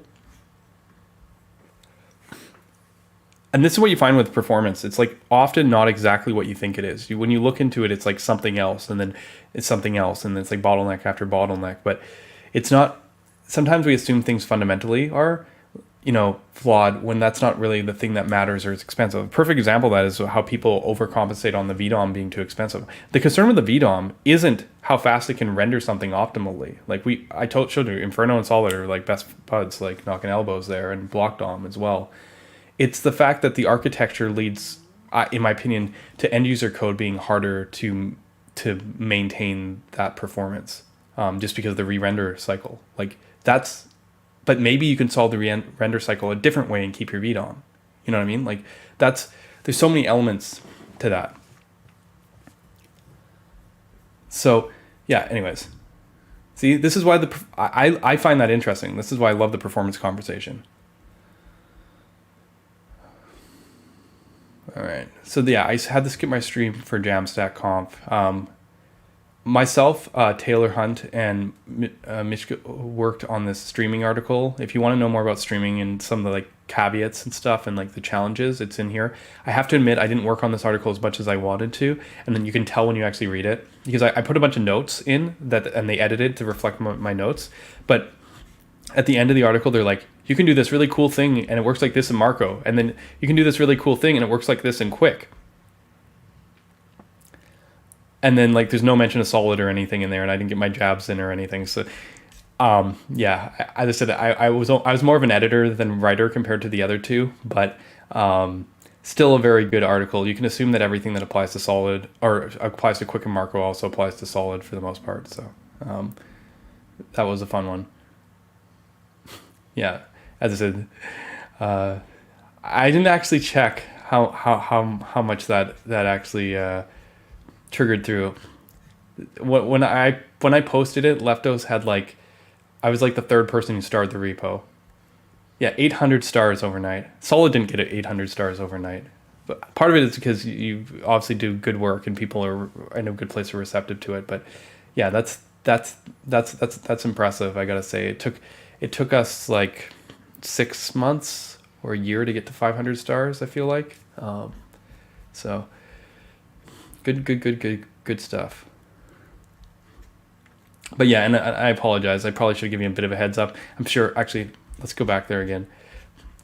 One of the fun things of when you do this is like, how's the issues been going? Okay, steady growth. Okay, not too bad. I was worried sometimes you do this and someone gets swamped with like tons of issues. I've watched like when someone came up with like a React without a VDOM clone, like I saw it jump to like 2,500 stars like almost immediately, and then had 100 issues, and then like the person was like, it was just a demo, and they like dropped the project afterwards. So I'm glad that's not happening here, and very cool stuff, Greg. Anyways, all right, this is an interesting one. I actually want to talk about this too. Sorry, there was a lot of interesting stuff. Apparently Solid's repo has the highest code quality of any open source repo that the Primeagen has ever looked at. He's like it's like 100 times better. Like he uses tree sitter. They count the number of nodes, and like most frameworks are like in the hundreds of thousands, maybe million, and Solid's like 55,000.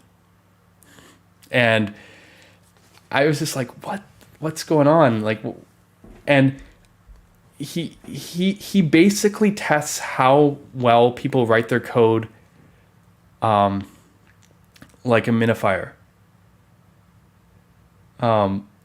Which is such a funny thing to me, because he basically like, I've been criticized of this, of writing code like a minifier, because back in CoffeeScript days, I didn't like I love the terseness of CoffeeScript. So when I moved to JavaScript, two things influenced me. I liked trying to get that terseness back, and secondly, I spent a lot of time at looking the compile output of CoffeeScript. And that influenced how I like thought about JavaScript, because like I'd write my JavaScript the way that the CoffeeScript compiled output would look like. So like I tend to write my code like a minifier. When he says node, it's not about variable names. You can use full length variable names. It's not counting the number of characters. He's talking about like logic nodes, like blocks, right? This is a function call. This is an argument. This is a property access. This is a conditional statement. This is a expression which has a single identifier in it. Like he's counting it like that. I'm gathering, he's basically, my understanding is he's like syntax points, almost like is what he's counting as a node. So it's not like per character. It's basically like the AST. And so apparently I write code more like a minifier than anyone else. So I don't know whether that's 60 to 100 times less tree sitter nodes than any framework. For him, this is high praise. I don't know if this is a good thing. He got jived about it because obviously he's like the Rust guy, and like they're like, when are you going to wear your new SolidJS shirt? But honestly, this is just interesting because I was not expecting it. I think he wasn't expecting it too. He wanted to prove the difference between spaces and tabs, whether 2 or 4. And his theory was that when people did 4, because of the extra indentation, it would cause people to like compress stuff horizontally and not do as much indentation. And then he thought, like, if you went 2, like most JavaScript developers, it's so that they can indent further with their line lengths. And the funniest thing about Solid Repo is we're 2, and I moved the line length up from 80 to 100. So I have extra long line length, and I have 2 indents, which is basically the antithesis of his whole argument. So he wanted to find examples where he's like, okay, this repo has 2 spaces and longer lines. This one's going to have way more nodes. And we were like the sheer opposite of his thing. And I said, I think he's just underestimating the power of CoffeeScript, because in CoffeeScript, you write everything as terse as possible. And the reason I do the long line lengths and the small spaces is because I really compress vertically. And as it turns out, if you compress vertically, you also tend to compress nodes horizontally. I don't know why that's the case, but basically Solid is like a huge anomaly compared to all his other stuff. Oh, I got tons of subscriptions on Twitch. Oh, wow. Thank you. Gifting subs. Well, that's amazing. Thank you so much. I don't know. It's Nicola Christoph. 5 gift subs went out. Thank you. I guess when you talk about subs, then people sub. I don't know what to say. This is really awesome. I don't even know how many subs I have. I guess I'll check after the stream. But thank you. That's really cool.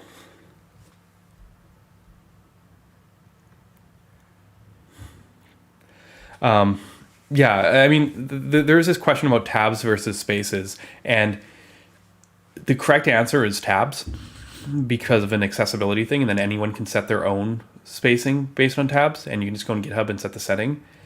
I'm a CoffeeScript dev, so I came up in the whole, I mean, I used JavaScript a bit before, like when I was really young, but that was like pre using IDEs, and then I was doing really ugly stuff in Microsoft.NET. But when I really got into JavaScript and like really made it my own, it was CoffeeScript, and everything was whitespace matters. And in whitespace matters languages, it was always spaces generally, because tabs would confuse things, right? So essentially, Pug, CoffeeScript, stylus meant you use spaces, and I still use spaces to this day. But tabs is the correct answer. Right. I just like, it is so hard for me. Like, space consistency in depth actually matters, and tabs could cause things to go wrong with whitespace matters languages. So, yeah. Yeah, I mean, yeah, Pug was Jade back then. When I used it, it was Jade. But the thing is, I used it as also Pug. I used that CoffeeScript stylus Pug stack all the way to 2018.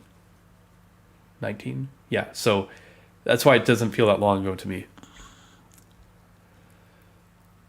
Yeah, I think TypeScript would be interesting too, because I feel like TypeScript is like the real killer for code quality like this. Like, I think TypeScript is like good for code quality, but I think like for his metrics, I think TypeScript basically is one of the worst things. So it's like the opposite of CoffeeScript. So it's kind of interesting. I don't even think this is a good metric. That's what I'm saying. I just thought it was like really interesting that he was giving me points for writing code like a minifier. Because I just hate new lines. I like looking at a file and seeing all the code in front of me, like in the first 30 lines. Yeah, thanks, Greg, for joining. It was awesome. Oh, yeah. All right, so let's keep on going. As I said, there was so much cool stuff here. I knew when I saw this talk advertised that this was going to be sweet. It's funny, not many people were paying attention on it until I like pulled it out. Someone, I forget who it was. We have username ACEAEA or something on our Discord is just like a links bandit. Just goes on our Discord on off topic and just shares every article, talk, everything that's coming. And I came across this and I was like, Steve Sanderson, the creator of Knockout and Blazor, is giving a talk about the history of web development. I'm like, I need to watch this. And I honestly, like, I was just like, it was better than I thought it would be. As I said, I'm a huge fan. You have to understand, like, Knockout changed everything. It's like what made me fall in love with JavaScript again, and reactivity. That I often said, Solid is a spiritual successor from Knockout. I say probably more than any, pretty much any UI library out there. We really continued on the kind of the path of Knockout, and to see him talk about this and put his perspective, it was great. He had examples of like the first web server and all this, and he went through the whole history. The funniest thing for me was he got to like Knockout, Backbone, and Angular, and then he's like, yeah, and then the next 5 years there's like newer versions that were improved on that, and then he moved on. Like he didn't even mention React once, which was kind of funny to me. But yeah, like then he jumped straight to like Blazor and like WebAssembly, which is what he works on now, and then he talked about meta frameworks. Like this talk is I was watching it in real time, and I'm like, oh my god, this is so good. And I was like trying to tweet about it while I was watching it in real time, and I'm not that good at that. And I was just like, more people have to see it. I'm glad people agreed. It was absolutely amazing, and he surprised me. I was just watching it, and then like Solid Start shows up under meta frameworks. And I was just like, what? Like, we showed up earlier on a graph that Sarah Drasner had done, showing the link between all the frameworks. And we've shown that graph on stream before. But I was just like, what's going on?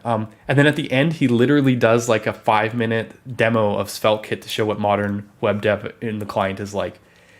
And like, yeah, I mean, I should have added Rich Harris too, although he found this tweet. Like, yeah, Senpai noticed me. Yeah, that's all. Like, yeah, like this was probably so awesome for him. Like we are all big Knockout fans, and no exaggeration, I say Steve Sanders is the programming hero of mine. Svelte wouldn't have happened if not for Knockout. And like Knockout's tutorials are like basically where the Svelte tutorials came from. Like they had the best tutorials right off the beginning. Yeah, I mean, yeah, this was so freaking cool. But yeah, yeah, I'm a huge fan, and I'm so glad that he did that talk and blew up. And actually, he had some kind words for us in Solid. It's really delightful to see where you're taking the web front end with Solid now. So there's my little moment there. So yeah, I think this is a great talk. It's much more general. It doesn't just focus on the JavaScript framework side of things. I think everyone probably should watch this one.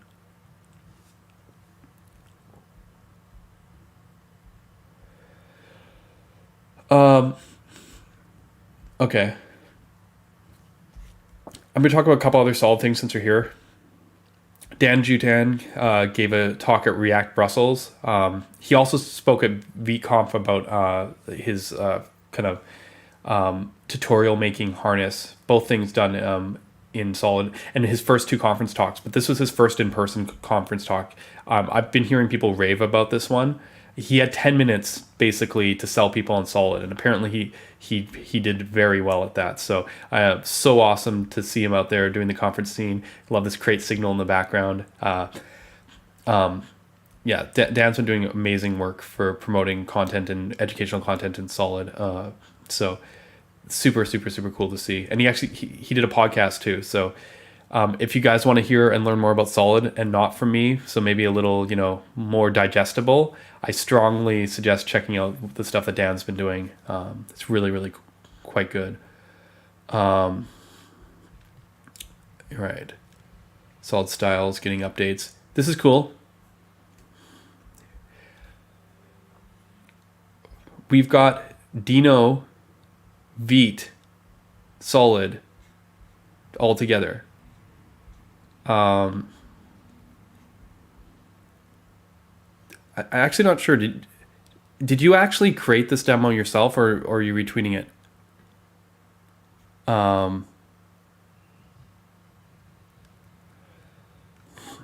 Yeah, no, sorry, I did see that earlier. The problem is I just kind of moved on from it. I'll come back around if we get a chance. Live view on Twitch. I'm at least everyone was able to check out the link. But while I've got you here, seriously, this is cool. People have been asking for Dino, and I was talking about like we support Dino at runtime, but this is Dino at build time too. I haven't tried this yet. I think this looks pretty cool. Apparently I think, is this only client side? SolidJS, SSR, and Dino templates. Okay, yeah. So maybe SSR as well. Anyways, it looks like we can run Solid in a Dino environment. So this is actually huge. I don't know if people picked up on this. I haven't even looked at it yet, and I probably should soon. He did Solid SSR in the repo itself. That is awesome. Is it using the Babel transform? If it's using the Babel well, it has to hydrate. That's chef's kiss. Okay. Okay. This is still very big news. It's awesome for Dino, awesome for us. To be able to show other frameworks not using like the prescribed like TypeScript JSX transform path to be able to actually use this. I'm super stoked about that.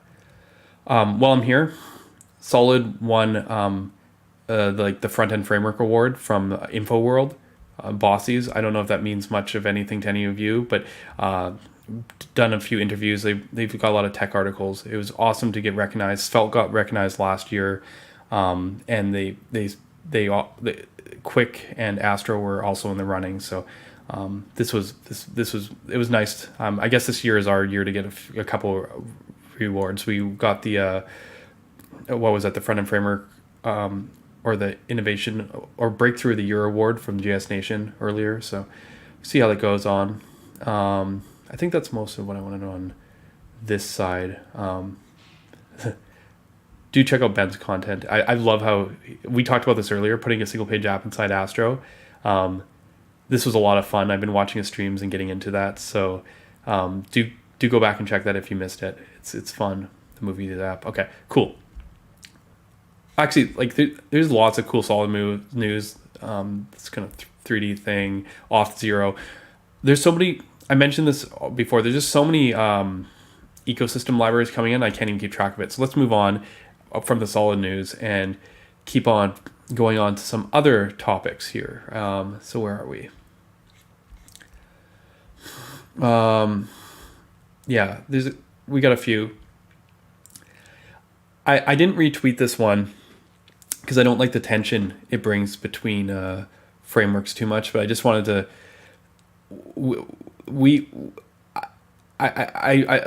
see a lot of these kind of comparisons, and I think it's interesting because sometimes when you rewrite an app, you just rewrite it better.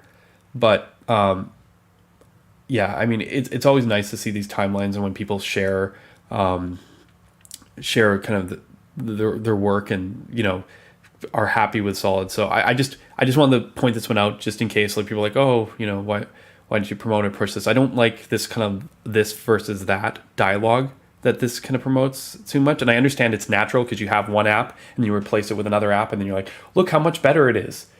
95% less scripting time on the first try. I mean, that's impressive. But the thing that I really liked about this was he's like, I'm not hating on either. He's just like,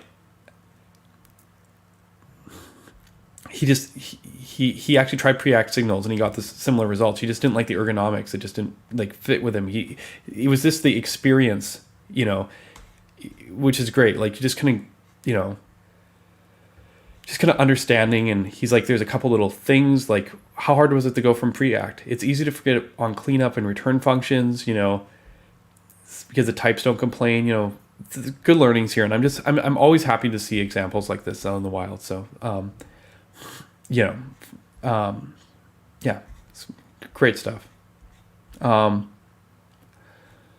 This I wanted to point out earlier. This is what led to that whole conversation about context. I didn't show this earlier, but Dan Abramoff was like, "Hey, I haven't seen context in between islands." Well, we saw that earlier on the stream. If you missed it, go back and earlier, and you'll see how context works on disconnected islands. But I think that's all kind of okay. Almost there. This was also a great Dan Abramoff tweet. And I want to talk about this because I was talking a bit about the ivory tower design versus like the scrappy design earlier on stream, and difference in approaches, like how I approach problems compared to maybe how the React team approaches problems. And he said he keeps on noticing this funny recurring pattern. Implement an abstraction that's too powerful, implement a newer abstraction that's more constrained on top of the old one, hide the powerful parts of the old one, re-implement the new one as if the old one never existed, and delete the old one. And yeah, I mean, this is how you reshift. I call this reshifting boundaries, because sometimes you use this pattern also to pivot a little bit. Like the important part is you do the work the first place, you get the learning, and then you have to shift on it.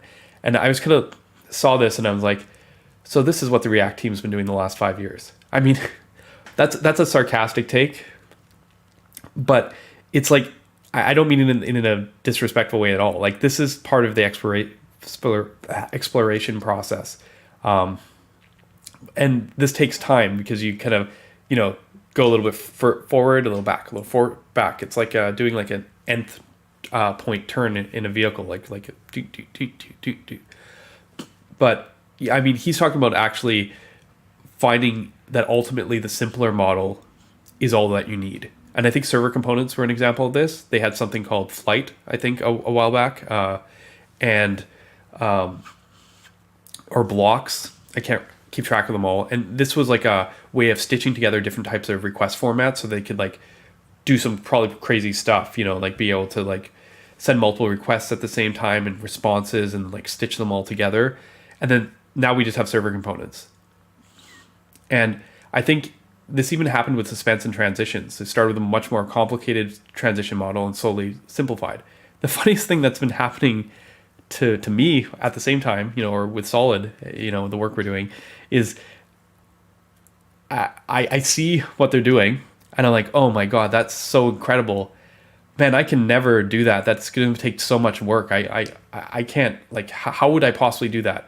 And I look at it, I'm like, okay, well, the thing that about it that I like is this part. This is the part that I value of it. Maybe if I just like don't do the rest, it'll be good enough. And then what's been happening is the React team scales back and we meet in the middle.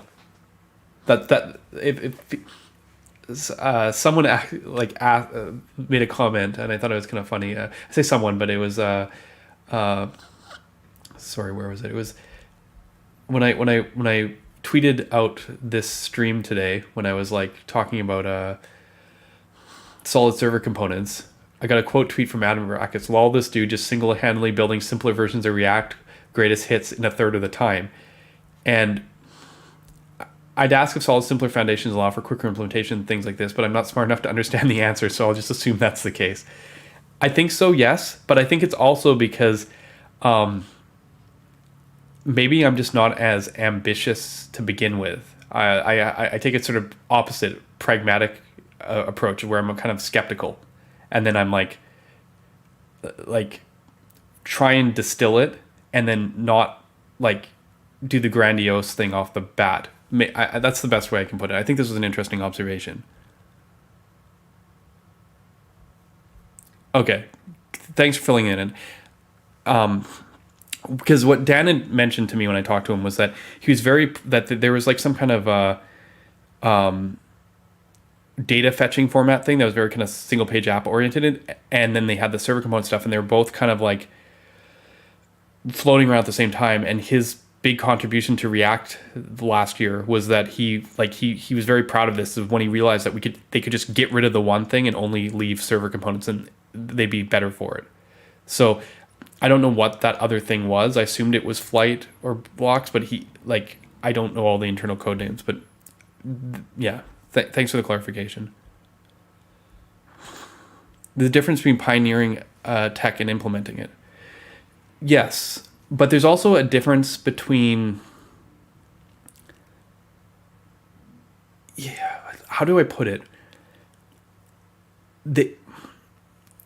like when I hear pioneering, I think it also includes implementation. And I think there's a different, the point at which a lot of the stuff with Solid forks is at the conceptual level, not at the implementation level at all. So it's more like there's a difference between thinking of a direction and implementing it is better the way of putting it there. Because I don't know I've actually learned very much React from their implementations at all, if that makes sense. I actually start from the idea and then go, what part of that idea do I like? And then I come up with a completely different implementation because there isn't actual similarities in a lot of cases.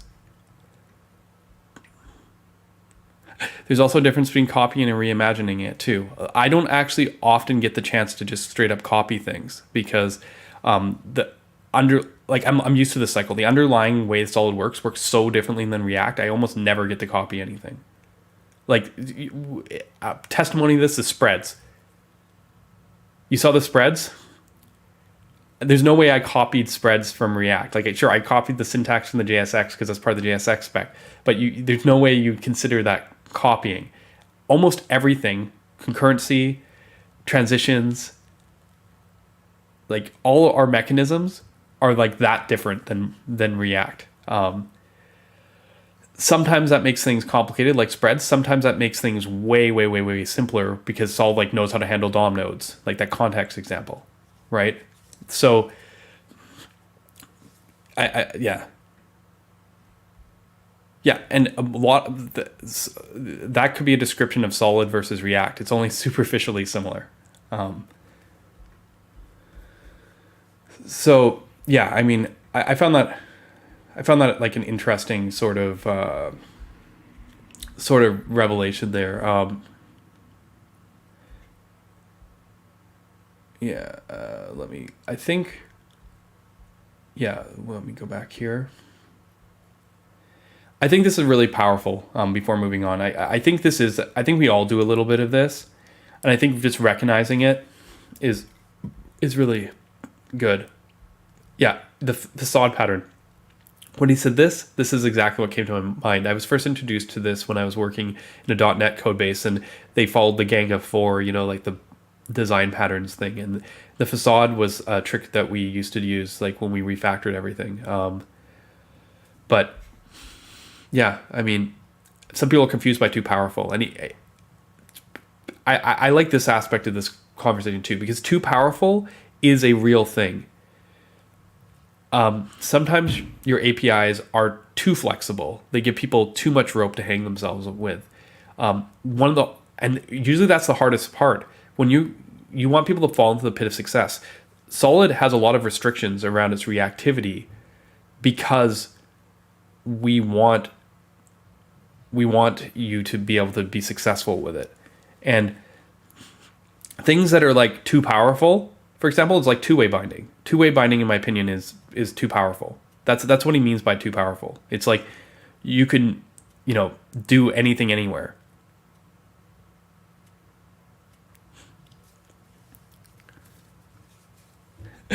I love this on the thing. Just copy the names. The naming is things hard. Yeah, that's exactly it. I just copy the names. I also, I do more than copy the names. I copy the intent, behind the names, so to speak. But yeah. Anyways, this one is just, I think it's good to notice and kind of take note for yourself. It's hard. This is something you have to do when you have real people using your app, and you learn a lot through that. But it means it's a slower process. We've been lucky. I say lucky, but like when you're a smaller thing, you can move faster because there's less people using it. In the case of something like server components, as I said, it's more like a wrapper, so it wasn't that hard. But it's definitely interesting to kind of see this. Speaking of more cool stuff, Preact is working on streaming. This is out of order streaming right here. See. I forgot to mention this in a different thread with a Cloudflare thread, but Preact is working on this is out of order streaming. See, loading place streamed in, and then this content was added. I don't know. There's a couple things that I found interesting about this tweet. First of all, let's look who retweeted my tweet. Only one person in the world retweeted my tweet. Kent C. Dodds. Kent used to work on Remix, but Kent has never retweeted anything I've said, I think, except if it was part of like us like reconciling after the whole incident that happened a few months ago. So I'm just this is curious to me. And then when I go in here and look at the tweets and the talking and stuff, and oh, also from Remix, Jacob. It's so nice when you meet others who are actually willing to see your, play with the projects others use. Thank you for taking this. Yeah, so this streaming thing actually started from Remix. So interesting.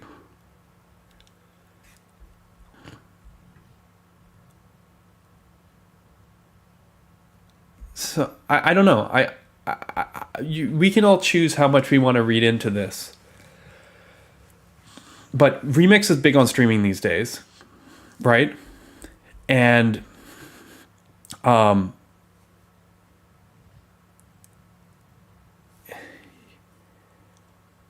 yeah, I don't know. Like they have that defer thing, right? Solid has a similar defer thing as well.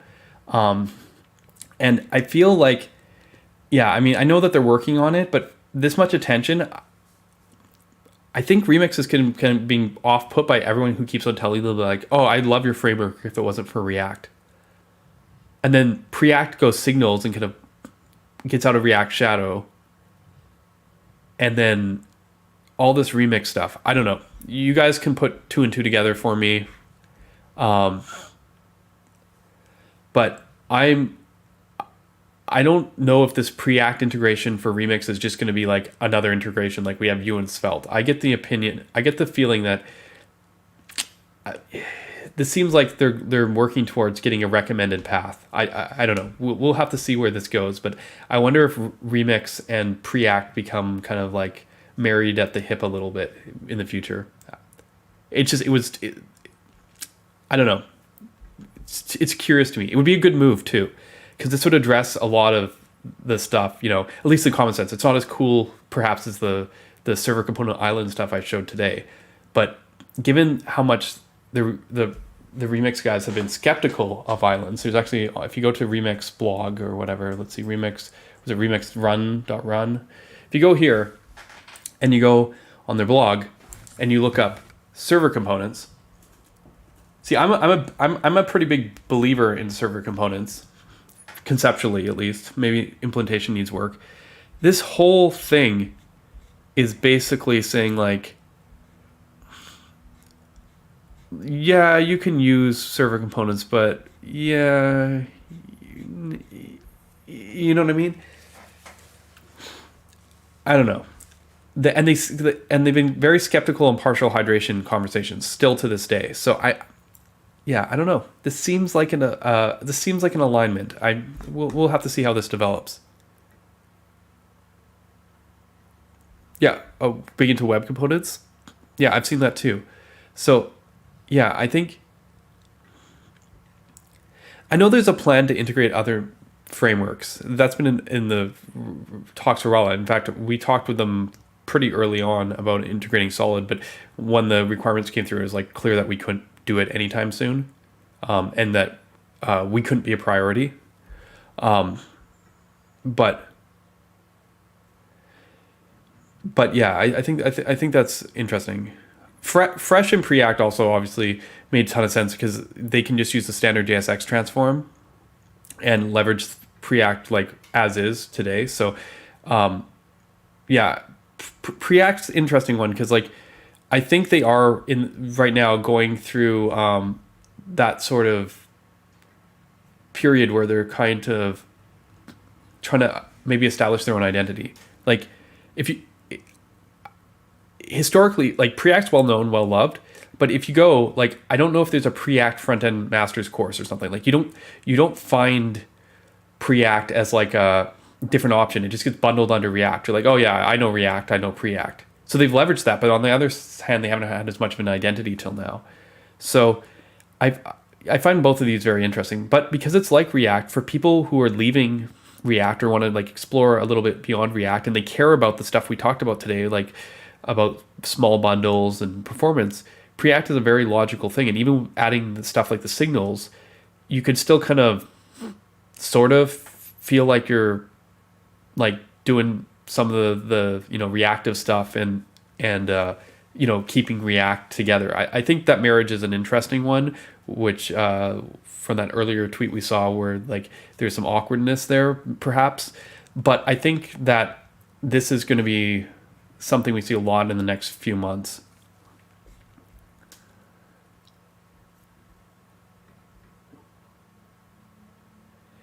Remix got really upset with the next. Yeah, I mean, I don't know if they got upset, but I mean, I think this has been hard for everyone. It's been hard for Hydrogen. It's been hard because like there's this. It seems very clear that Next and React are really aligned, and then everyone else is kind of like, what am I doing here? And the other Hydrogen's been using server components, so I think that's the thermometer. Okay, I'm gonna say it right now.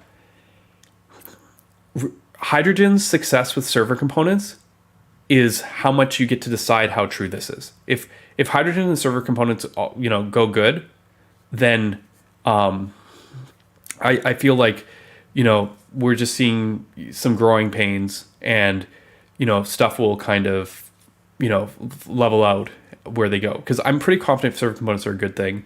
So I think that will say it. However, if we see Hydrogen have a hard time with server components, maybe drop them or something, I think this very much supports this narrative about the React Next merger, and that's much more concerning, right? Because what are the React major meta frameworks? Next, Remix, Hydrogen, Gatsby. Gatsby went to partial hydration. I don't think they went to server components, but they have their own kind of case. So, or maybe they're using server components for partial hydration, but their solutions kind of. I think if only one of four align with the vision, then I think that's pretty telling. So right now, I think Hydrogen's going to be our thermometer. We'll see how Hydrogen goes, and that's probably how I'm going to base how things are going. Well, what happened was the head of the React core team, essentially like the visionary, left Meta and is now working at Vercel. Sebastian Marcabazi. And this has had called some things into thing like is React core team basically just supporting, like in one sense it's good that maybe they're not only under Meta's vision of the future, but like people are worried that like Next basically it's like collusion, like they're keeping everyone else out. They come up with all the cool new tech together and then show everyone else like after they've already released it. So like they're just like they always have an edge. Like they're like they always get it first kind of thing, and then everyone else has to scramble to catch up. You're like, oh, do you support this thing Next does? And it's basically like as if the React core team was working for Vercel. That's sort of what the conspiracy theory angle is. And as long as the other projects are flourishing and doing stuff, I don't think we have to worry about that, as I said. But pay attention to Hydrogen. That's where I put it. Sorry. Okay. Something to drink.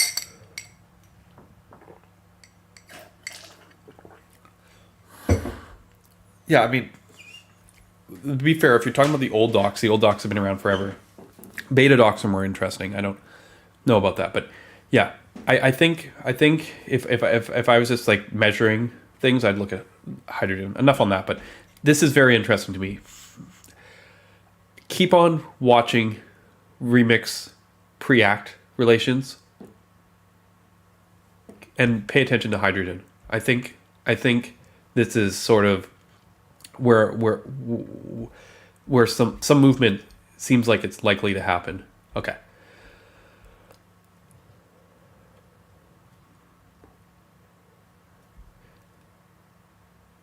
Yeah.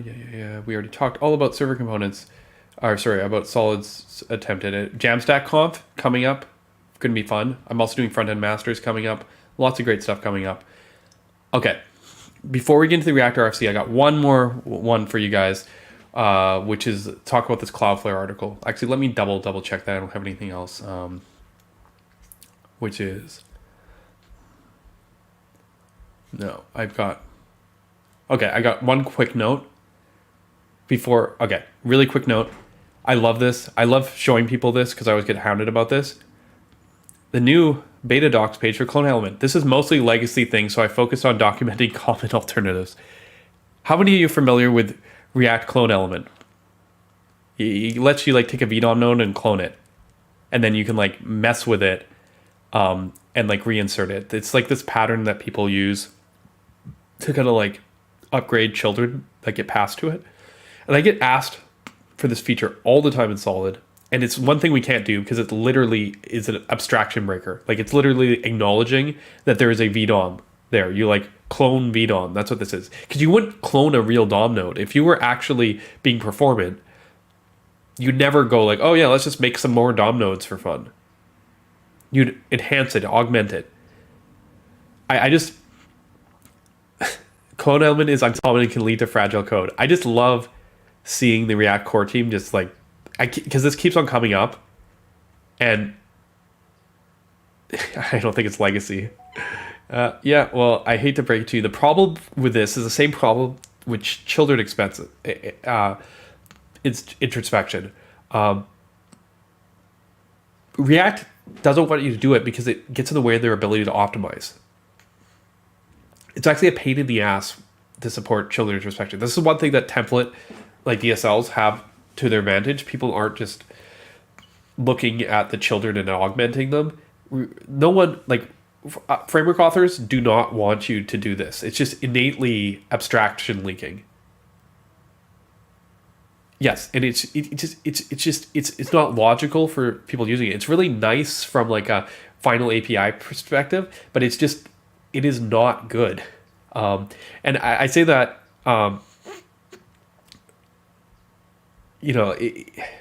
it's Kevin's a big fan of it. He's been working on a new his whole pattern is based around it, and he actually figured out how to make it work in Solid. So I mean, props to him because that is probably really freaking hard to make it work in Solid. So like that's dedication.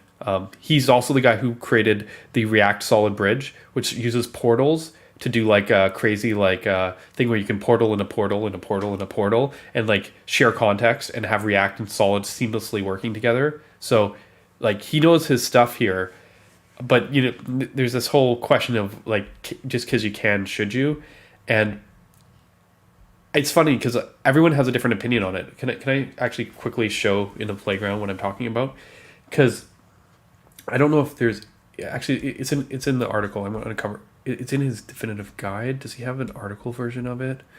Essentially, I saw something like this shared with me. It was like event target equals something or other, and then you basically use JSX elements to decorate some kind of child. So you could be like, have a button, and then you can like essentially use this event element to enhance the button. And this is very much a clone element type of problem, right? And it's interesting because a bunch of people were like, this is awesome, right? Because now you have the behaviors here, and then you could style this button however you want. You don't have to worry, because like, what's the alternative? You have like button, right? And now like this kind of separation, people, quite like on one side. The funniest thing for me is when I saw this, people who watch my stream pretty, for a long time will recognize this. I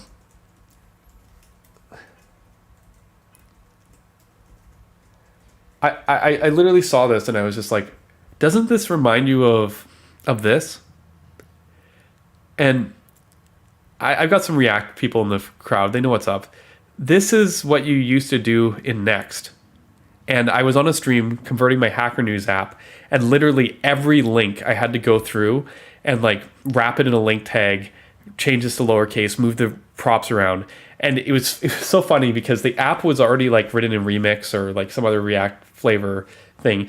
And it was so easy. Like the whole app worked, everything wired up. I just changed like loader to get server-side props. I mean, it was basically identical except for this one link tag.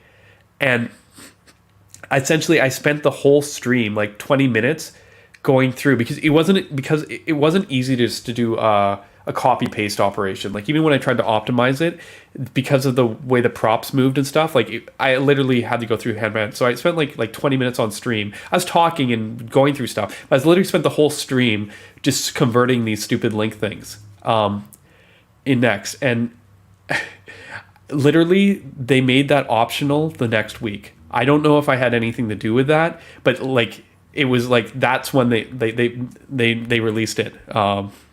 As I mentioned, it was the next thing, but like literally the next week they changed this. Some people joke that I was responsible for that, but I probably wasn't. I don't think I'm not as in with the Next people as like someone like Theo is, but yeah, I'm not saying this is a bad thing. It's just because there is a certain thing about separating your behavior, like kind of like a headless mentality around this. But like you can also do this with render props. And the problem is if you do this with render props, it's not a nice API because suddenly it's more like you have to do this, right? And now you have a function and it has some props and then whatever they are, and then you have to go like this. So you've got a bunch of extra boilerplate here, and there's a pattern that Achensee Dodds recommends called prop getters that are kind of similar like this, where you actually give the props, like it's actually a getter function, and then you like pass arguments to that and stuff. But I understand why this is desirable from an API standpoint, but it's kind of magical that button gets upgraded where this is very explicit. But anyways, I didn't come in to necessarily, pick at that pattern. It's just, it's interesting when, like they don't want you to do this.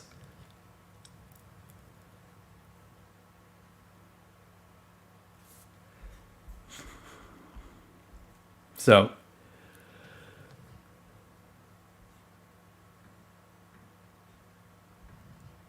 having written a few component libraries, Clone Element is a de facto way for most libraries to do it. Yeah. Yeah, I mean, here's the thing. I don't think it's no longer permanent. I think it never was actually the good thing to do. It's like one of those patterns that was like never actually good. Like, but like, how else are you going to do it? And then people are just like, okay, I did it. Like, I think it's like context originally. Context existed and people jumped on it unexpectedly and then React's like, okay, actually we should make a context API. This is a real thing. This is a real pattern. I love that story with context though. It's different than this because this is one of those like clearly shouldn't be a good pattern. But like context was like, we didn't know the best patterns for global state. And then people are like, okay, you could do dependency injection and then use this thing that React kind of hides as a second argument. And then that helped actually develop a really good pattern that we have today. So sometimes these things coming in are good, sometimes not. Like I feel like Clone Element existed more as a utility thing, and then it got like way overused in a way that the team never really intended. It's like, oh, if we have an element, we should be able to clone it. But yeah, so yeah, I think that's good for that one.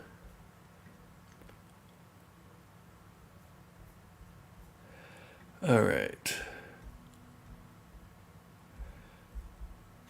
Making sure I didn't miss anything more in Twitch. Let's keep on going. Okay, so let's talk about, I think we're ready. Let's talk about the RFC, okay? Can close down some of these windows that don't matter. For those who don't know what I'm talking about when I say talk about the RFC, oh no, actually I'm not talking about RFC. Sorry, I forgot. We saw the Cloudflare one. One more. If you didn't see this, This was a really cool kind of demo. Essentially, they're using edge worker to worker communication to stream a single app through a single edge where different edge workers render part of the app, and then they stitch them together on the server, on the edge worker server, and then all streaming together to stream out to the client. And the idea is like, this could be the future of micro front ends. If you aren't familiar with micro front ends,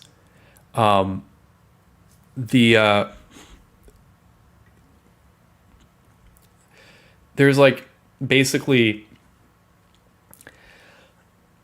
we talked a bit about islands earlier, but the thing with micro front ends is it's a way of breaking your app into multiple smaller apps so that teams can work together easier, as in deploy, author separately without having to coordinate with each other. At large companies, this becomes prohibitive to be able to like work together on the same pages and parts of the application if you're like all like trying to deploy in your features. So this creates separation. This is not something you want. I just want straight it out there. If you're like, oh, I want that hot new micro front ends architecture. No. Avoid micro front ends like the plague until you absolutely need them. Like, you'll know when you need them. Like micro front ends are not good. It's like adding a bunch of overhead because you have people, and people are real things that you have to consider, not because of the technology. So sometimes it's good for migration, maybe, but like it's you know, it's like the old web component joke or the Astro Islands joke of like, just because you can put every framework on the page doesn't mean you should put every framework on the page. And I hit micro front ends at eBay when we were working at eBay. eBay actually avoided micro front ends for the most part, except for a few select cases, for quite a long time. And that's because the multi-page app architecture meant that pages were already mostly separate. So other than like sneaking in some ads and a shared global header, teams didn't have to overlap too much. They just stayed in their page. However, single page apps hit the crisis with micro front ends much sooner, because all their code started just kind of like getting into the single repo, single bundle, single thing. And in the early days, there were some really cool patterns around micro front ends that were, you know, pretty good. I actually really liked, I think Zolanda had something called Mosaic, and it was like, it kind of weaves stuff together in a really smart way. But the thing is, like, over time, we got to like different solutions are very client driven, or at least the way they're used. Things like module federation from Webpack. And that's not, it's kind of terrible, actually. I don't know how else to put it. We don't want to like insult projects or approaches and stuff, but like module federation is kind of like conceptually the worst thing I could think of in terms of like performance and whatnot. And what's going on with these pixel art things going on here? I don't know. I think one is fine. But maybe stop spamming them, or I'll have to do something. Okay. Essentially, where was I? The problem is if you're using the client to stitch together, you need this extra architecture on the client actually pulling the code and managing different versions and doing all this stuff. And it's just like, why are we doing all this in the browser? It's basically prohibitive of you trying to do like a server-centric architecture. Like, this was a no-go for eBay. Don't get me wrong. People have been working on module federation on the edge behind on the server side. I think it's cool. I think maybe doing that as an approach for server is potential. But if you go look at micro front ends and go like, how do I use module federation here? All the free solutions are like how you can just use a Webpack. I'll focus on the client side. And then if you want on the server, you got to pay someone. Like, it's a paid service. So it's kind of like, okay. So if you actually want to do them nicely, you actually have to use a paid service. It's not technically true, perhaps, but it's complicated. What we ended up doing at eBay was Dylan, genius that he is, worked on, he's like, okay, I want Marco, one of the earliest streaming frameworks. He's like, let's let me go back up. He's like, what if we could, and I'm going to talk a little bit about this. Yeah, here we go. eBay was able to push them back for a long time because of MPAs. Okay. The problem is a bunch of teams at eBay started like trying to bring in module federation, trying to bring in their own solutions, and we realized we had to standardize. And what we ended up doing is creating this thing called microframe. It basically has the API surface of an iframe, and essentially you set the source, and then it had a few like. These are Marco tag versions. This works without Marco. You could have a non-Marco version. But essentially, you set the source, and then you have this ability to either on the client or on the server stream in HTML. Everything's communicated in HTML. So you could use that HTML to pull in JavaScript assets. You can use that HTML so you can stream in a single page app. You can stream in whatever. The idea is imitate the system of the server essentially and use source and URL parameters to basically trigger it. And it's funny, Cloudflare basically came up with almost the exact same solution. This is an open source library by the way, if you want to go check it out and kind of play around with it. This is a cool way to do server side or client side streaming micro front end stitching without depending on like you only need to do client side if you include this in your client bundle. Otherwise, you can work purely server side. Like this doesn't lock you into that, and it's pretty lightweight, and it doesn't handle the problem of like different versions of JavaScript modules and all that stuff that like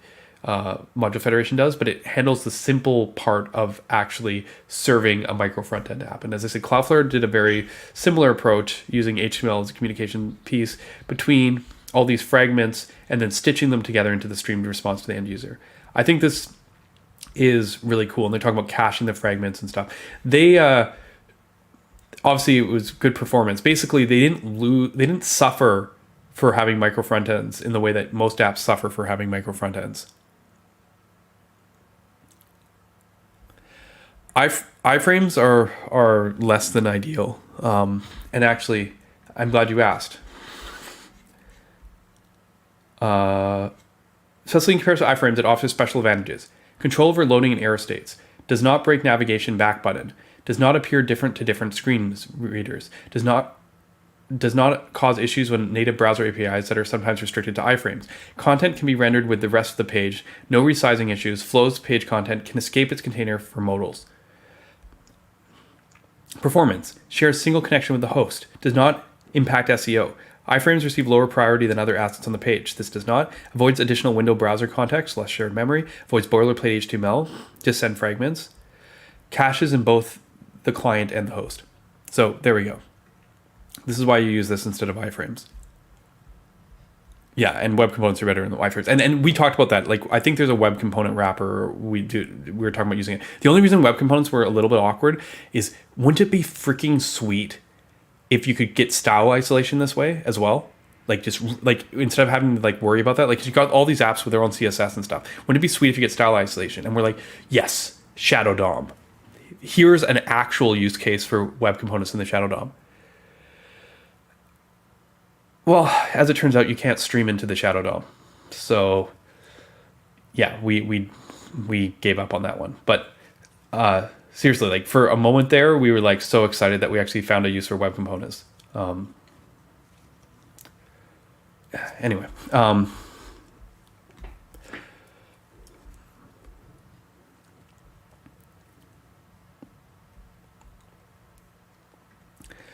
but yeah, I mean, iframes are okay, and eBay actually uses iframes for its like equivalent of Party Town. Like we don't have Party Town. Party Town's actually way better. But we've been using iframes for isolations for ads and scripts for quite some time. But we can do better than iframes, hopefully, in the future.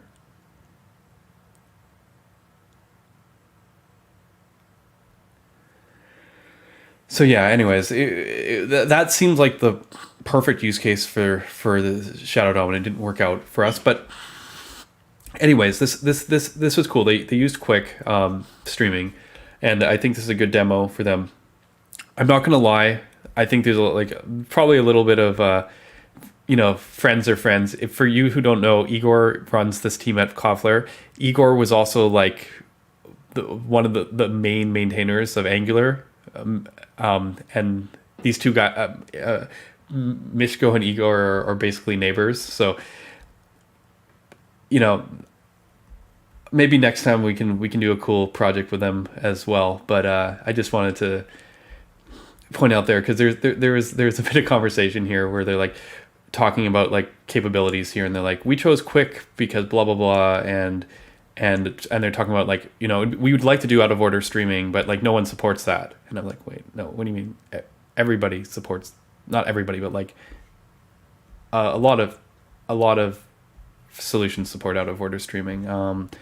Solid does, Marco does, React does, and Preact will pretty soon, it looks like, and Quick will soon, to be fair. It just yeah, anyways, this is a cool article. I think these kind of architectures are really cool, and I want to see more people working into this. This, as you mentioned, should fit with Solid and Preact and Marco and stuff, so I would love to play with this a bit more and maybe make a demo myself when I get a chance. That's the funny thing, right?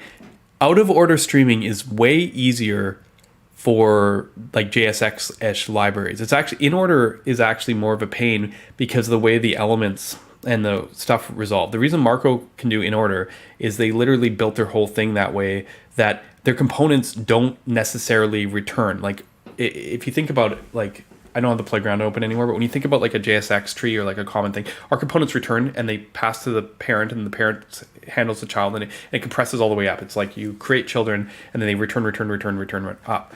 So it's very hard to do in order in that sense because you're in the middle of that render tree. You can break it up with things like suspense, but in order essentially works way better if you view your whole app as literally like a routine. So you start the first component and you start writing it to a buffer, and the next one, and next one, and you don't actually return anything. You just write all the outputs. And that's actually how Marco's server rendering works. It actually compiles it that way. I don't know if Quick does. I saw Quick's in-order streaming demo, and you could kind of do like in-order in a less granular way by like going, okay, I got to the suspense boundary, it's not finished, I'm just gonna wait and then not send anything after, and then like you can break it that way. So I realize that I can do in order now if I really want to work at it. There's also suspense list, which is a way of doing in order, but like to actually make super efficient in order, you almost want to do like a different architecture, kind of like the way Marco works. Yeah, that's true. So, and this is something that I've had to wrestle with suspense, which is why I think they were looking a bit at those async components, because then like presumably you can continue where you left off. And so that's something we could do on the server as well, but we'll get to that in a minute. That ultimately, the reason that I was okay with that with suspense was the DX approach, and like the of actually authoring your app this way is so nice. I'm a big fan of that with suspense, but I was like looking and I was like doing measurements, and I was like, oh, well, if Solid's string rendering is like 10 times faster than React's, then like what's an extra render? Like that was sort of like where my mind was at. I was like, in theory, I was like, one day Marco will, have, because of this kind of stuff, will have faster performance considerably on that. And Marco 6, I'm actually pretty certain they'll hit that. But when I look at the whole spectrum of SSR, like there might be gains in other places that I'm not seeing yet. Like I think SSR has so much room to be optimized. But the problem is, to what degree does that optimization matter, even because we're talking in milliseconds, perhaps, like single digits. So maybe double digits. But anyway, I think this is good. Okay, so let's talk React. Finally, let's talk about this whole new RFC. So for those who don't know what this RFC is, essentially React has created a new RFC that is basically addressing the question of how the hell do I do data loading, data fetching in React in a suspense world. And That's a good question. It's a question we've been wondering about for like 5 years now, like since it's first dropped. And maybe it's 4.5 years, probably. Suspense was first dropped at React Iceland, and I think it was back in 2018, March 2018 or something. And we saw lazy, and there was this thought that like, okay, there's going to be some mechanism to load data. That's what this is made for. And it's taken a while to get here, and I think I know why. Like, there's good reason for it, but I think the coolest thing about this RC, before we even dig into it, is simply the fact that people are excited about it and talking about it. I am so stoked on that part of it, because let's face it, React 18 came out and people are like, what? They're like, yeah, we got the streaming stuff, and they're like, what? Like, yeah, Suspense is released. Like, there's this kind of like waiting all these years for all these features to release, and then they get released, and then like nothing happens. Honestly, I haven't felt the hype around React. Like, when hooks were released, it was a momentous occasion when they were first announced at that conference, and everything up to that point was this huge excitement for the future. And I find excitement of the future contagious. I love it. It drives me to create, to think. And React 18, like, we knew React 17 wasn't going to be much of anything, but React 18 came out, and it was like, okay, yeah, nothing happened. And it's because people have been waiting, I think, for like some kind of semblance of like, how do I use this thing? Like, what is my data thing? So when they saw this use RFC, immediately people like gears started turning, and they're like, they fixed React, so to speak. Yeah, I mean, I'm quoting Theo there, but the funniest thing about this is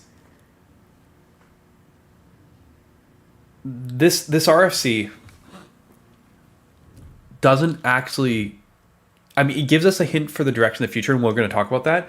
But for those people who are like, they fixed React,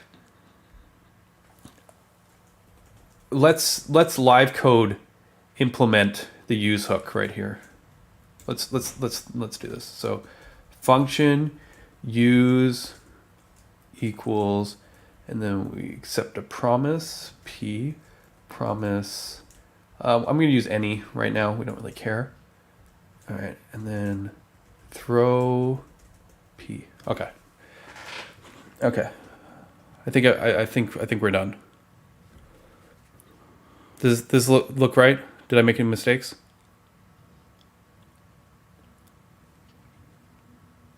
I mean, it's a pretty powerful hook. You can see how this one gets around the hook rules. Right? It doesn't have use state in it. So you don't have to worry about the order. You can probably put this anywhere. And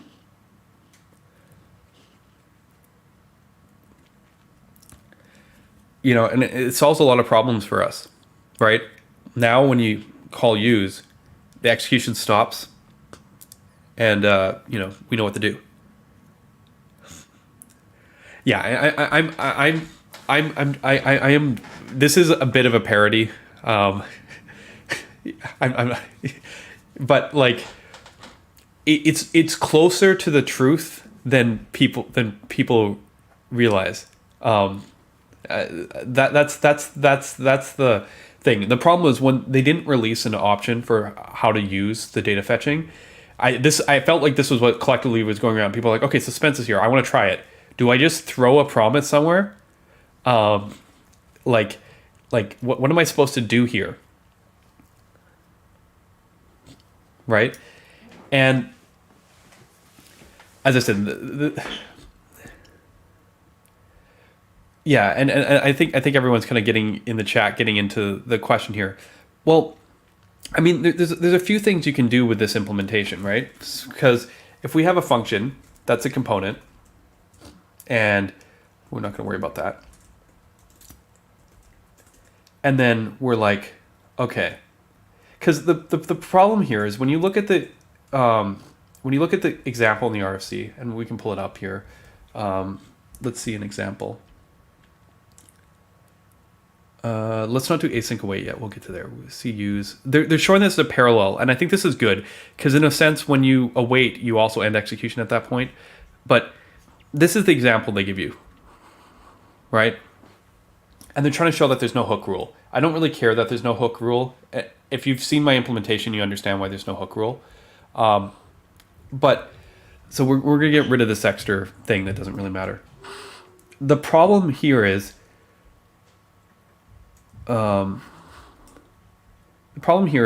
what happens if I have count, set count equals useState. Okay, we've created a counter.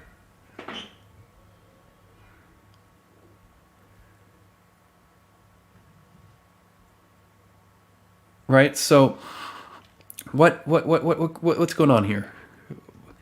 Well, now let's pretend I run the component once, counts initialized to 0, I fetch with my ID, got the note, show the note, awesome. And then someone clicks the counter button. Well, we fetch the same note again, and pass a new promise that suspends, and then when you're right. The trickiest part about this all is every time, I don't even need to put this count in here. I just did it to trigger the loop. The problem is every time that this runs again, we get a new promise. And if we get a new promise every time, how does it ever stop suspending, right? Like fetch, new promise, wait for it, rerun the component now that we're done, like now that it's fetched, get here, oh, fetch a new promise, wait for it. Like this is an infinite loop, isn't it? Right, I use state as an example of trying to like demonstrate how you could trigger this, but I think it infinite loops by itself without me doing anything.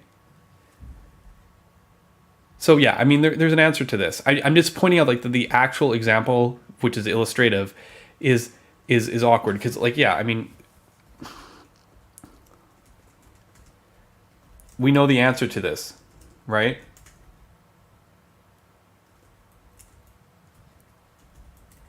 I always have to remember to put the dependency arrays in. It feels so unnatural. The answer is simple.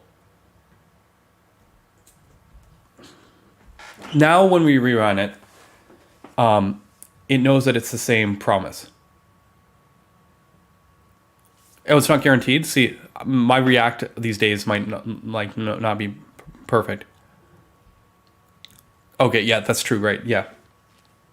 But like this is essentially, let's pretend for like sake of argument, this is our solution.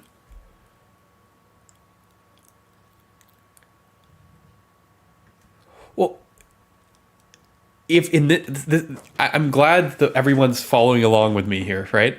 If you're just going to wrap in a memo, shouldn't they just use wrap in a memo? Yeah, I mean, from React's perspective, this is just going to read in the exact same place, like these two lines. What?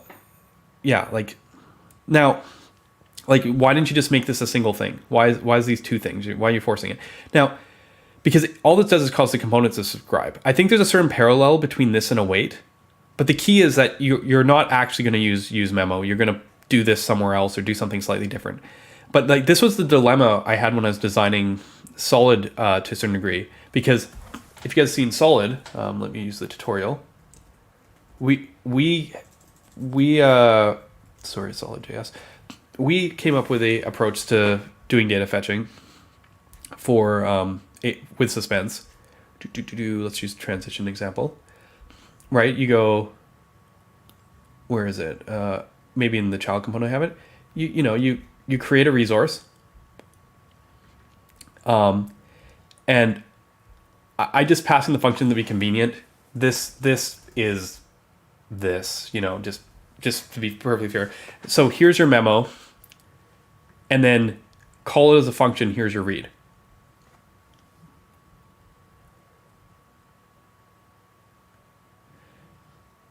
So, but you see, this is tied together.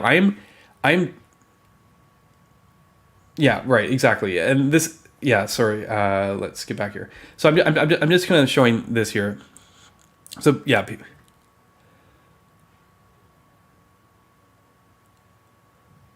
the memo it so as to, yeah, okay. So people are, yeah, okay, that's fine. You guys are all on the same page. I don't think this thing. But yes, until there's a cache API, this is kind of like not doing much of anything, right? Like, if the thing is, if your use memo isn't a use memo, if your fetch is using some kind of caching mechanism that lives out here instead of use memo, like now it's like my cache or something, and it's out here, like something like React Query, let's say, then you know, we could take our use query and essentially have much better guarantees. And actually, if this is React Query, we move it to this side, I think. But my point is, for the average developer, this RFC changes nothing. This isn't the thing to get excited about. But TanStack finally got an answer like, okay, don't, this is what you use, don't just throw the promise, right? So yeah, I mean, we've seen a lot of takes on this, right? I actually thought this decoupling was interesting, to be fair. But where am I looking at? Not there, not there. I saw there was a tweet here. Prediction: use will become React's most often imported hook. I hard disagree with this. Unless like you're counting the fact that like libraries you use commonly will be using this. I don't know. We'll see. I mean, unless the intention is that you go around, because they showed a use with use context as well, potentially. If you think that the authoring experience here is going to be like does how should I put it? Does React Query actually want this use here, or do they want to put the use on the inside? Because if they put it on the inside, it works the same as React Query does today. Because you're already connecting it to that component. It's only if you need the read to be portable. Right? Like in React, doing this doesn't give you any sort of advantage. It just substands the boundary. When I was thinking about this for Solid, I was like, we could put uses and like maybe only use in like subsections and stuff like that. Like this got my brain thinking a whole bunch of different things. But then I'm like, you know, like this is not even half the story. So yeah, I mean, Jack Harrington actually had a great video. If you want to understand stuff like better than the way I explain it, I do suggest this great video is use React's next foot gun. I think this is probably one of the best thorough takes on it that's presented in a way that's much more understandable than the way that I talk about things. So do check that out if you get a chance. But this is like I'm excited about the excitement. This shows that React ecosystem is like still there. Like people they're just waiting, you know, like they're excited, they're hyped, they're on this, you know, edge of the chair. I was worried that this whole last few years had deflated that too much, like that people just wouldn't care. Like React would be like, yeah, we got this data fetching thing, and people are like, yeah, whatever, I use Remix. Like I use loader patterns, I don't care about this. People seem to actually care about this, you know, and it's trending like crazy. Go ask Theo, his like, did they fix React video is like, I think he's caught up to his Dan Abramoff interview. That's insane, you know, in terms of like everybody wants to know. But the funniest thing is, as I said, is I don't know if they're getting very much. So, yeah, I mean, let's look at the chat. What's going on here? Yeah. Yeah. Creating the promise part is hard. Yeah. There's more to use that I'm showing. This is not actually what use is. I just wanted to like really emphasize that from a black box perspective, as you as an end user, this is the way you should be thinking about it. The cache, which will be described in upcoming RFC. So in that upcoming RFC, we can get excited. That's kind of where I'm getting at. Like, I'm actually glad that excitement's happening now. This is good that people are talking about it. It's just one of those interesting things where like, you know, this is so long, I guess, in the making that people are like, okay, where is it? Is it here yet? And you don't have to go very far on Twitter. People are posting about it a ton because it's getting really good ratings. Like, this is the perfect way. You post about this and people will you know, go crazy on your content. This is only half of it. The other half is the server side of it, right? They talk more about motivations, but the server side is a lot simpler. You just go, in my server component, await DB, done. And the funny thing is, when I look at this from an isomorphic standpoint, like think of stuff like the way that I think about reactivity and declarative views, this hurts my brain. I hate the idea of an await in a component. It just seems so wrong. Like it's not declarative. It's not wired. It's this then that. I struggle with this one. I don't think everyone will. And there's actually really good reason to do this. As we mentioned earlier, re-rendering thing from the top of the suspense boundary is kind of inefficient. If you can await and then continue, this is actually kind of what you want. Because then we don't have to re-render the component or the component above it or whatever. We can just like continue where you left off. So generators are secretly kind of like what we actually want on server rendering, in a sense, I think. Because you don't care if that it's interactive. There's a reason that await hasn't come out on the client side.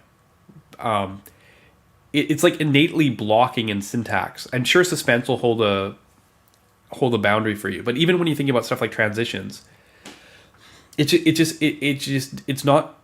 They can probably get there and do some compilation stuff, but it's just not congruent with the model of everything synchronizing and updating. Whereas on the server, you don't care about anything but the output. So if you get so far and then you continue and you're just going to go and you do stuff out of order or whatever, and then you just get that string at the end, you're happy.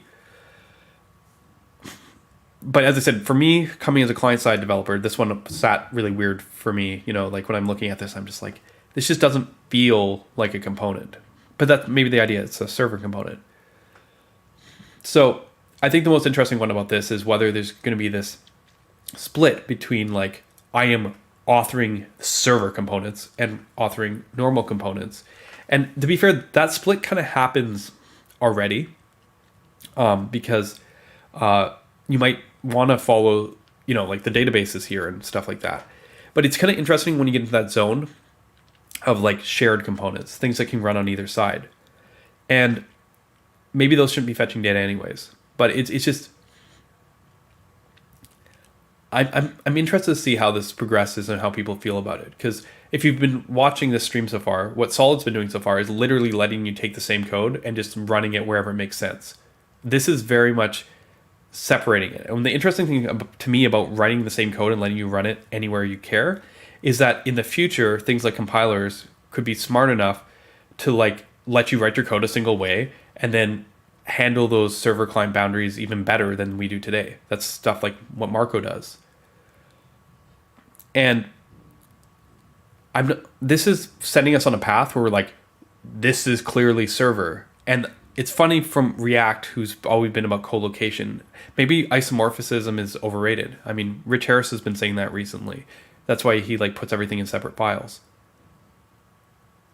But you can see how this is like very different than what we've been playing with. So I'm interested here. It feels unnatural, but it's possible that they went so far on the co-location path that they realized that like it didn't fit naturally with how people thought. Like maybe isomorphism is overrated.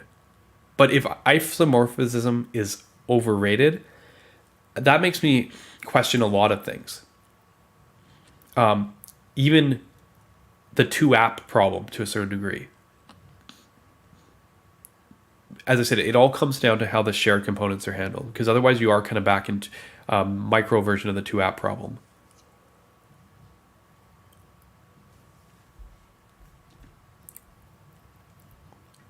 Interesting. Using the the idea of like responsibility and complexity. Yeah, I think that's the kind of thing that might eventually come to bite this. It's that kind of thinking. It's always hard to tell like early on if that's going to be where it lands. But yeah, it's going to be some kind of second tier kind of emerging pattern where we actually decide if we like this or not, I think.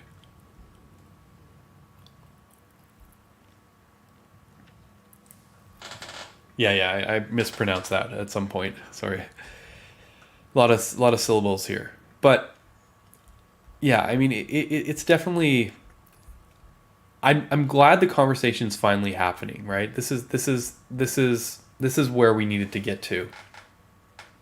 They just need a compiler, so you just write a wait. Yeah, and if you look at I don't know if we shared much with Marco 6. That is what Marco 6 uses, await instead of use, essentially. Like when I saw this, I was like, man, this reminds me of the work we're doing in Marco 6. So Marco 6, you just put await all over the place and it kind of works. And we talked about generators there and compiler.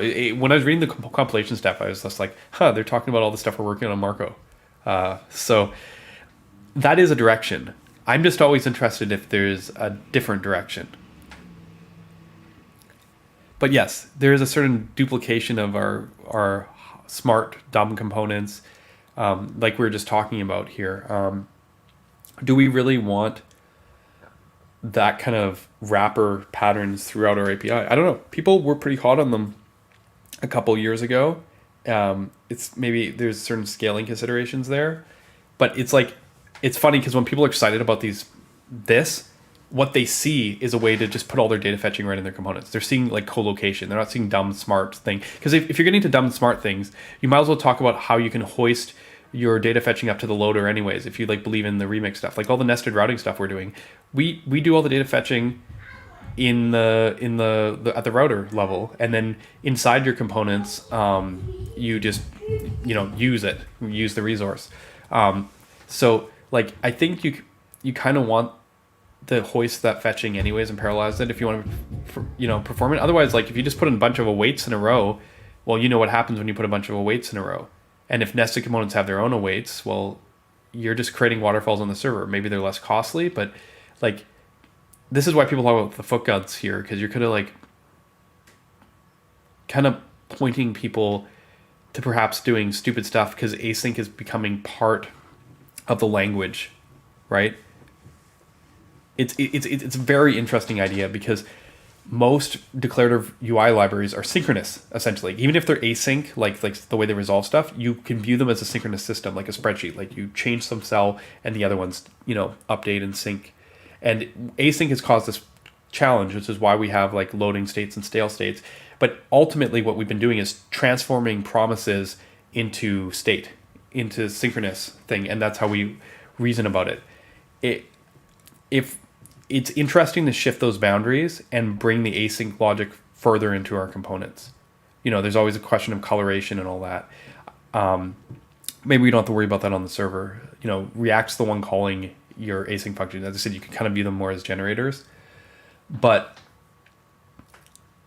it's interesting to me, like implications of bringing that kind of thinking into your components.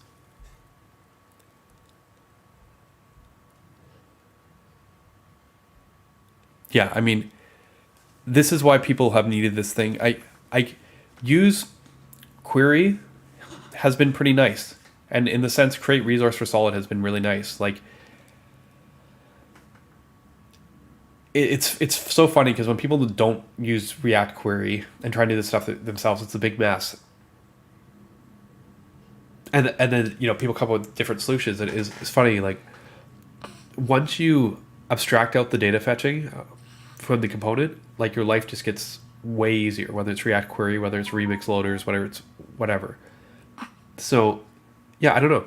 it's interesting because the part of us wants the stuff to be co-located. We want the ability to be like, I need this data here. And yeah, I think that's why React Query is so popular. The challenge obviously is like we go through these cycles, right? Because if you go back, someone's mentioning Xstate in here. Xstate is super nice, right?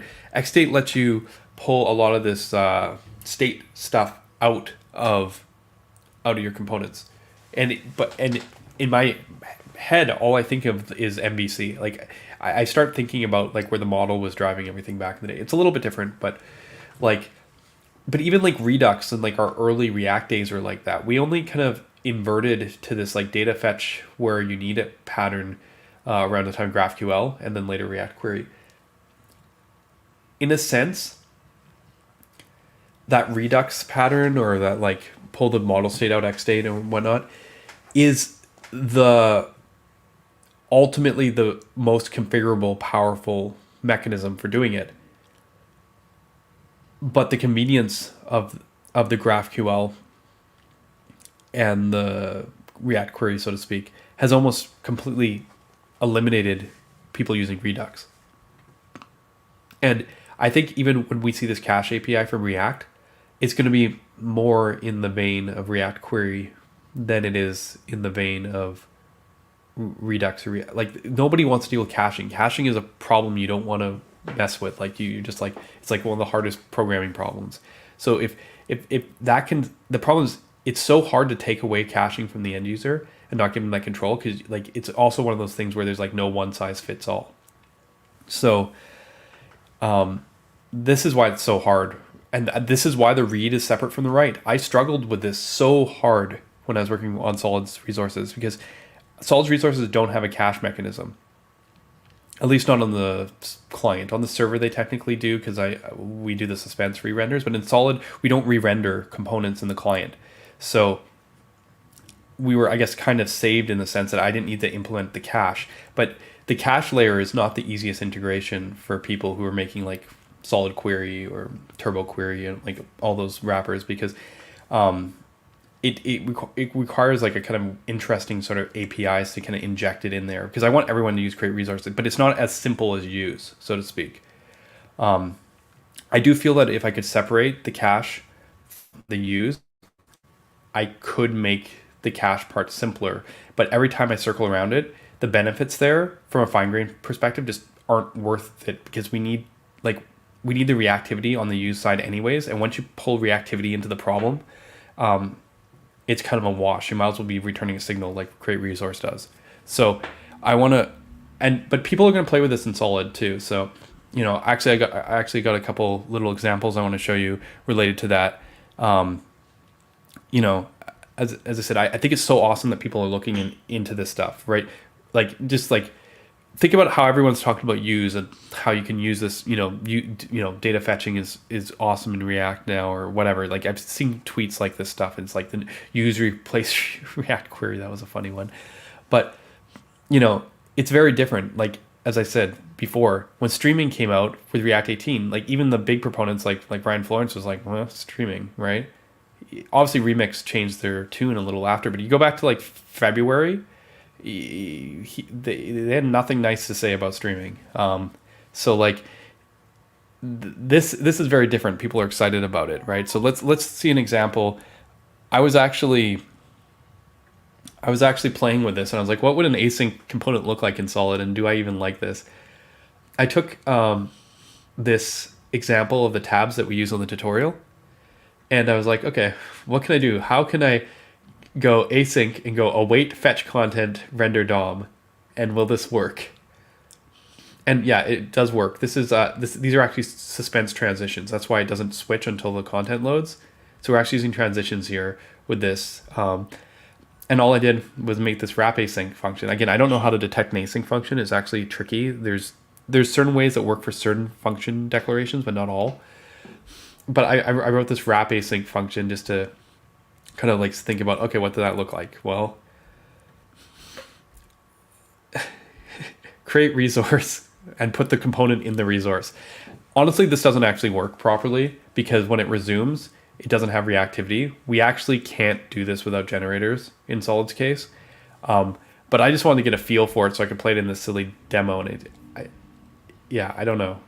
It's. I think I'm just gonna have to look at it a bit more and just decide that like, yeah, that's just, I don't know. Another example is Alexis. He's always working on crazy stuff with Solid. He's like,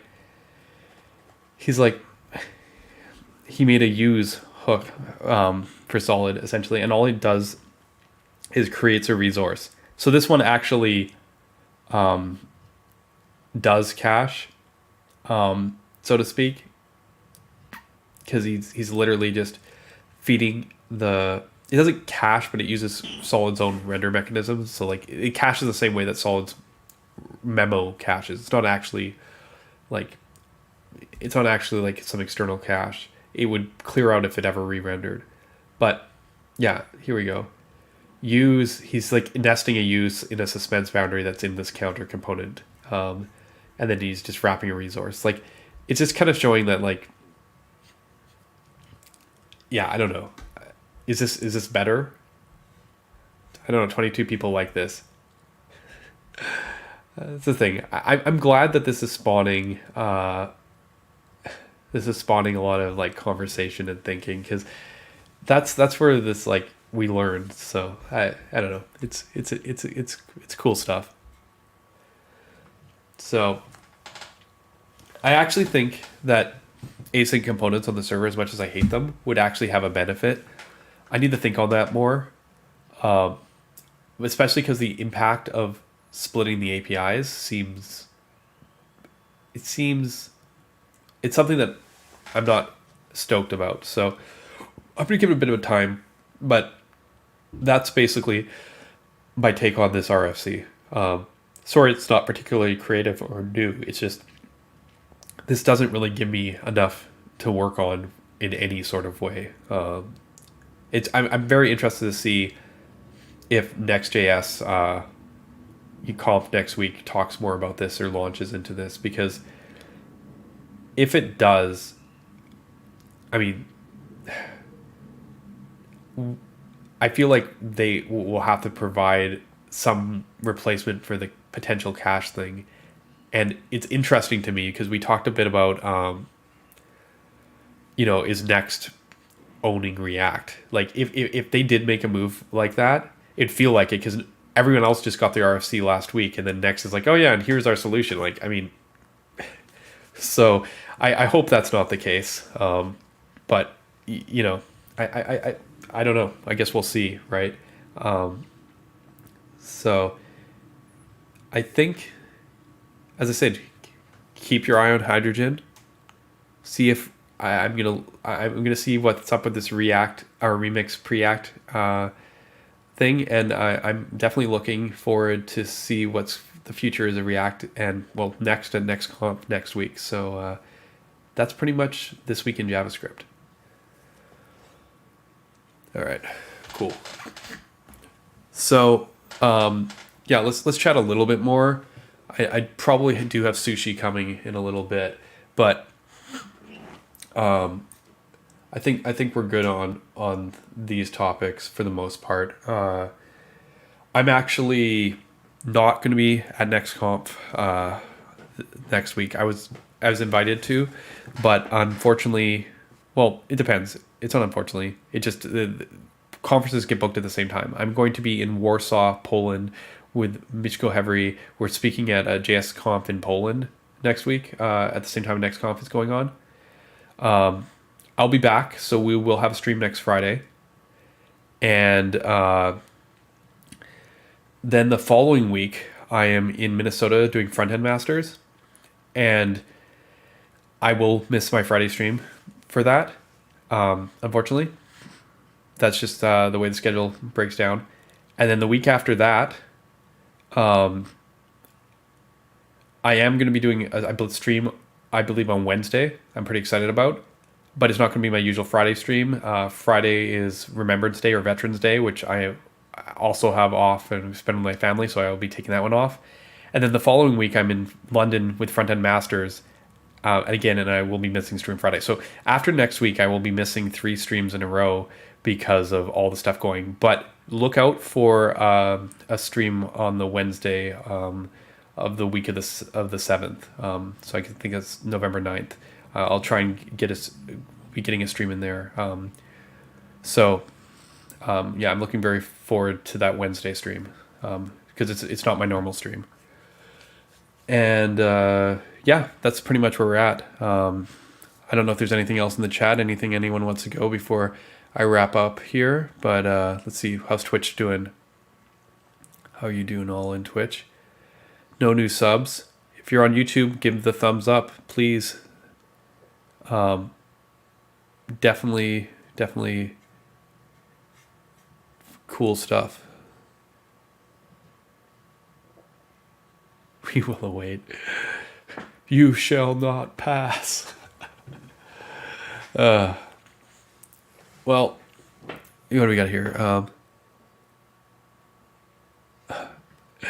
Well, we're not going to get into functional programming stuff, but bidirectional lenses does though come up often with stores where people are like, "Can I?" Because we focus on keeping that immutable interface, so having a way to like codify modifying in the middle is interesting. I think one of the challenges is our underlying data model is innately mutating. So the expected behavior for me is less clear. But if someone's really good at functional programming and want to help me work through that, I think there's a discussion on Solid about how we can get lenses and stores. Yeah, I think the island server component type stuff is so excited. I hope everyone enjoyed that demo. So yeah, okay, sorry. I have the long way to scroll back, but what's that? I missed that thing. What's that live view? Let's look. Do we have the live view JS Hackernews demo? Can I get that one more time? We do have a moment to pull that up now.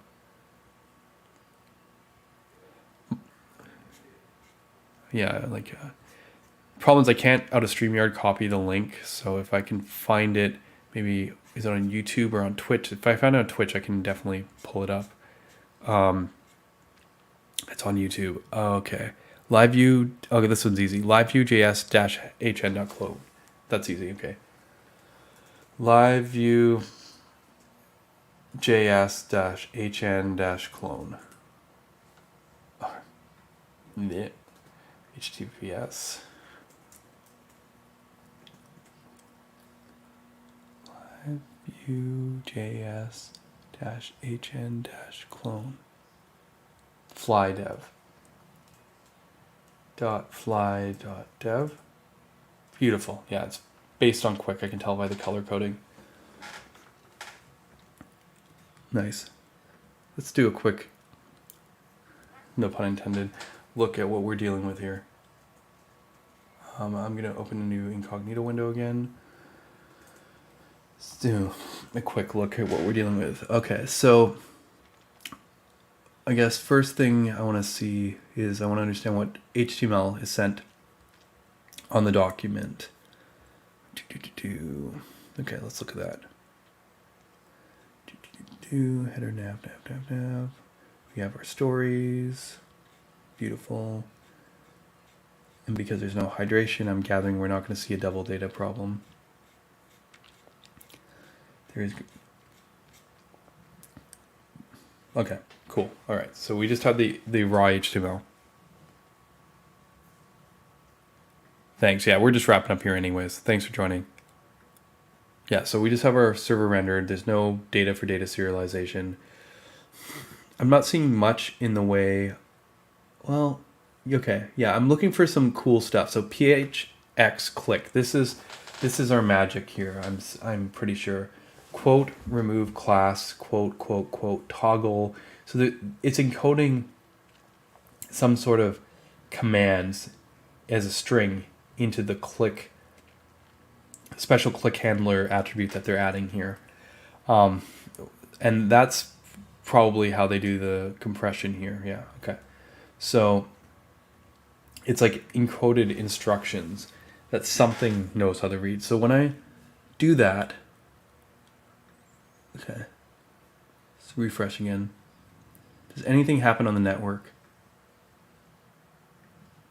Okay.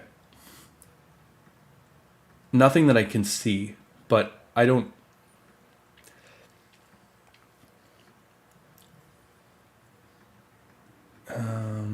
trying to think of how I can inspect.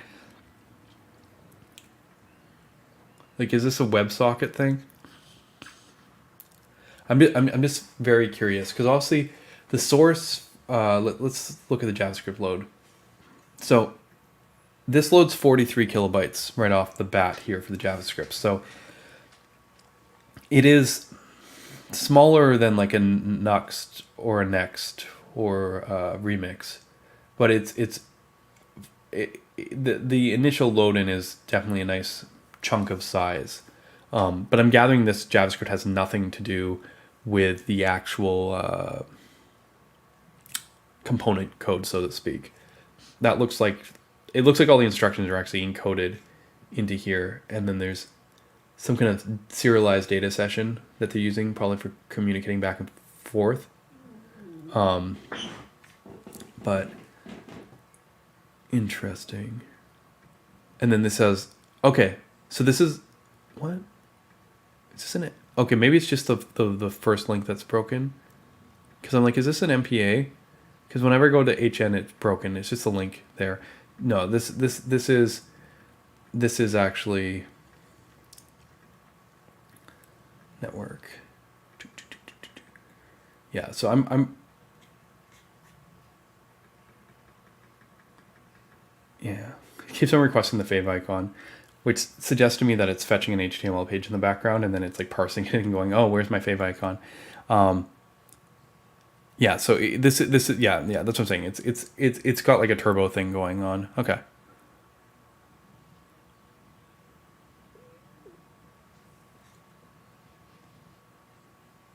Yeah, so it's like a turbo thing. And actually we can see here. Yeah, let's move back. Interesting. It's actually diffing. It's not swapping, it's diffing, which is interesting. So this element of it is more like server components in that it's actually diffing. I'm gonna have to look into this more, obviously, when I have more time. But this is definitely cool to see. I've been curious about this because you're right. It's on the authoring side that I'm less clear about. I've been mostly wondering what happens when you want the interaction to be in JavaScript and like not communicate with the server, what that looks like. But obviously for a site like this and these basic examples, like you are always communicating with the server, so like it doesn't matter much. Anyways, yeah, more they could do here, but I'm glad that we were able to show this and kind of get an idea of some of the characteristics of this, because after that initial JavaScript payload, like there is no more JavaScript. Essentially, like get our 43 kilobytes and everything else is communicated over. I'm gathering this WebSocket that I haven't played enough with WebSockets to actually know how to actually inspect what's going on. Anyway, we will pick that up another day. It is 5 to 5, which is good enough for me. So I think I'm going to call it stream. Thank you all for joining. Thank you everyone who came on Twitch and YouTube. And Phoenix Heartbeat. It's cute. Catch you all next week when I gotta think about it for sure, but I think I'm gonna cover making a solid like renderer with Preact. I think next week's the week that we do that, so that might be fun. All right, till then.